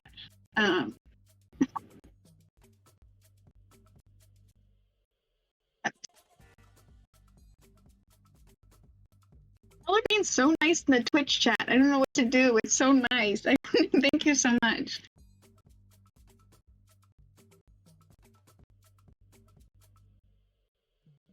Now I've got Cotton Eye Joe stuck in my head. It's like playing on full blast right now in my head. Get up and dance. You don't need no music. No. Come on, no music. Come dance. No dance. Just dance. No music. But with configuration B, we're about to go in. Yeah.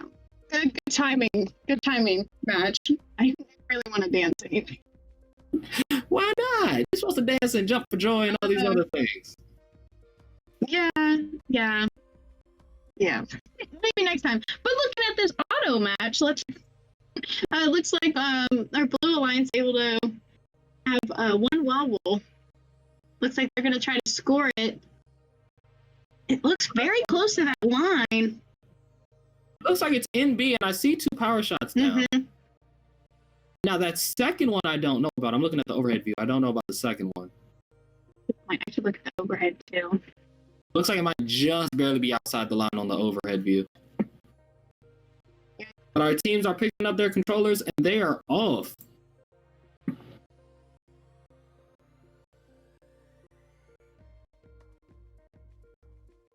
Human player just spitting out those spaghettios all over the floor. I'm Mari. To each their own, I guess. So if that was the case, we wouldn't be having cooperation and gracious professionalism. It can't be to each their own. We must all share and all join in this collective mission of first. Wow, they just scored 3 high goal shots. Team 7182. 3 straight high goal shots, just boom, boom, boom, right back to back. It's so cool. And also, they've got 5 total right now. I was having to think about sharing food or having to think about, sharing these rings of whatever they are. I would much rather share some calamari than share some SpaghettiOs. I don't think I want you to eat out of my bowl. Very true. Sharing is caring. All right, so 7182 looks like they got 2 in. They missed 1 at the very end there, but they've got a total of 10. On the clock. This is wonderful. Look at that time counting down. Well, they still got plenty of time to get more high school shots. But as we get it ready for these last 30 seconds, these 2 teams are probably going to tear down these power shots, go for this double wobble again, and we will see what they do. Boom. There's 1. There's 2. Let's see if they can get that third one. They got 20 seconds left. It looks like they're going to go for the wobble goal instead. Double wobbles first. Remember that time. I think that's a very good strategy. Trying to decide, is it worth it to go for that wobble goal, or is it worth it to go for that power shot? They keep trying for it. They got all 3. I think they might have done it. Can they get that second wobble goal out? 3 seconds left on the clock. Oh! Yeah. They did get all 3 power shots though, so that was very cool. Sadly, not able to get that double wobble, but.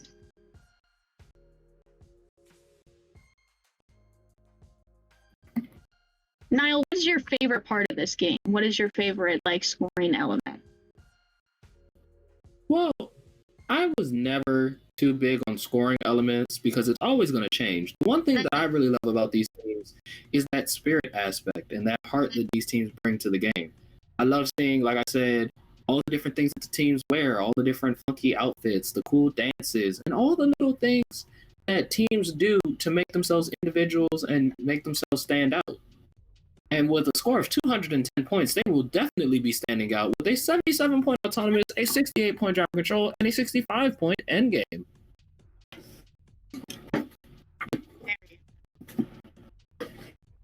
I think my favorite has been the power shots for me personally. I don't know why I get so excited when I see all 3 knocked down. It reminds me a lot of those carnival games. Do you remember like carnival games where you would like throw a stack of rice, or I don't even know what they are, like the little balls at the things and knock them down? That's what it reminds Well, compared to carnival games, at least we're not rigged. We may be a little bit tricky at first, but we're not guaranteed to be rigged. Some carnival games, I don't know. They be like, I played baseball, for example. So I know when I'm throwing, I can knock something down. So when I don't see something knocked down and I hit it head on, but I see the rest of the stack explode, I'm like, I don't know there, buddy. A little rigged. I sort of kind of hit that stack, and I didn't see not a single wobble there, but a wobble? Oh. Or I don't know what it is about the power shots that I just get so excited when I see them like all knocked down.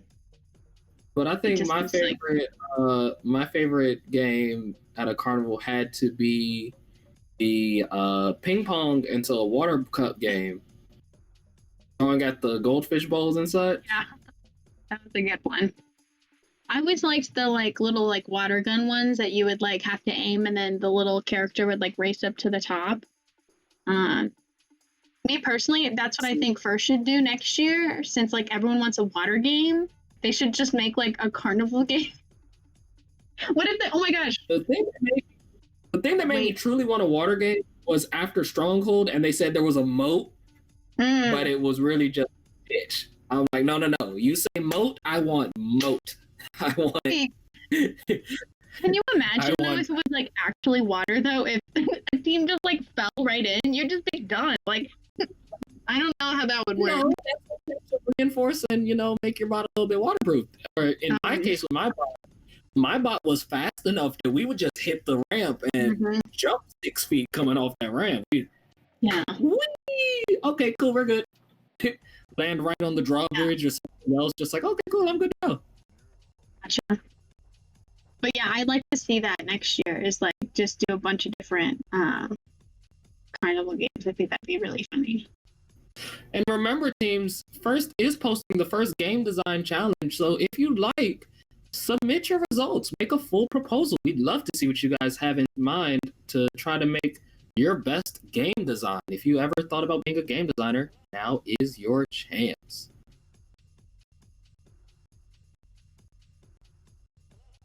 Always thought about doing a game design because I have all these like random ideas that'll pop in my head throughout the day. But I think it would be too chaotic if I did it, just because all the game ideas I have are like that, where it's like you shoot a water gun right at here and then this little thing rises to the top, and I'm like, that's a little too chaotic for an FTC game. But I'd like to see it. So. And to design an FTC game, the scale isn't big enough for me. I would want to design an FRC game. Or if I designed an FTC game, FTC, I'm sorry, you would not be on a 12x12 anymore. You would be on the FRC field. You would need to upgrade, and I just want a lot of different nuances on a very big field. I like the FTC games. I think they're just so cool. Like, it's very inventive the way that the game design works. I love the different like combinations during auto at the very beginning. I think that's really clever. And the wobble goals, I think those are so cool that they're so tricky to grab, and there's such a different element to it. So I think FTC would be fun to design as well. Oh, Configuration C! Wow! Now, these two teams can do on their final competition round. This is qualification match 75. Remember, teams, on Tuesday, we will be having our award ceremony right here at First Chesapeake on Twitch at 6 o'clock. As well as be sure to look out on our YouTube channel, First Chesapeake, for the rest of the week as we try to post each and every one of these gameplay videos so that way you can see your teams, even if we weren't able to show them to you during our competitions. One wobble goal in there. It's kind of on the line, but I think it's okay. On that back wall. It's on that back wall. Yeah, so I think it's still in the box, so it looks like it counted. They weren't able to get any power shots. It looks like their shooting mechanism was just slightly off. so they weren't able to get it in there. But now we're in driver control period, so we're going to see some of these high shots that these teams have proven they're very good at throughout these next 100 seconds left. Team 138-20 able to make a few middle shots at the second tower. Remember, teams, every point counts at this point. Shooting at both sides, shooting high, shooting low, shooting at practically everything that you can, as long as it is a game element. Remember, shoot at game elements. People are friends, not targets. Like mentality. So it looks like team 7182 was able to only get one high goal shot. They were just slightly off. I think maybe these competitions are starting to get to some of these teams and they're not taking the time to line up, but they, as I said, that they just scored 3 more, so I'm definitely incorrect in that. They're able to figure out their correct alignment for these and just shoot all these sonic rings right in there. We're up to 12 high goal shots and 8 mid goal shots. System overload really showing that that shooter works well and putting it to good use. We got about 30 seconds left in this match, and teams need to start thinking about their end game strategy and what they're going to do. Looks like System Overload is going to try to go for one of the wobble goals. It looks like they're unable to grab it. So team 13-8-20 is going to try to go for the double wobble if they're able to grab both in time, but it's about 10 seconds left. Let's see if they can do it. On the board. Very respectable score. Can they break 200? Get it out. Shoot. It looks like they may have just barely hit 200. I hope that score stands. Looks like they got one power shot at the very end that I must have missed while I was looking at the wobble goal.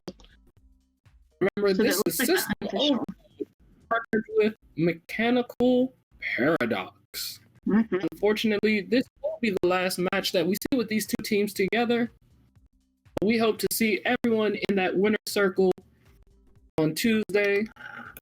Let's see that final score coming up, and it is 200 points with a 37-point autonomous period, a 108-point driver control, and a 55-point endgame, pushing our two teams into the 10th and 20th pole positions. Once again, System Overload overloading their way up into 20th place, and Mechanical Paradox making that paradoxical appearance in that 10th place position. Let's see if our two teams can hold on to these scores, as we have 2 more rounds of teams to show up. I really like how System Overload made that wonderful recovery. They started out looking a little shaky, looking a little overloaded and overdrawn coming into this event. But as they continued to work, Mechanical Paradox, I guess, helped them with their paradoxical problems and helped them get that score up. Yeah, 100%. I think that shows, at least for me, of what I've learned in engineering. It's all about just learning and growing and trying all these different things to make it work. And no matter what challenges you face or anything you do, you can always improve and recover. And I think System Overload just proved that point by putting up a 200-point score just then with their team. Very, very impressive. And speaking about how things work and making things work, no matter whether it's one of our many, many sponsors from Qualcomm, Northrop Grumman, Leidos, Booz Allen Hamilton, or anyone else, or whether it's some of our remote plays and at-home videos from our multiple different teams. We love seeing how you guys work. We love seeing what you guys do. And speaking about somebody who loves to see what people used to do and the great things that everyone could do, here is a good stuff video from the late Woody Flowers.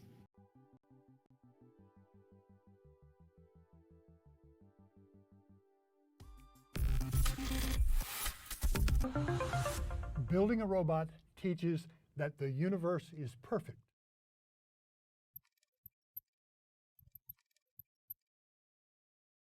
Mother Nature applies all of her rules all the time.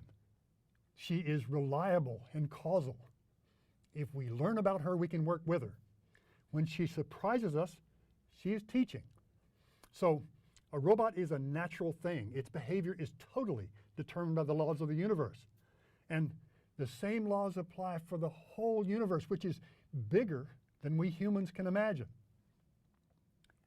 This sphere, for example, is a 3D model of part of the universe. Each tiny speck represents a galaxy. Now, our galaxy would be very hard to find in this cloud of specks. If you could find our speck, you'd be hard-pressed to find our solar system, then our planet, then our continent, etc. Compared to the realm of the laws of the universe, we humans are the small end of nothing whittled to a fine point. Learning about the universe through your robot's behavior can teach humility. Our belief that we are the most important things ever is hard to justify, so arrogance is not appropriate. We do not own the place. We should behave as a temporary user who has a long-term good in mind. Be careful about human chauvinism. It is not good stuff.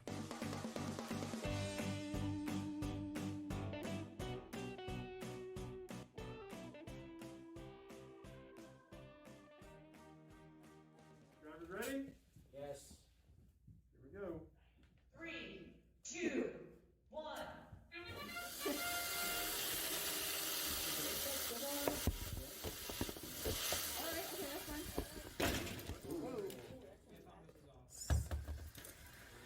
That's in. Yes. All right, that's okay. That's okay. That's. What about the full dance? I love that. Don't do it.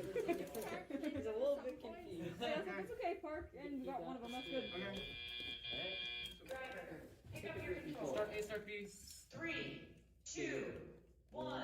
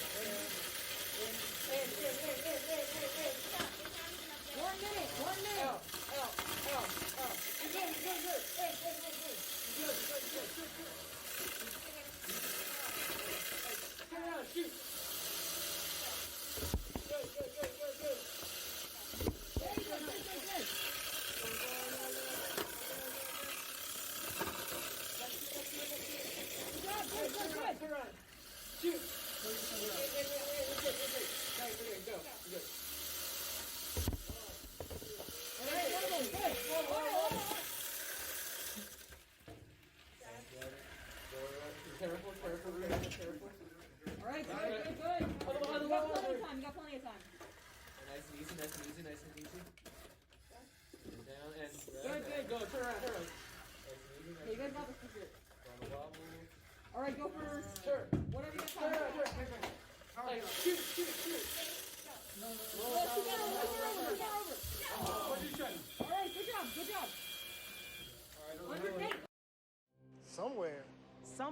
Somewhere past the edge of convention. Beyond the boundaries of tomorrow. Lies a special kind of impossible.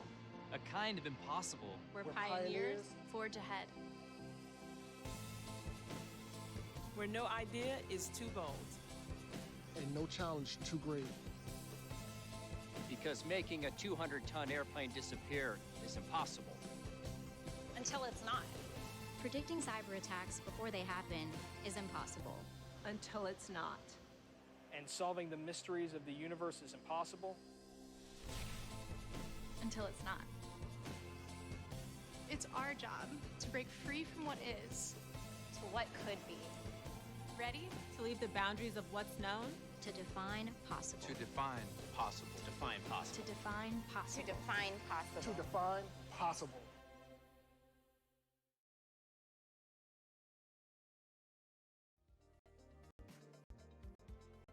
And we're back after that wonderful, wonderful, wonderful, wonderful, wonderful video coming off from North of Grumman, as well as all of our other people that we have.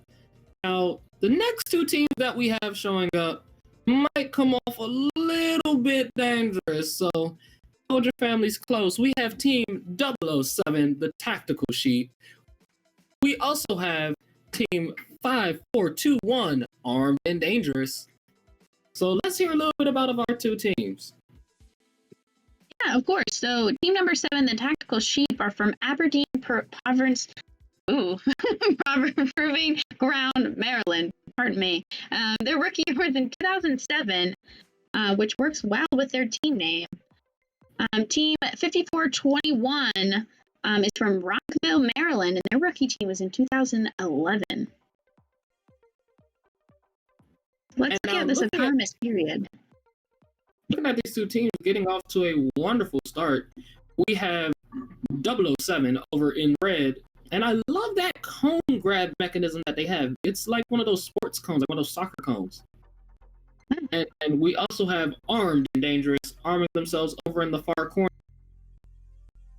And now with these two teams, once again, 007, such a wonderful number to have, and to be founded in 2007, another crazy thing. Like they have so many different sevens on there. They should one year they should do a.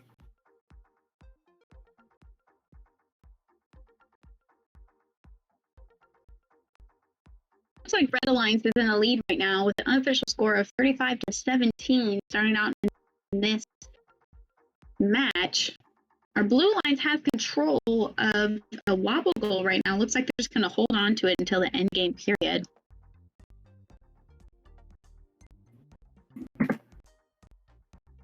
Looks like none of those wobble goals were able to count in autonomous period, considering that was a configuration C autonomous period.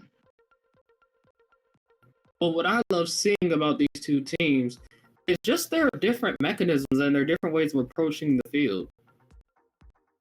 Yeah, 100%. It's always unique to see how many different teams are given the exact same situation and competition, and they're able to create all these different ways of handling it. There's no robot that's the exact same.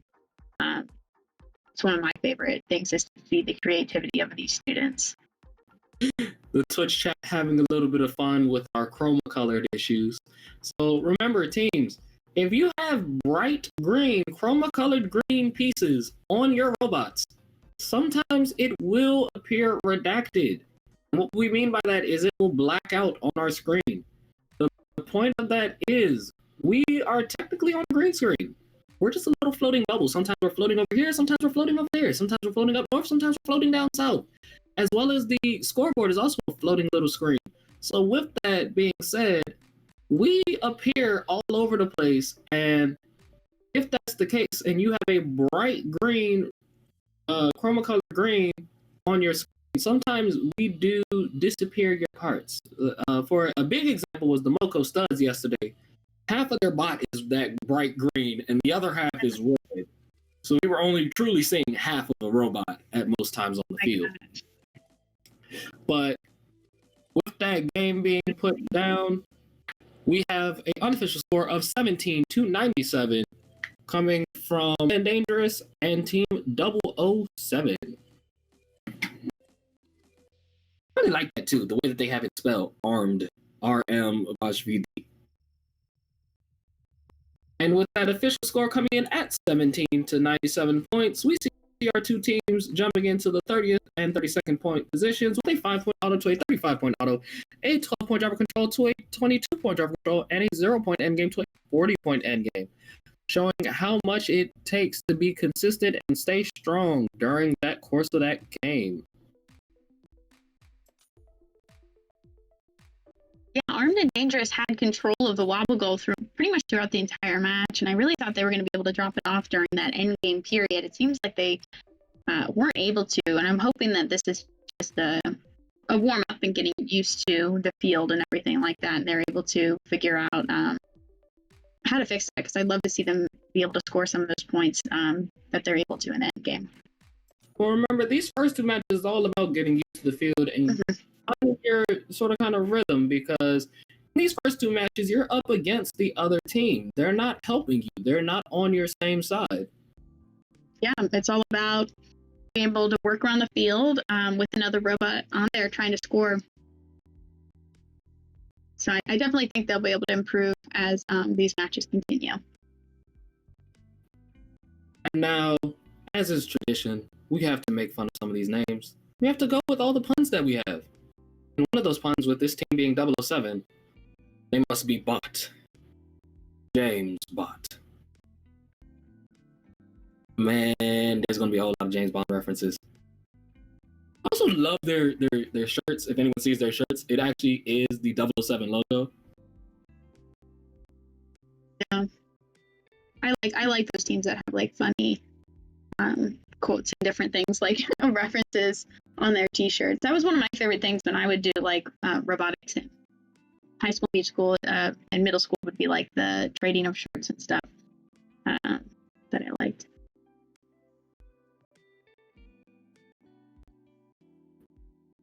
You all keep talking about this trading shirt thing. I never traded shirts. I was there with the trading buttons, and some teams traded hats. I never got the trading shirt thing, mostly because my team took it literal, like, do I need to take the shirt off my back and you give me the shirt off your back? Is that what you mean by trade shirts? Yeah, we had like, I always brought extra team shirts that I accrued over the years, and our mentors would always like order extra shirts for us. We would like bring to the competition knowing that we were going to trade shirts, and yeah. Our team was so large, extra was not a thing on our team. There was no extra food, there was no extra space, there were very few extra parts, and there definitely was no extra materials. When it came time to, did you get a shirt? No, they told me I had to wear. Did you get this? Reduce, reuse, and recycle, right? That's fine.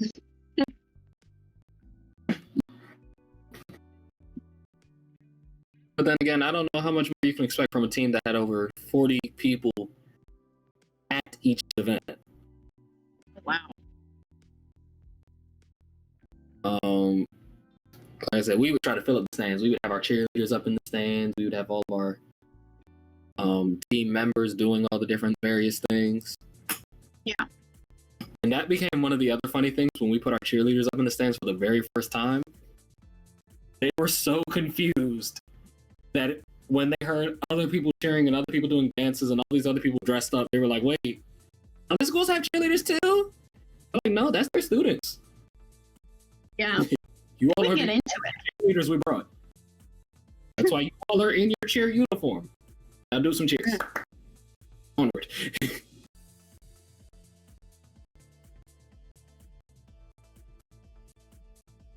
Really excited to see this next match and see now that the teams have like kind of felt the field out a little bit and able to figure things out. I think they're going to get some high scores up here.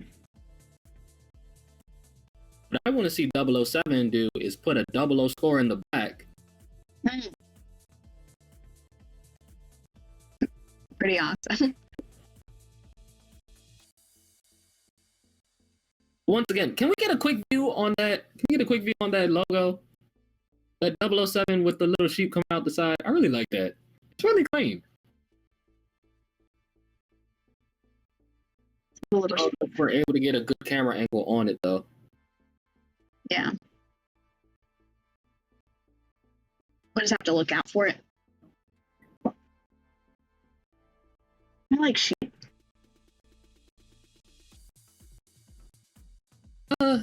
I personally like eating lamb. It's a very nice taste. That lamb. I meant just the animal. I like sheep. Like they're all fluffy and nice. We were talking about food. I volunteer at this farm like back home, and so we like take care of a lot of the sheep there. But I think goats or like emus are my favorite out of all. about being too close to an emu. About the same feeling I have with being too close to an ostrich. You're a lot taller than me, and you got a big beak. I don't know about that. They do look a little scary. So it looks like we're going to go into configuration C again for this match. We're going to see. Ostrich egg. Looks like our Red Alliance, once again, they're placing the wobble goals. I'm confused though as to the scoring. I thought I saw at least one high goal shot coming out of. Oh, there it goes. The 3 high goals went over to blue. I was about to say 007. I thought I saw some scores. Yeah, they definitely scored it in there. Just took a minute to process. It looked like they had 3 high goal shots going into that autonomous round, putting blue ahead with an unofficial score of 47-17 right now. Look at these are unofficial scores. These can definitely change as the match continues. For me personally, and what I've seen, it really does come down to end game scores. Shooting does make a big difference, but I think based off the end game can really make or break a score. I think what really make or break some of these teams is that some of these teams, because they've been competing in groups for the past few weeks, they've grown to be so reliant on that team score. They've grown to be so reliant on having a partner to back them up and assist them with their points that now that they're back to playing single on single, they're also not used to defending against somebody else. That's why we also don't see a lot of defense like we had been seeing before. Yeah, definitely. It's missing their high goal shots just then. But they're going to quickly collect some more rings and try to go again for those high goal shots. And they've got plenty of time to do so with 45 seconds left in this match. Blue Alliance going for those high goal shots. A lot of them missing and just not able to make it into those slots in the tower there. And remember, teams, that high goal slot is deceptively small. That high goal is so narrow, and it's also a little bit shorter, I believe, than the other 2 goals. Yeah. That big backboard makes it look as if it's such a much larger space. About 15 seconds left in this match. Our Red Alliance able to score 2 wobble goals right now. Our Blue Alliance is going to try to do 1, and they do so successfully with the unofficial score of 75-69 right now. Actually, 95-69. We got 3 seconds left. Red Alliance quickly pulling ahead. That's the end of the match, and our unofficial scores looks like it's leaning towards the Red Alliance. They pull those points in the very last second with those power shots. Able to score 2 right then and there at the very end. And look at how close these 2 scores are, 95-99. I really want to see what that final score comes out to be. And we may get that answer right now. It is 95-99 with a 47-point autonomous to a 17-point autonomous, a 28-point driver control to a 12-point driver control, and a 20-point endgame to a 70-point endgame. Once again, showing how important it is to finish as well as to start. If you can finish strong, we've seen that 70-point endgame. And we've also seen that strong start with that 47-point auto. So it'll be wonderful to see how these 2 teams match and mesh together to see what they will do. Yeah, it really came down to those. They got 2. Red Alliance was able to get 2 power shots in at the very end and 2 wobble goals.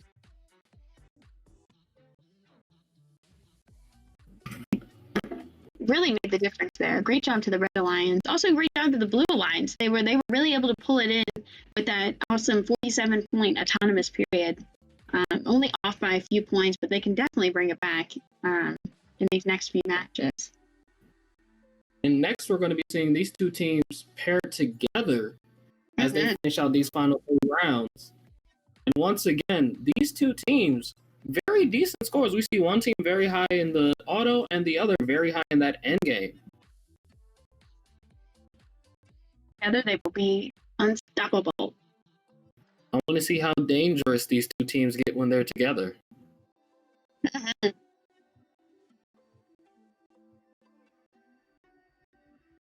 wonder if it's going to be configuration C again. match. It might be. We'll just have to see what will happen. Oh.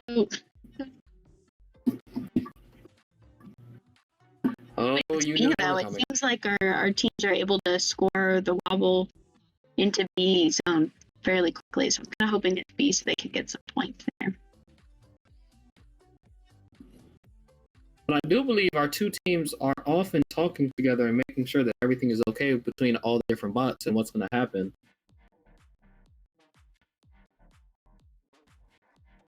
Interesting. Both of these teams are very close in the ranking with a score or their ranking of 30 and 31 right now. But with those two teams having had put on very similar performances, their scores should be very close.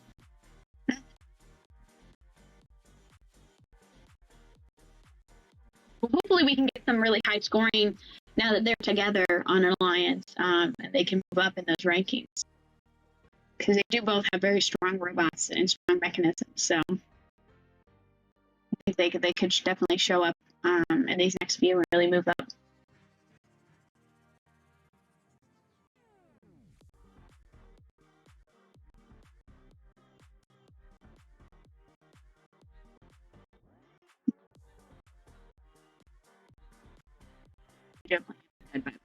Both teams getting ready to make their way onto the field. Oh, my arm. You be acting weird. I caught my Joe. It's just stuck in my. Then get up and dance it out. You gotta get up and dance it out. You can't just sit down. You can't sit down to a Cotton Eye Joe. Oh, no. I feel like that's hard to dance to a dance-along song when it's not playing. What? You just gotta clap along and do it in your head. Sorry. That's why you feel about the whole beat. Okay, it's okay. I'm gonna try to get a different song stuck in my head. Maybe a different robotic song. What's your favorite robotic song that's like classically played? Well, I was always more of a Cupid Shuffle person myself. I do like the Cupid Shuffle. That's a good one. And to the Twitch chat, is it because of all of the many rings? Oh, why does Saturn love watching FTC competitions? I don't know why. I think it's because of the rings. Oh, that would make sense if it's a ring joke.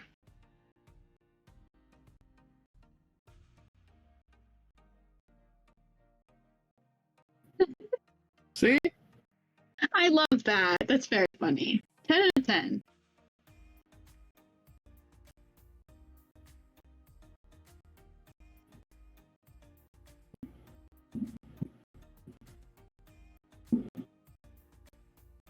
Brave.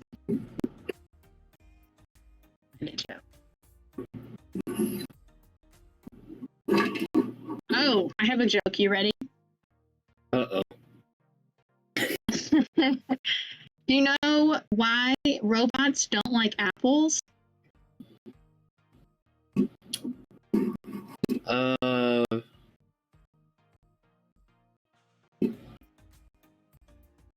they can't process it? Droids.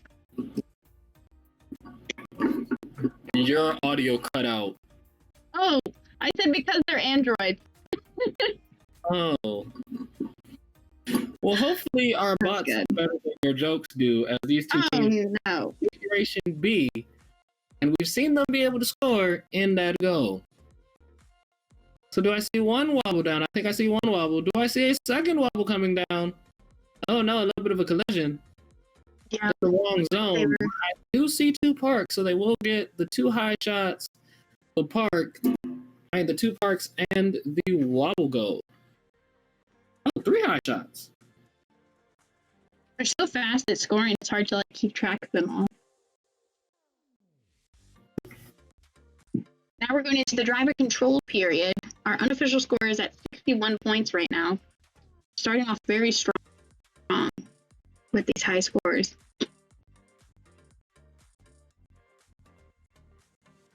Looks like they were able to make maybe one ring into the high goal.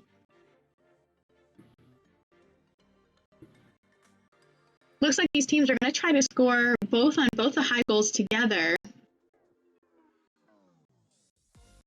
Very different strategy than what we're seeing in other teams, where they usually try to separate into one robot per tower. But if they can make it work, they can definitely get a lot more points at scoring into that high goal.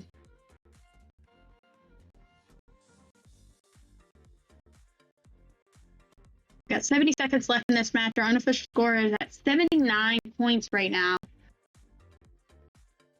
Looks like these robots are having some trouble aiming at the high goal. 007 unable to make any of the high goal shots just then. Armed and Dangerous looks like they're going to try to line up to shoot into the high goal. Looks like they might be having some trouble with their intake or making decisions on what needs to happen. With all these points on the board and with all this time left on the board, I wouldn't be too afraid about how dangerous this score is going to be. Armed and Dangerous accidentally scoring into the middle goal, giving Red a few points there, even though there aren't any robots on the Red Alliance. Way with those wobble goals, 007 and Armed and Dangerous dropping them off simultaneously out the backfield. That was very cool. I liked it when it was both at the very same time. Let's see if they get cool. Gonna try to get a last few shots. 10 seconds left on the clock. They should have time. They're aiming for it. Doesn't look like they were able to get any. They got 2 seconds left. They were able to get one last second.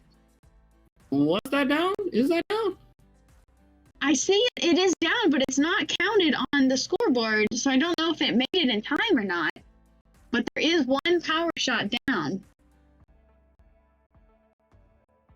But it was like 1 second left, so I don't know if it was too close. Unofficial score of 125.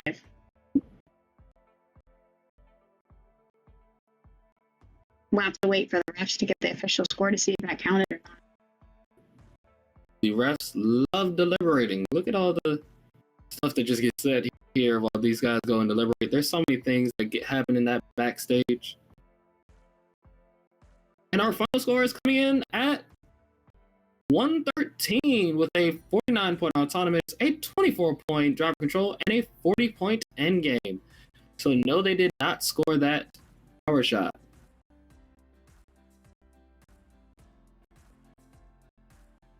Got to set up more time at the very end so they can make sure they take their time to set up for those power shots. They showed that they can do it. They just didn't leave themselves enough time at the very end. So hopefully in this match, they can. 10 seconds at the end. I don't know how much more time you can leave for yourself when it comes to those power shots. Mm-hmm. Yeah, they just had some trouble with the lining up at the very end there, but we'll have to see how it goes during this match.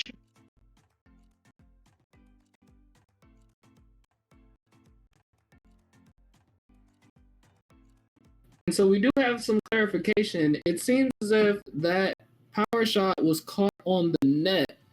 So the net got hit when the ring made contact with the net, and it bounced forward and caught that power shot and pulled it backwards into a resting position. So that point was not scored. Remember, to score a point, the ring must make contact before the power shot lands in the rest position.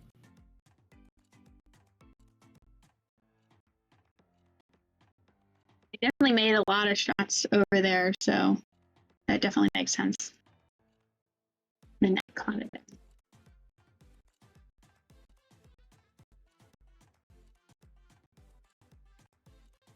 excited to see this next match and see. Hopefully, they're able to get some better aiming for the power shots there, because I definitely think they can get them all down. Because both robots were lined up at the very end shooting at them, so I think they can definitely get it down. They just have to take some more time and take some deep breaths and line up.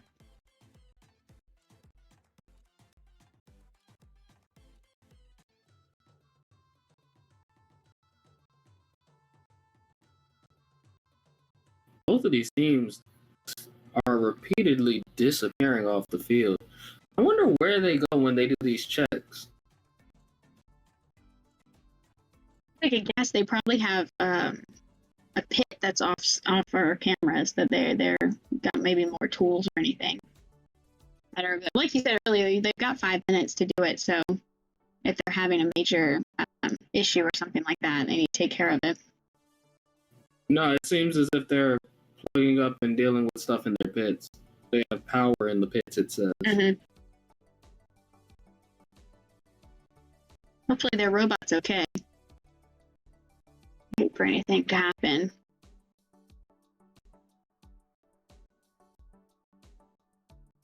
So come on, while we have time for you to do that dance. Oh no.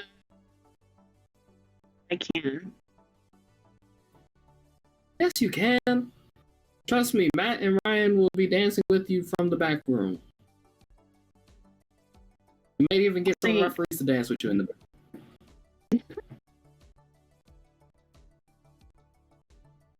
The robotics, like big dances. I remember, like in between matches, everyone would get up into like stands and dance. It'd be a good time. I'm going to be right back. I need to go see what just happened. There's one commentator. Here we are. Here we go. I don't know about you all, but I'm really excited about this match. I know I keep repeating myself, but I think these teams have such strong robots and strong capabilities. I think they're really going to hit their stride and be able to hit. Like I said earlier, the power shots are probably one of my favorites, just because it reminds me of that carnival game, and I get so excited when I see them knocked down. So I'd love to see the team be able to get all 3 knocked down during endgame. See, I think we're going to start soon. If anyone in the Twitch chat wants to make any guesses or bets of what they think the configuration is, type it in the chat. I think I'm going to go with configuration. Oh, I was going to say configuration A, but it just announced that it's configuration B, so I would have lost my own bet. So, okay. All right, we're going to get started with the autonomous period. We've got 3 Heigl shots made by 007. I believe that's, 007. Looks like they're going to load up on some rings and try to drop off a wobble goal. See if they're able to do it. And they do so successfully. An official score of 51 points during the autonomous period. Teams were a little bit disappointed their robot was unable to grab the second wobble. Unable to get 2 wobble points there. But they were able to get the park and 3 Heigl shots. Moving into the driver-controlled period with a score of 56. Both robots are on the move for those SpaghettiOs.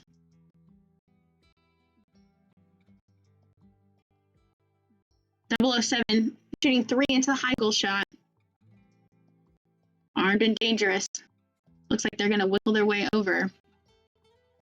Try to shoot more in there. Doesn't look like they're able to.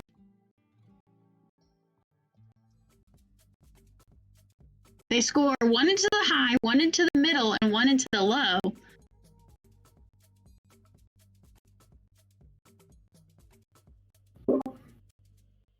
So it looks like they were able to get at least 1 there. We've got a total of 6 in the high goal, 1 into the low goal right now. The score of is 94. About 64 seconds left in this match. But with that score already at 100 points, they can go nowhere but up from here. 007 scoring more into the high goal. Armed and dangerous. Looks like they've got a few rings that they're trying to grab. About 40 seconds left. Teams are thinking about getting that power shot. Getting set for those wobble goals. Mm-hmm. Remember, they can't cross that line with the wobble until the 30-second mark, and they are off. Look at how fast that was. 4 seconds to cross that. One wobble. Now they left themselves 20 seconds left to try to get these power shots together. 007 shooting up. See if they can do it. Missing 2 shots. Looks like they hit one of the blue. No, I think that one landed on a blue one. It did land on a blue power shot. 0 seconds left. Unable to score any of the power shots at the very end there. I want to see if that's actually a ringer. Did it actually make it onto the power shot, or did it just land? It did. I think it actually I can see. From what I can see, it's actually a ringer. I zoomed into one of the cameras. That's really cool, actually. I know that doesn't count for any points, but I will give them multiple Rachel points just for that. That was a really cool shot. We're not giving them anything other than colorful commentary. That's what I mean. The points don't count for anything, but I give them my Rachel points. With that being said, they gave themselves 152 points with a 56-point autonomous, a 56-point driver control, and a 40-point endgame. I really wish there was a way for them to get 56 points in the endgame as well. Yeah. That would have been nice to just tie it all up. But it looks like they did get the blue power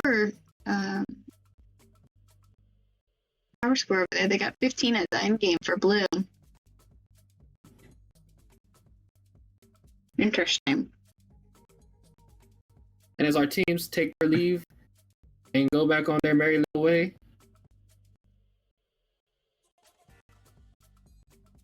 we will have one more match between these two teams.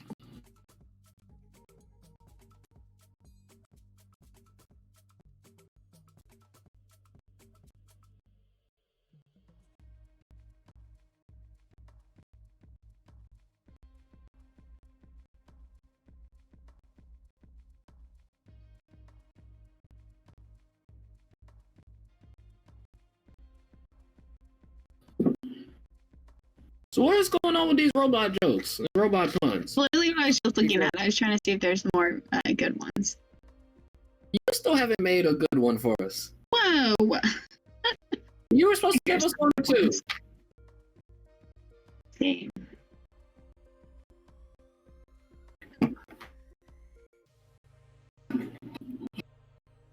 This one. This robot fell in love straight away when he saw his girlfriend. He just couldn't resist her. Resist her. Your audio lagged out of that entire joke. Did it really? Oh my gosh! I don't know what's happening with my audio. Okay, I'm gonna That's the only part I heard out of your entire joke was. Oh. I was like, that was the joke. Okay, so I said the robot fell in love straight away when he saw his girlfriend. He just couldn't resist her. Resist her. Get it? All of those that are on the electrical team, she's making one out too. Ooh, that was a good one. I can't believe my audio cut out. I don't know what's happening with it. Maybe your system's a little overloaded over there. Probably, honestly. My computer is sounding Maybe a little bit like a jet engine. Maybe your Apple Android joke didn't go over too well. Maybe my computer did like the jokes. Maybe that's why. Yeah, I like that. It was electromagnetic connection. Oh, that's a good one. Guess who just jumped in the box? It's numbers guy. Come on, Ishan, say hi to the people. Hello. Gonna be here for a little bit. I'll be able to stay for around half an hour, and then I'll have to hop off. Catch these last few matches. Including this match, we have 6 matches left. Yep. It's not that much. It's not that hard, you know? So just looking at these two teams, last match for them, I watched a couple of their other matches. That strategy with just having one team do the autonomous seemed to work really well for them in their last match that they just played. Still having some shooter accuracy issues, but that double wobble goal in the end game definitely was solid. They were hitting around 150 in their best match. So I think they can probably push 175 to 200 points in this final match if they are on top of everything. And let's see how on top of everything they are. Once again, we have Armed and Dangerous and the Tactical Sheep of 007. Into the Twitch chat, y'all say numbers got a lot, but I don't get any cheers when I do things. Rachel hasn't gotten any nickname. I saw Almighty Slick Smith maybe twice today.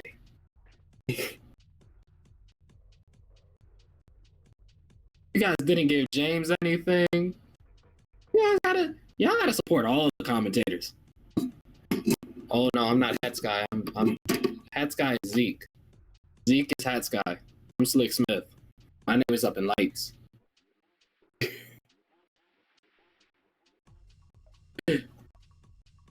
Hats Guy is Zeke. I hope they're not trying to make me Hats Guy.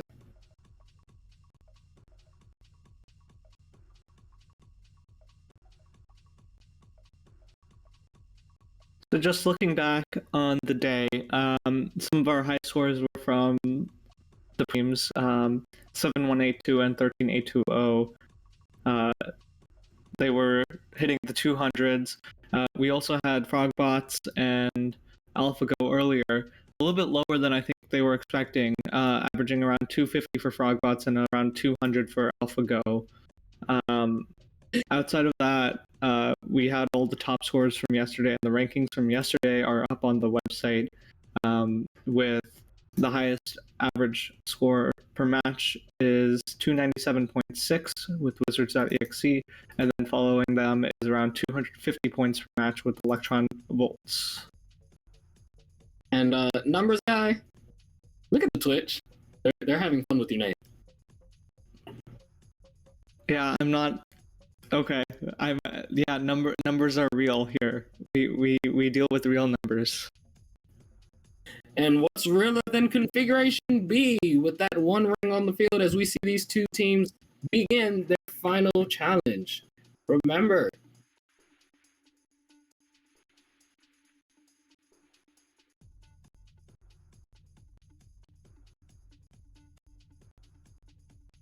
Seven trying to score high into the high goal. It looks like they only were able to get one into the high goal during the autonomous period. Armed and Dangerous trying to score a wobble. Looks like it might not have made it into the box. It's hard to tell from my angle. On the edge there. It looks like it's really on the edge. I'm looking at the overhead view. Yeah, I don't think it made it in there. What zone was this again? A? Zone B. Zone B, okay. So yeah, that doesn't look like it's counting as scored. 10 points of Parks, so that would be one high goal shot and 2 Parks unofficially scored. Yeah. Yeah, I saw 007 got one in to the high goal during autonomous. So it looks like teams just not a good delivery for the wobble goal according to the referees. That's 2 shots in for Tactical Sheep. They're shooting at an angle, which is nice. Can we talk about 007's arm mechanism that they have? Because that little is really cool. Yeah, with the cone mechanism like that lets them align to the shaft of the wall goal, and make it easier. A lot of teams have like a pincher claw, and they've got a pincher claw, but it's a small one. So in order to increase the surface area of where the wobble goal could be, they use a little funnel to funnel it into the pincher. So working really well for them so far. Only other type of mechanism that we've seen besides the pincher claw is bottom holding wobble goal, which we saw on Wizards.exe. And then a few other bottom holders, but I know you want your top spot. GeForce had one which would hold the shaft, but they couldn't lift it off the ground, and so they would have a good grasp on the bottom as well. With that, we see two wobble goals. And here come the power shots. They were Let's see what these final points look like. 10 seconds left. Can they get these 3 powers down? Time. 3, Shoot! 2, 1. Shoot! Nope. Shoot! And that's going to wrap up the match. Unofficial score at 86 points. And once again, that is with teams 007 and 5421, armed and dangerous. I think this match was shaken and not stirred.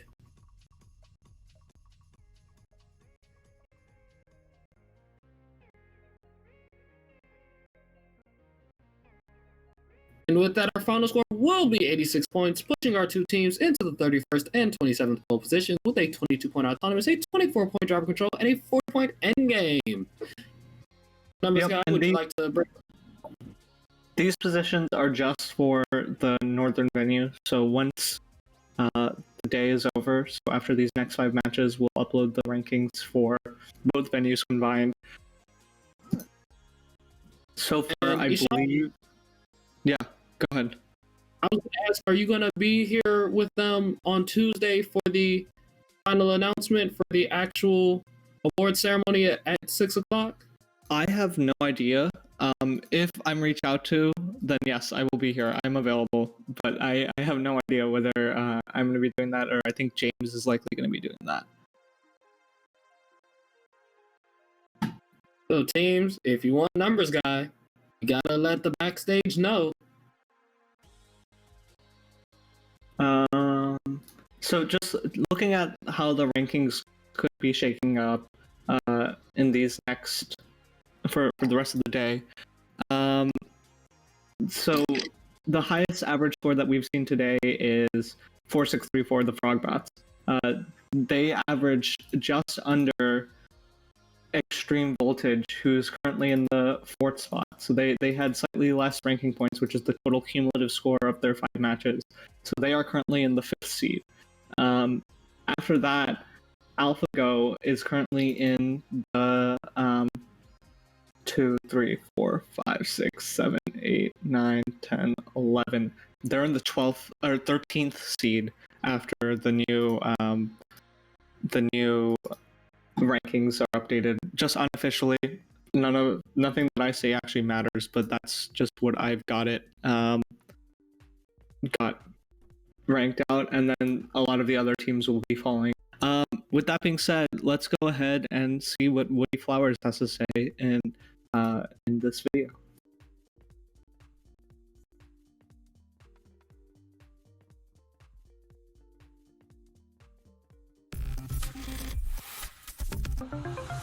We should all celebrate that STEM education is a popular topic, but we must be very careful thinking that STEM or even STEAM is enough.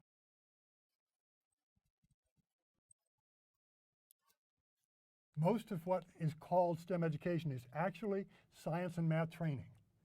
Being on the first team is real education that includes STEM topics, but it also includes appropriate emphasis on creativity, teamwork, community service, leadership, entrepreneurship, and a whole host of things that you need to know. You are learning to be valuable to society. You are learning to respect your own ability to make a contribution and feel wanted and needed. Good stuff.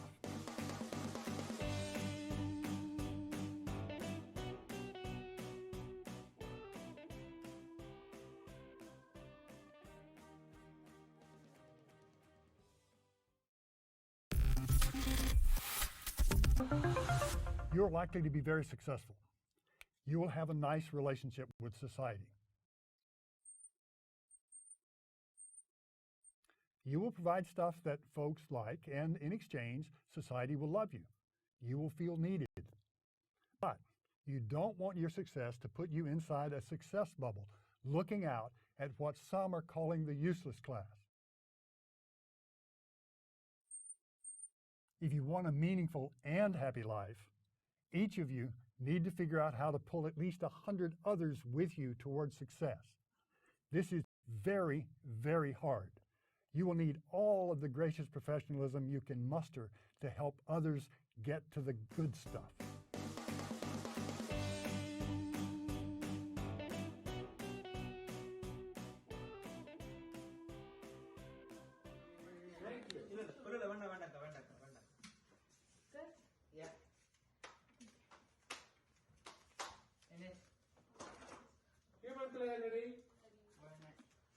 Initialization done. 2 roll. Release. Okay. What am I saying? Correct. Okay.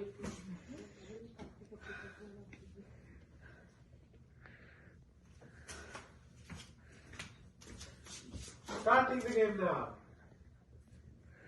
3, 2, 1.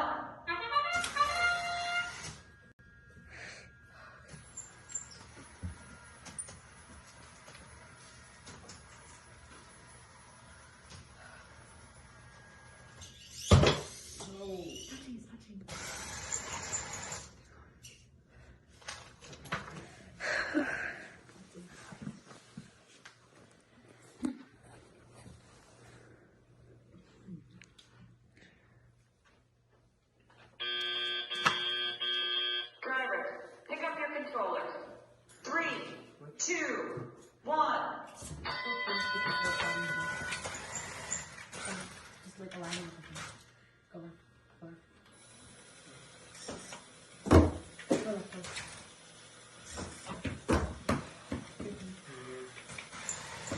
Go get straight.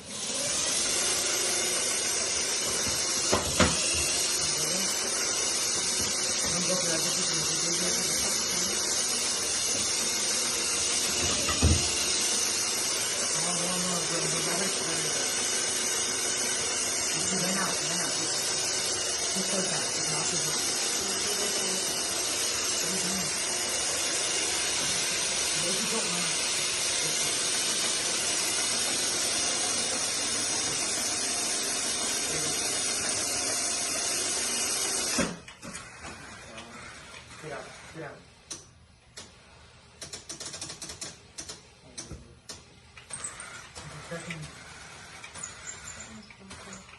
That doesn't make sense. What under? Okay, let's go for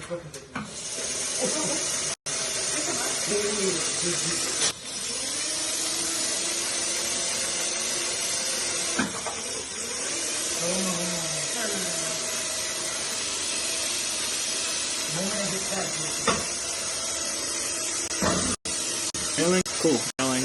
Okay, great. Alright, we are back. We're coming in. Go ahead. I was going to say, we're coming straight into this autonomous period featuring teams 19069 and 13270. We have Nothing Works and No One Knows Why, and McDonough Robotics. Sean, you want So to that wobble goal, even though it's in Zone A, not considered score B for this match, so no points there. Looks like 19069, Nothing Works and No One Knows Why is trying to pick up a ring. They shoot it, misses. They can only hold one ring at once, so that's going to slow them down a little bit, but they're able to pick up that one ring real quick. McDonough Robotics only has a wobble goal mechanism, so they're going to grab onto that wobble goal. I'm interested to see if they're going to go for the other wobble goal to move it across the line, so that way they can get it at the end game and get 2 wobble goals, but we will have to see. A little bit confusing there. They just moved it to the wrong side of the white line. Yeah. Don't know where they seem to be going with it.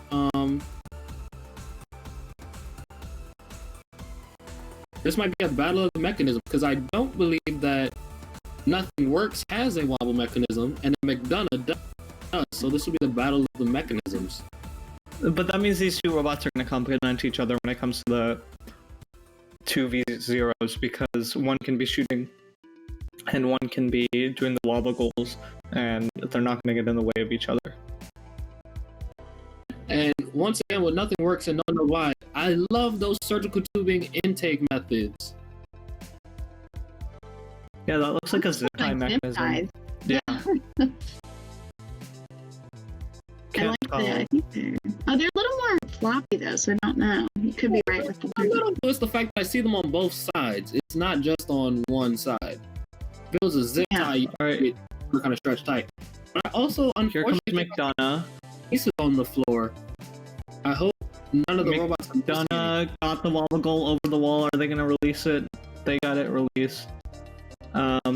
They now can't really do anything else since the other wobble goal isn't eligible to be scored. So that's going to be the total score for them. They still look like they were able to take out Nothing Works and No One Knows Why, who only has 8 points unofficially. Our current unofficial score is resting at 8-31.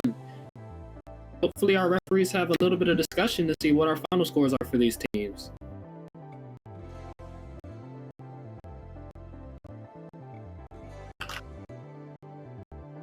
And thank you, Twitch chat, for saying that you want us for Worlds. Trust me, we want to go to Worlds too. Let First know. Let them know where we should go. And speaking of Worlds, and somebody who's been to Worlds himself as an announcer, is that James I see peeking your head out?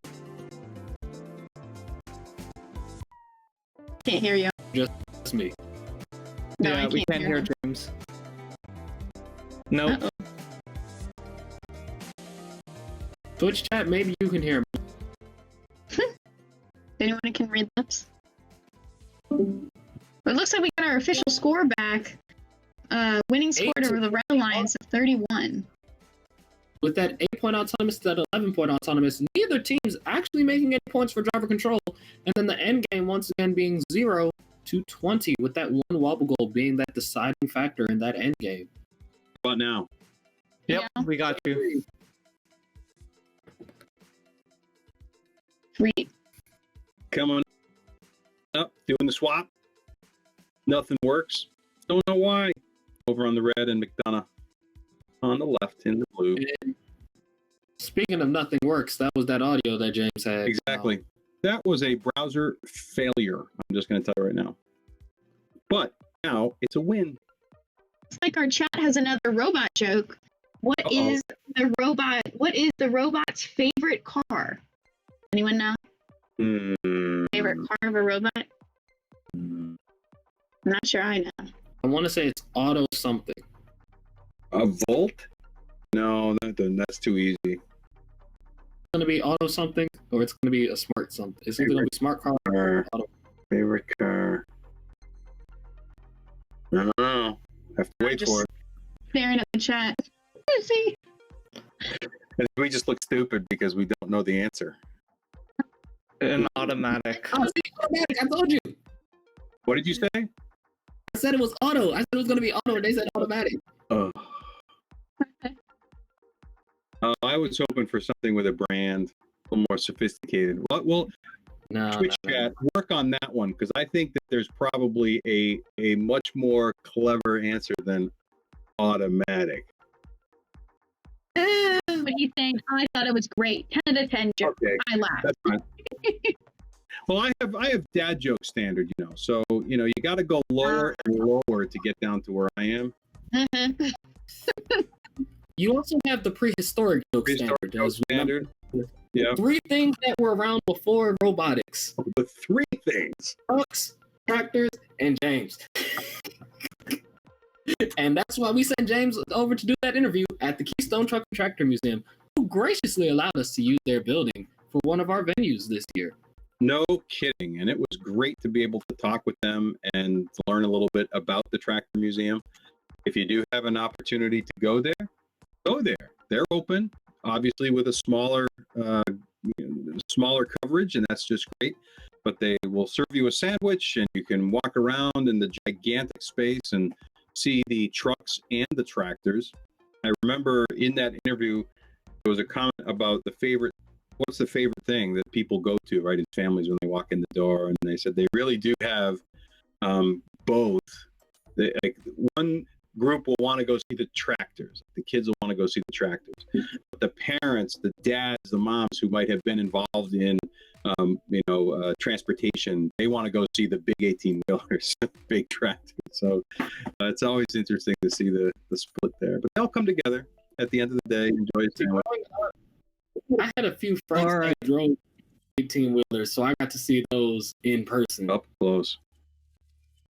Looks like teams are on the field. I've got some more statistics in front of me.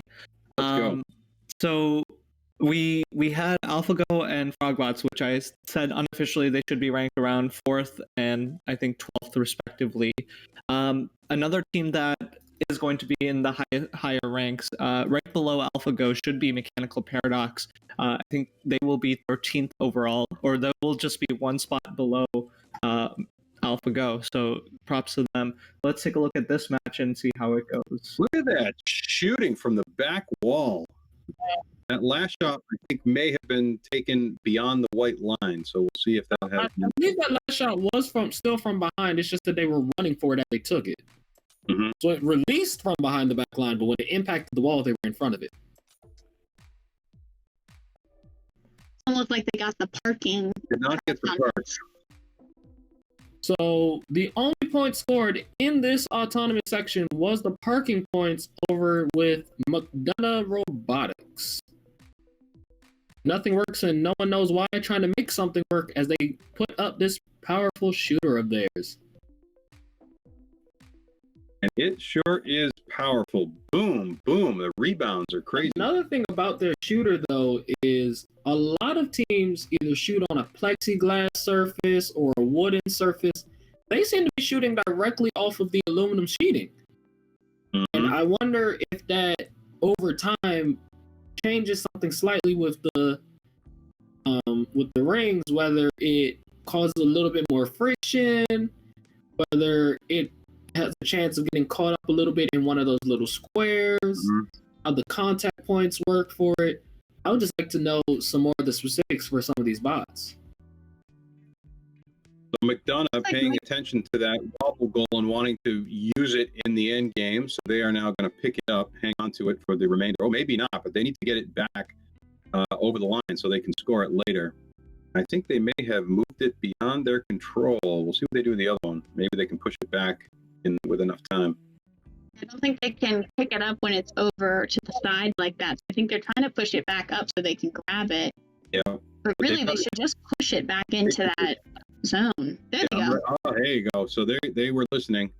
Good for them. Unless they heard me say it. They've got a passive mechanism to pick up the wobble goal, which is interesting. They just use like a little V. They have no servos on the end of that, and try to goal and use the cap on the wobble goal to help pick it up. Here it looks like they're just going to be going for pushing it onto the line if they can get it on there. Power shot drop. There's a power shot. There's one power shot for that's nothing works and no one knows why. See if they can get another one. Oh, just enough time to take another shot. Will they do it? 4, 3, 2, 1, and it is going to be a little too late for that. Yeah, so all of their points unofficially look like they're from that power shot. McDonough had the 5-point autonomous park, which should be most of their points. Mm. So one of the interesting... Yeah, go ahead. One of the interesting things that happens this year is the change in the ranking system. So in previous years, the ranking system was based on wins and losses, and then the tiebreaker, if you had the same number of wins and losses, was the losing alliance's score summed up in all of your matches. And that was to reward you for particularly hard matches and particularly easy matches.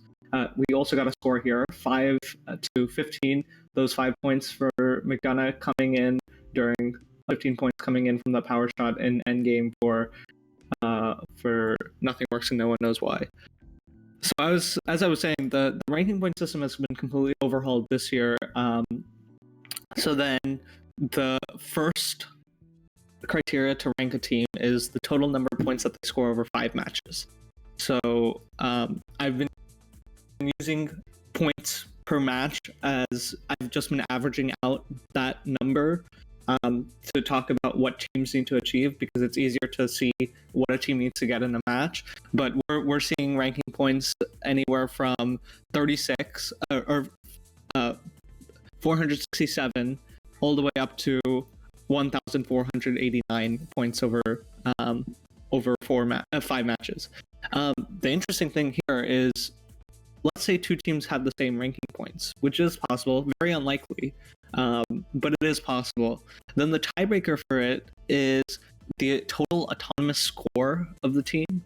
And then if they had the same total autonomous score and total score, the tiebreaker is the total endgame score. And this is, again, completely different than last year, where it was the sum of the losing alliance's score to reward you for playing hard matches. And so we can get an insight into where teams are strong by taking a look at these 2 tiebreakers, even if they aren't at play because they're displayed from the scoring system.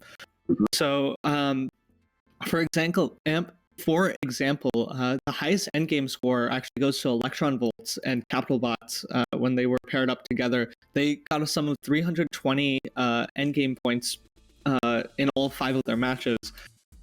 If you divide that by 5, that's 64 endgame points. That means that they were averaging getting all 3 power shots, or they were averaging getting both wobble goals and a power shot. And so that's a really cool statistic that we see. One of the things that we're also seeing is the average autonomous score. The highest is right now 461. Wizards has that, and then after that is Capital Bots, who has an average autonomous score of 421 points. So because they had both a very high average for endgame and autonomous, we can see that had they improved their teleop score, they might have been boosted up in the rankings. So a lot of cool information that you can see from the tiebreakers this year. Oh yeah, and I do like that they're using the autonomous and then the end game, because there's a lot of stress in both. Well, autonomous, obviously, it's up to the programmers. Did you do it so that the thing can work, and did you build your autonomous so that it can avoid conflict with the other robot that you're paired with, right? So that both of those are really important. Looking at the end game, there's a lot of stress there. We've seen a lot of teams get flustered, and they're playing hard and they're paying attention to the clock, but then they just can't. You watch this like, I can't grab the wobble goal, and they get frustrated. So there's a lot for the attention and also the kind of the calmness you have to be able to do that right. That gets rewarded here in the tiebreakers. Yeah, I think a lot of these teams, especially in the top, they played 2 or 3 plays in person just to get that practice. So like if you take a look, Electron Volts, I think they played in person 3 times. Extreme Voltage, they played in person twice before this. Frogbots, they played in person 3 times.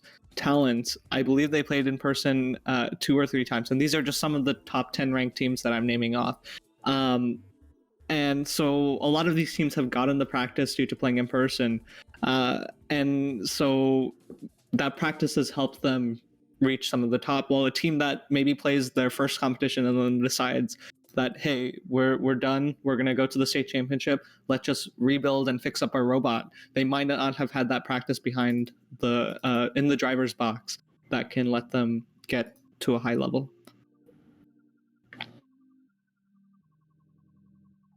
And speaking about high levels, let's just look at the high levels that some of these teams have reached. I mean, just the team numbers by themselves. To get to 19069, that's how many teams were there. We've gone through thousands of teams as a first community. And the FTC community is one of our largest communities. Now, I know the FLL community, I believe they're at 7 digits, sometimes 8. They have really huge numbers. Those kids put in a lot of work, and there are a ton of different teams. FRC getting ready to join that 5-digit community. But there are a lot of great teams, and with that, you guys can find a team in your area. There are very many different ways to join a team or start a team. There are also very many different packages for teams. And speaking of some of those scholarships and grant packages, Qualcomm is looking for some new teams to sponsor for FTC and FLL in the Southwest Virginia region. And they're also looking for some of the more veteran RC teams to help mentor and do peer-to-peer working with those teams. If you remember FRC teams, if you're listening, your Chairman's Award submission has a section where they talk about how are you helping to grow FLL teams, FTC teams, and this is an opportunity for you to take advantage of that assistance that you could get from Qualcomm. So look it up. Let's go. In addition, we've seen throughout our many videos that there are over $80 million in scholarships available to our first students and our first alumni. And there are also many millions of dollars involved in those grants for those teams as well. So teams, do make sure to reach out in any way possible to your local companies and to your local organizations to get those grants, get take those scholarships and help your students. Sean over here is one of our many scholarship recipients. Annika, who we had on earlier, is one of our many scholarship recipients. The first scholarship, but I received many other scholarships from many other places. And as we've been saying over the past few days, you will never get anything that you don't try for. So you must try for these scholarships. Yeah, definitely a lot of resources available to teams and students in particular. We also have a couple of exciting awards that are going to be happening on Tuesday that we haven't had in past competitions. So we'll have the normal 7 awards: Inspire, Think, Connect, Design, Innovate, Control, and Motivate. Those 7 awards are still going to be happening, and we'll be ranking 1, 2, 3 for all of them based on the teams in the state championship. But we'll also have the Promote and Compass Award. The Promote Award being a promotional advertisement for FTC based on a theme, and the Compass Award being for a video submission for a mentor about how they've been a compass for your team and the entire FIRST community. And then we'll also be having the Dean's List Award, which is sophomores and for this award, and it's a leadership award given to a team member that is both technical, a leader on their team, and a leader on their community. And so it's definitely one of the top awards and most prestigious awards in FIRST. And for those last 3 awards that I mentioned, even if a team is not competing at the state championship, they're still eligible to win that award. So let's say a team, they competed at the qualifiers, weren't able to make it to the state championship, they can still win the Promote Award at the state championship, they can still win the Compass Award, and their team members can win the Dean's List Award. Speaking of awards, there have been a number of teams who have received awards during the course of the season, leading up to now, up to this championship event. All of those awards will be delivered to the teams after we announce the championship awards on Tuesday. So don't think we've forgotten you, folks. If your team has received an award earlier, you will get it. Just have to wait until after Tuesday. And it looks like and they are shooting. Boom, boom, boom. Look at it go. I unfortunately don't believe any of those shots connected. Let's see what McDonough Robotics does. I hope they get off the line. Yeah, it looks like they're not going to hit the line. They overshot that, so that's going to be for this alliance. But we talked about this earlier. This alliance is meant to work well together. One's a shooter, one's a volley goal mover. That'll allow them to not get in the way of each other and possibly do well here in the teleop and endgame periods. Now, is McDonough not moving? Unfortunately, I don't think so. I haven't seen McDonough Robotics start moving. This is, I don't think that is what they had planned, and they had an autonomous before that at least parked. We saw those 5 points coming up. And I believe McDonough Robotics right now is over there working on their robot, making sure to tweak everything, checking all the little nuances with their bot. Well, let's hope that they can get moving again, because they can certainly use some assistance, or both of the teams need to contribute in order to get those points on the board.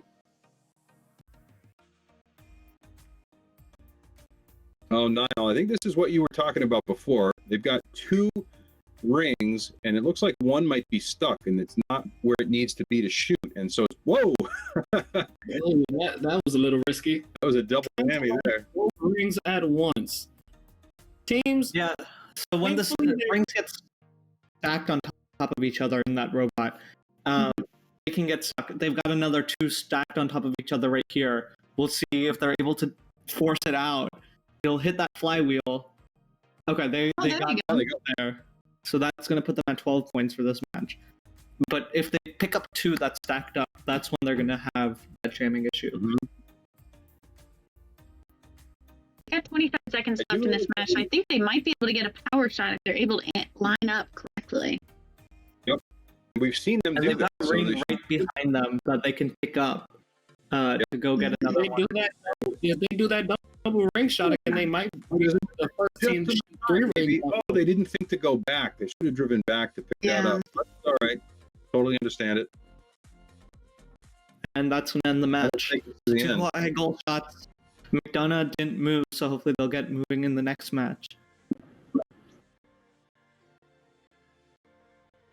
Yeah, like you were saying, I think I would really like to see these two teams really work together and use their 2 different strategies in one. I think that would really bring just a very successful team with shooting and then. And here's the score: 12 points for the Red Alliance. 2 high goal shots. All in driver control. All right, I'm gonna have to hop off for the day. I will see you all on Tuesday. I have been confirmed. I will be there for the awards. So have fun with these last 2 matches, and I will see everybody on Tuesday.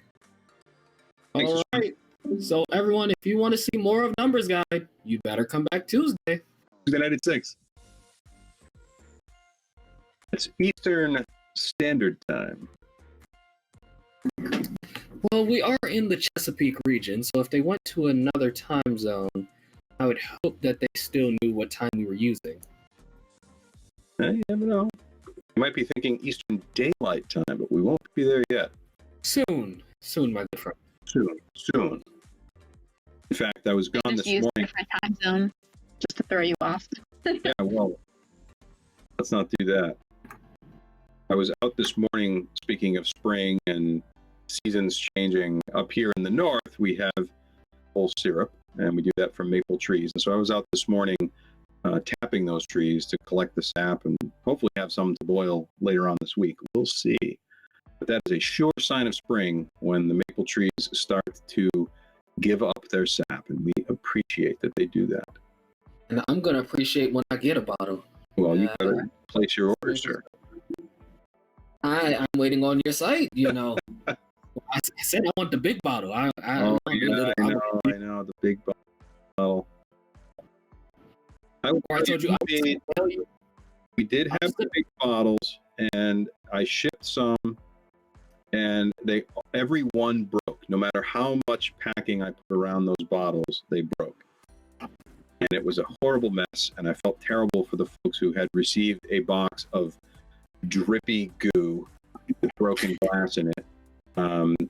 We didn't do anything wrong. We had packed it as well as can be, and they still got destroyed in the mail. So that's why we took it off the site, because I didn't want to have any more people put down a box thinking that it was going to be a delightful pancake breakfast and then discover that it had ruined their sofa.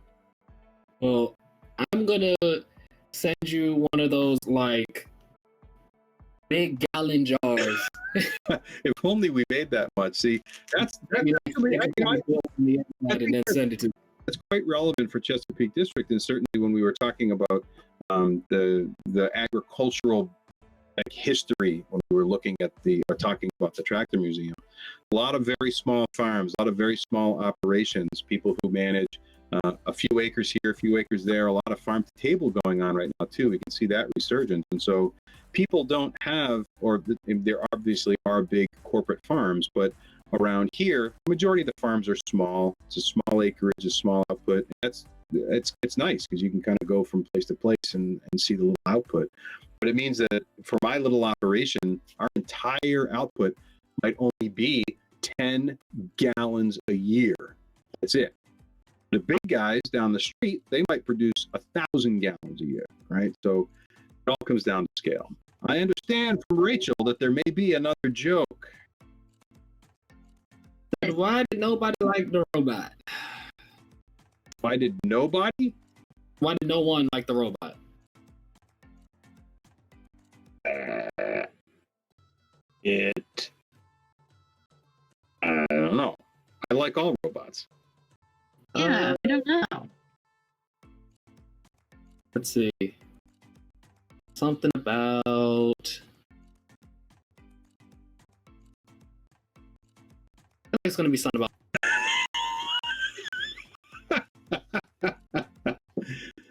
Oh, so yeah, it had a big chip on its shoulder. Oh, snap.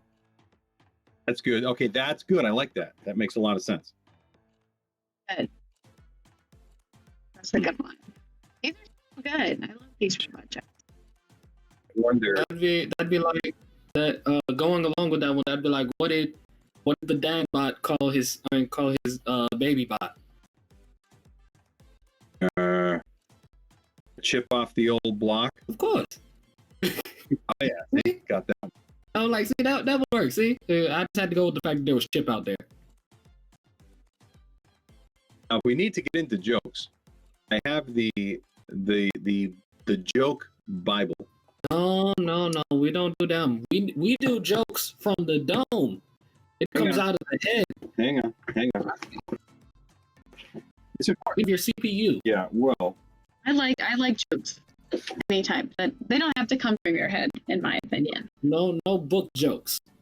All right. Well, I'm just going to show you this is the randomization. It's Fonzie time.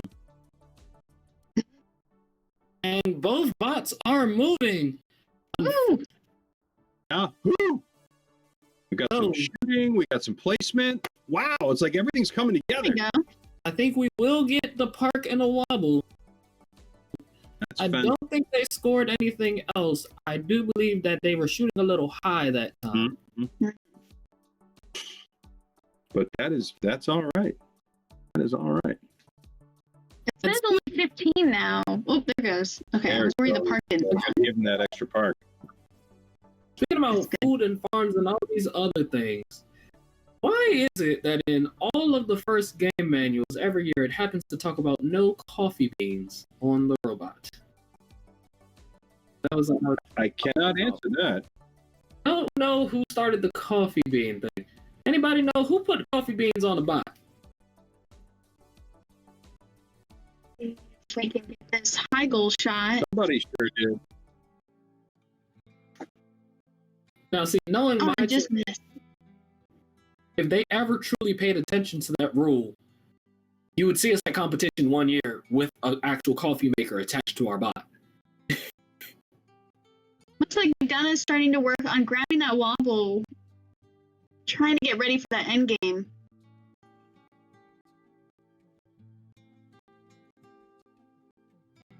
Our other alliance member worked into these high goal shots, and they do so successfully. And remember, that's nothing that works, and no one knows why. Making something work.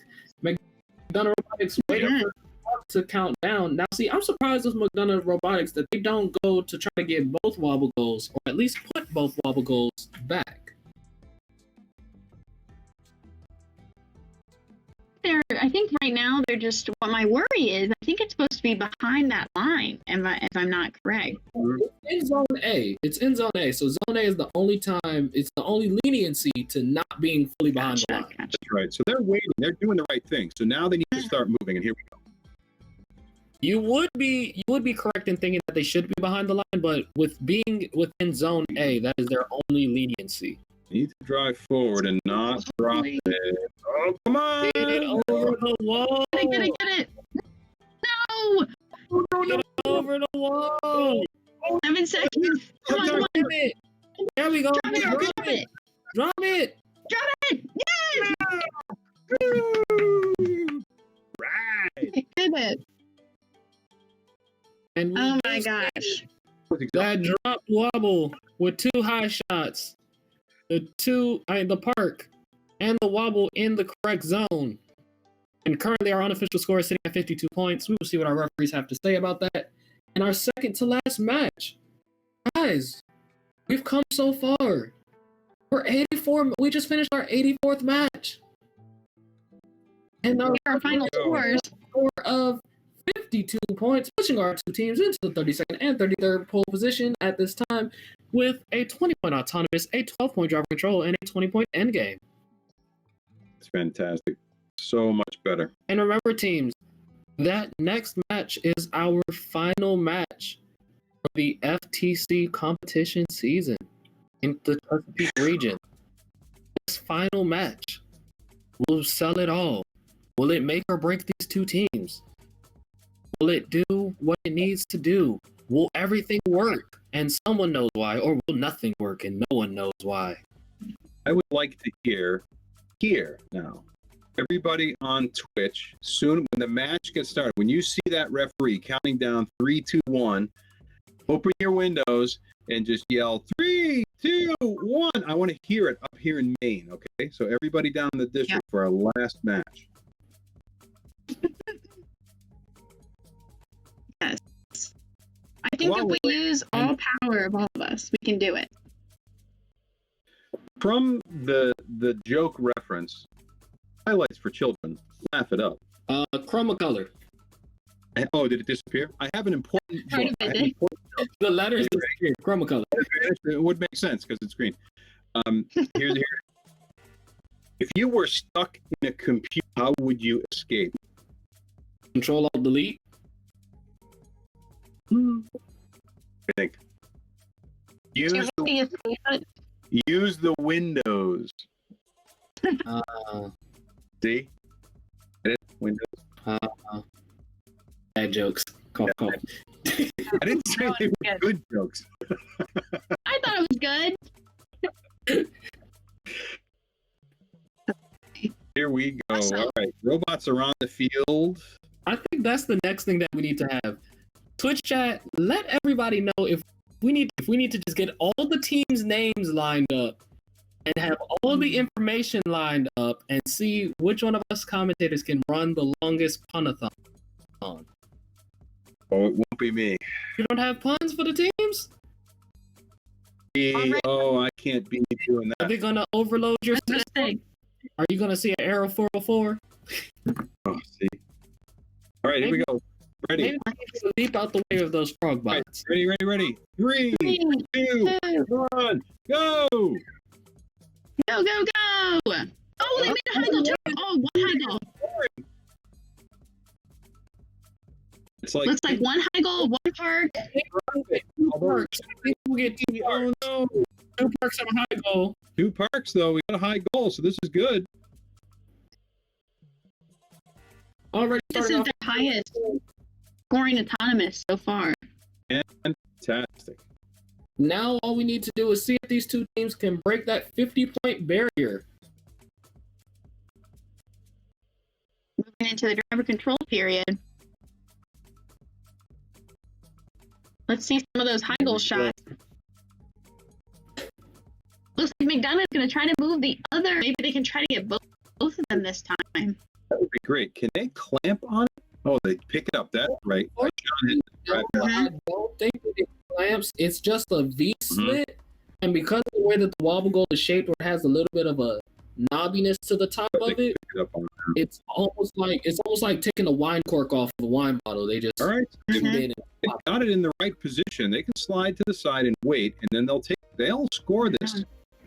Could potentially do 2. Could we be seeing a double wobble goal as our final finish? That would Might be even see a power shot. Oh no! Back up! There you go, right on the line. We might see that infamous triple power shot or the double wobble goal. We don't know. Know what they're doing here. Looks like they need to pick it up just a little bit more. About 55 seconds left in this match. Hold it a little lower. Already 46 points on the board. This is going really well so far. I think if they can get that wobble goal out, that'd put them right up at their highest. Could be there already. Come on, let's get a few more.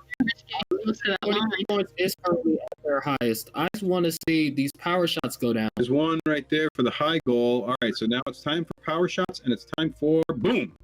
It's endgame time. Race, run. Go. Get that ball up to speed. Get it up. Let's go. You can do it. Oh, now look, there's rings in the way, and I hope that They're running over it, but they can't get over it. Oh no! Oh, yes! 10 seconds. Get it back. Put it on the line if you can't get it out. Let's go. Push. Oh. That might count. Wow, what a great finish. That might count. That might be on the line. It looks like it could be. That might be on the line. I saw it. I think they're counting it on the line. They're counting it on the line.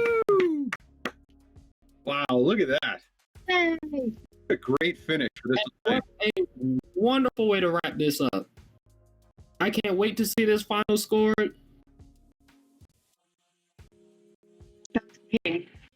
Final score coming in at 65 points with a 22-point autonomous, a 18-point driver control, and a 25-point endgame. And that is where we will say so long and farewell to McDonough Robotics, and nothing works and no one knows why. But something that always manages to work is our good friend James over here. James, let's go ahead, see us out. Yes, so everyone, I want to just from up here far away, and also everybody in the district, want to thank you all for a fantastic season. This has been a tremendous effort on everybody's part to get volunteers together to be able to put on these events. But of course, before we can have an event, you at home with your teams have to put your robots together, make your presentations, and do a tremendous amount of work leading up to now. So it's been really exciting to be able to have in-person events, to take advantage of the at-home, and make this all work. And really, it's a testament to the dedication of everybody in the Chesapeake District as to just how important robotics is to them and how important FTC is to be able to make this work. So thank you all. We've had a tremendous couple of days here. We've seen some amazing play. We've seen some astounding robots come together and teams work together. And for the first time, we saw teams on opposite sides. So that's also interesting to note. And so all of this is going to get tabulated. We're going to do the judging, or this judging already underway for the submitted awards. And we'll have all of those awards to be presented on Tuesday night at 6 o'clock. So be sure that you tune in then, and we'll have all of the results. This has been a fantastic season. On behalf of Ishan, who had been here earlier, Annika, who had been here earlier, Niall and Rachel, and myself, James, thank you so much, and have a fantastic rest of the day.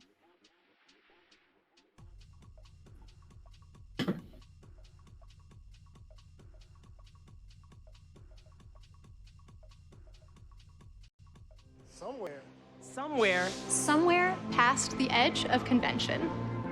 Beyond the boundaries of tomorrow lies a special kind of impossible. A kind of impossible. Where pioneers forge ahead. Where no idea is too bold.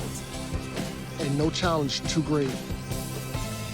Because making a 200-ton airplane disappear is impossible. Until it's not. Predicting cyber attacks before they happen is impossible. Until it's not. And solving the mysteries of the universe is impossible. Until it's not. It's our job to break free from what is To what could be. Ready? To leave the boundaries of what's known. To define possible. To define possible. Define possible. To define possible. To define possible. To define possible.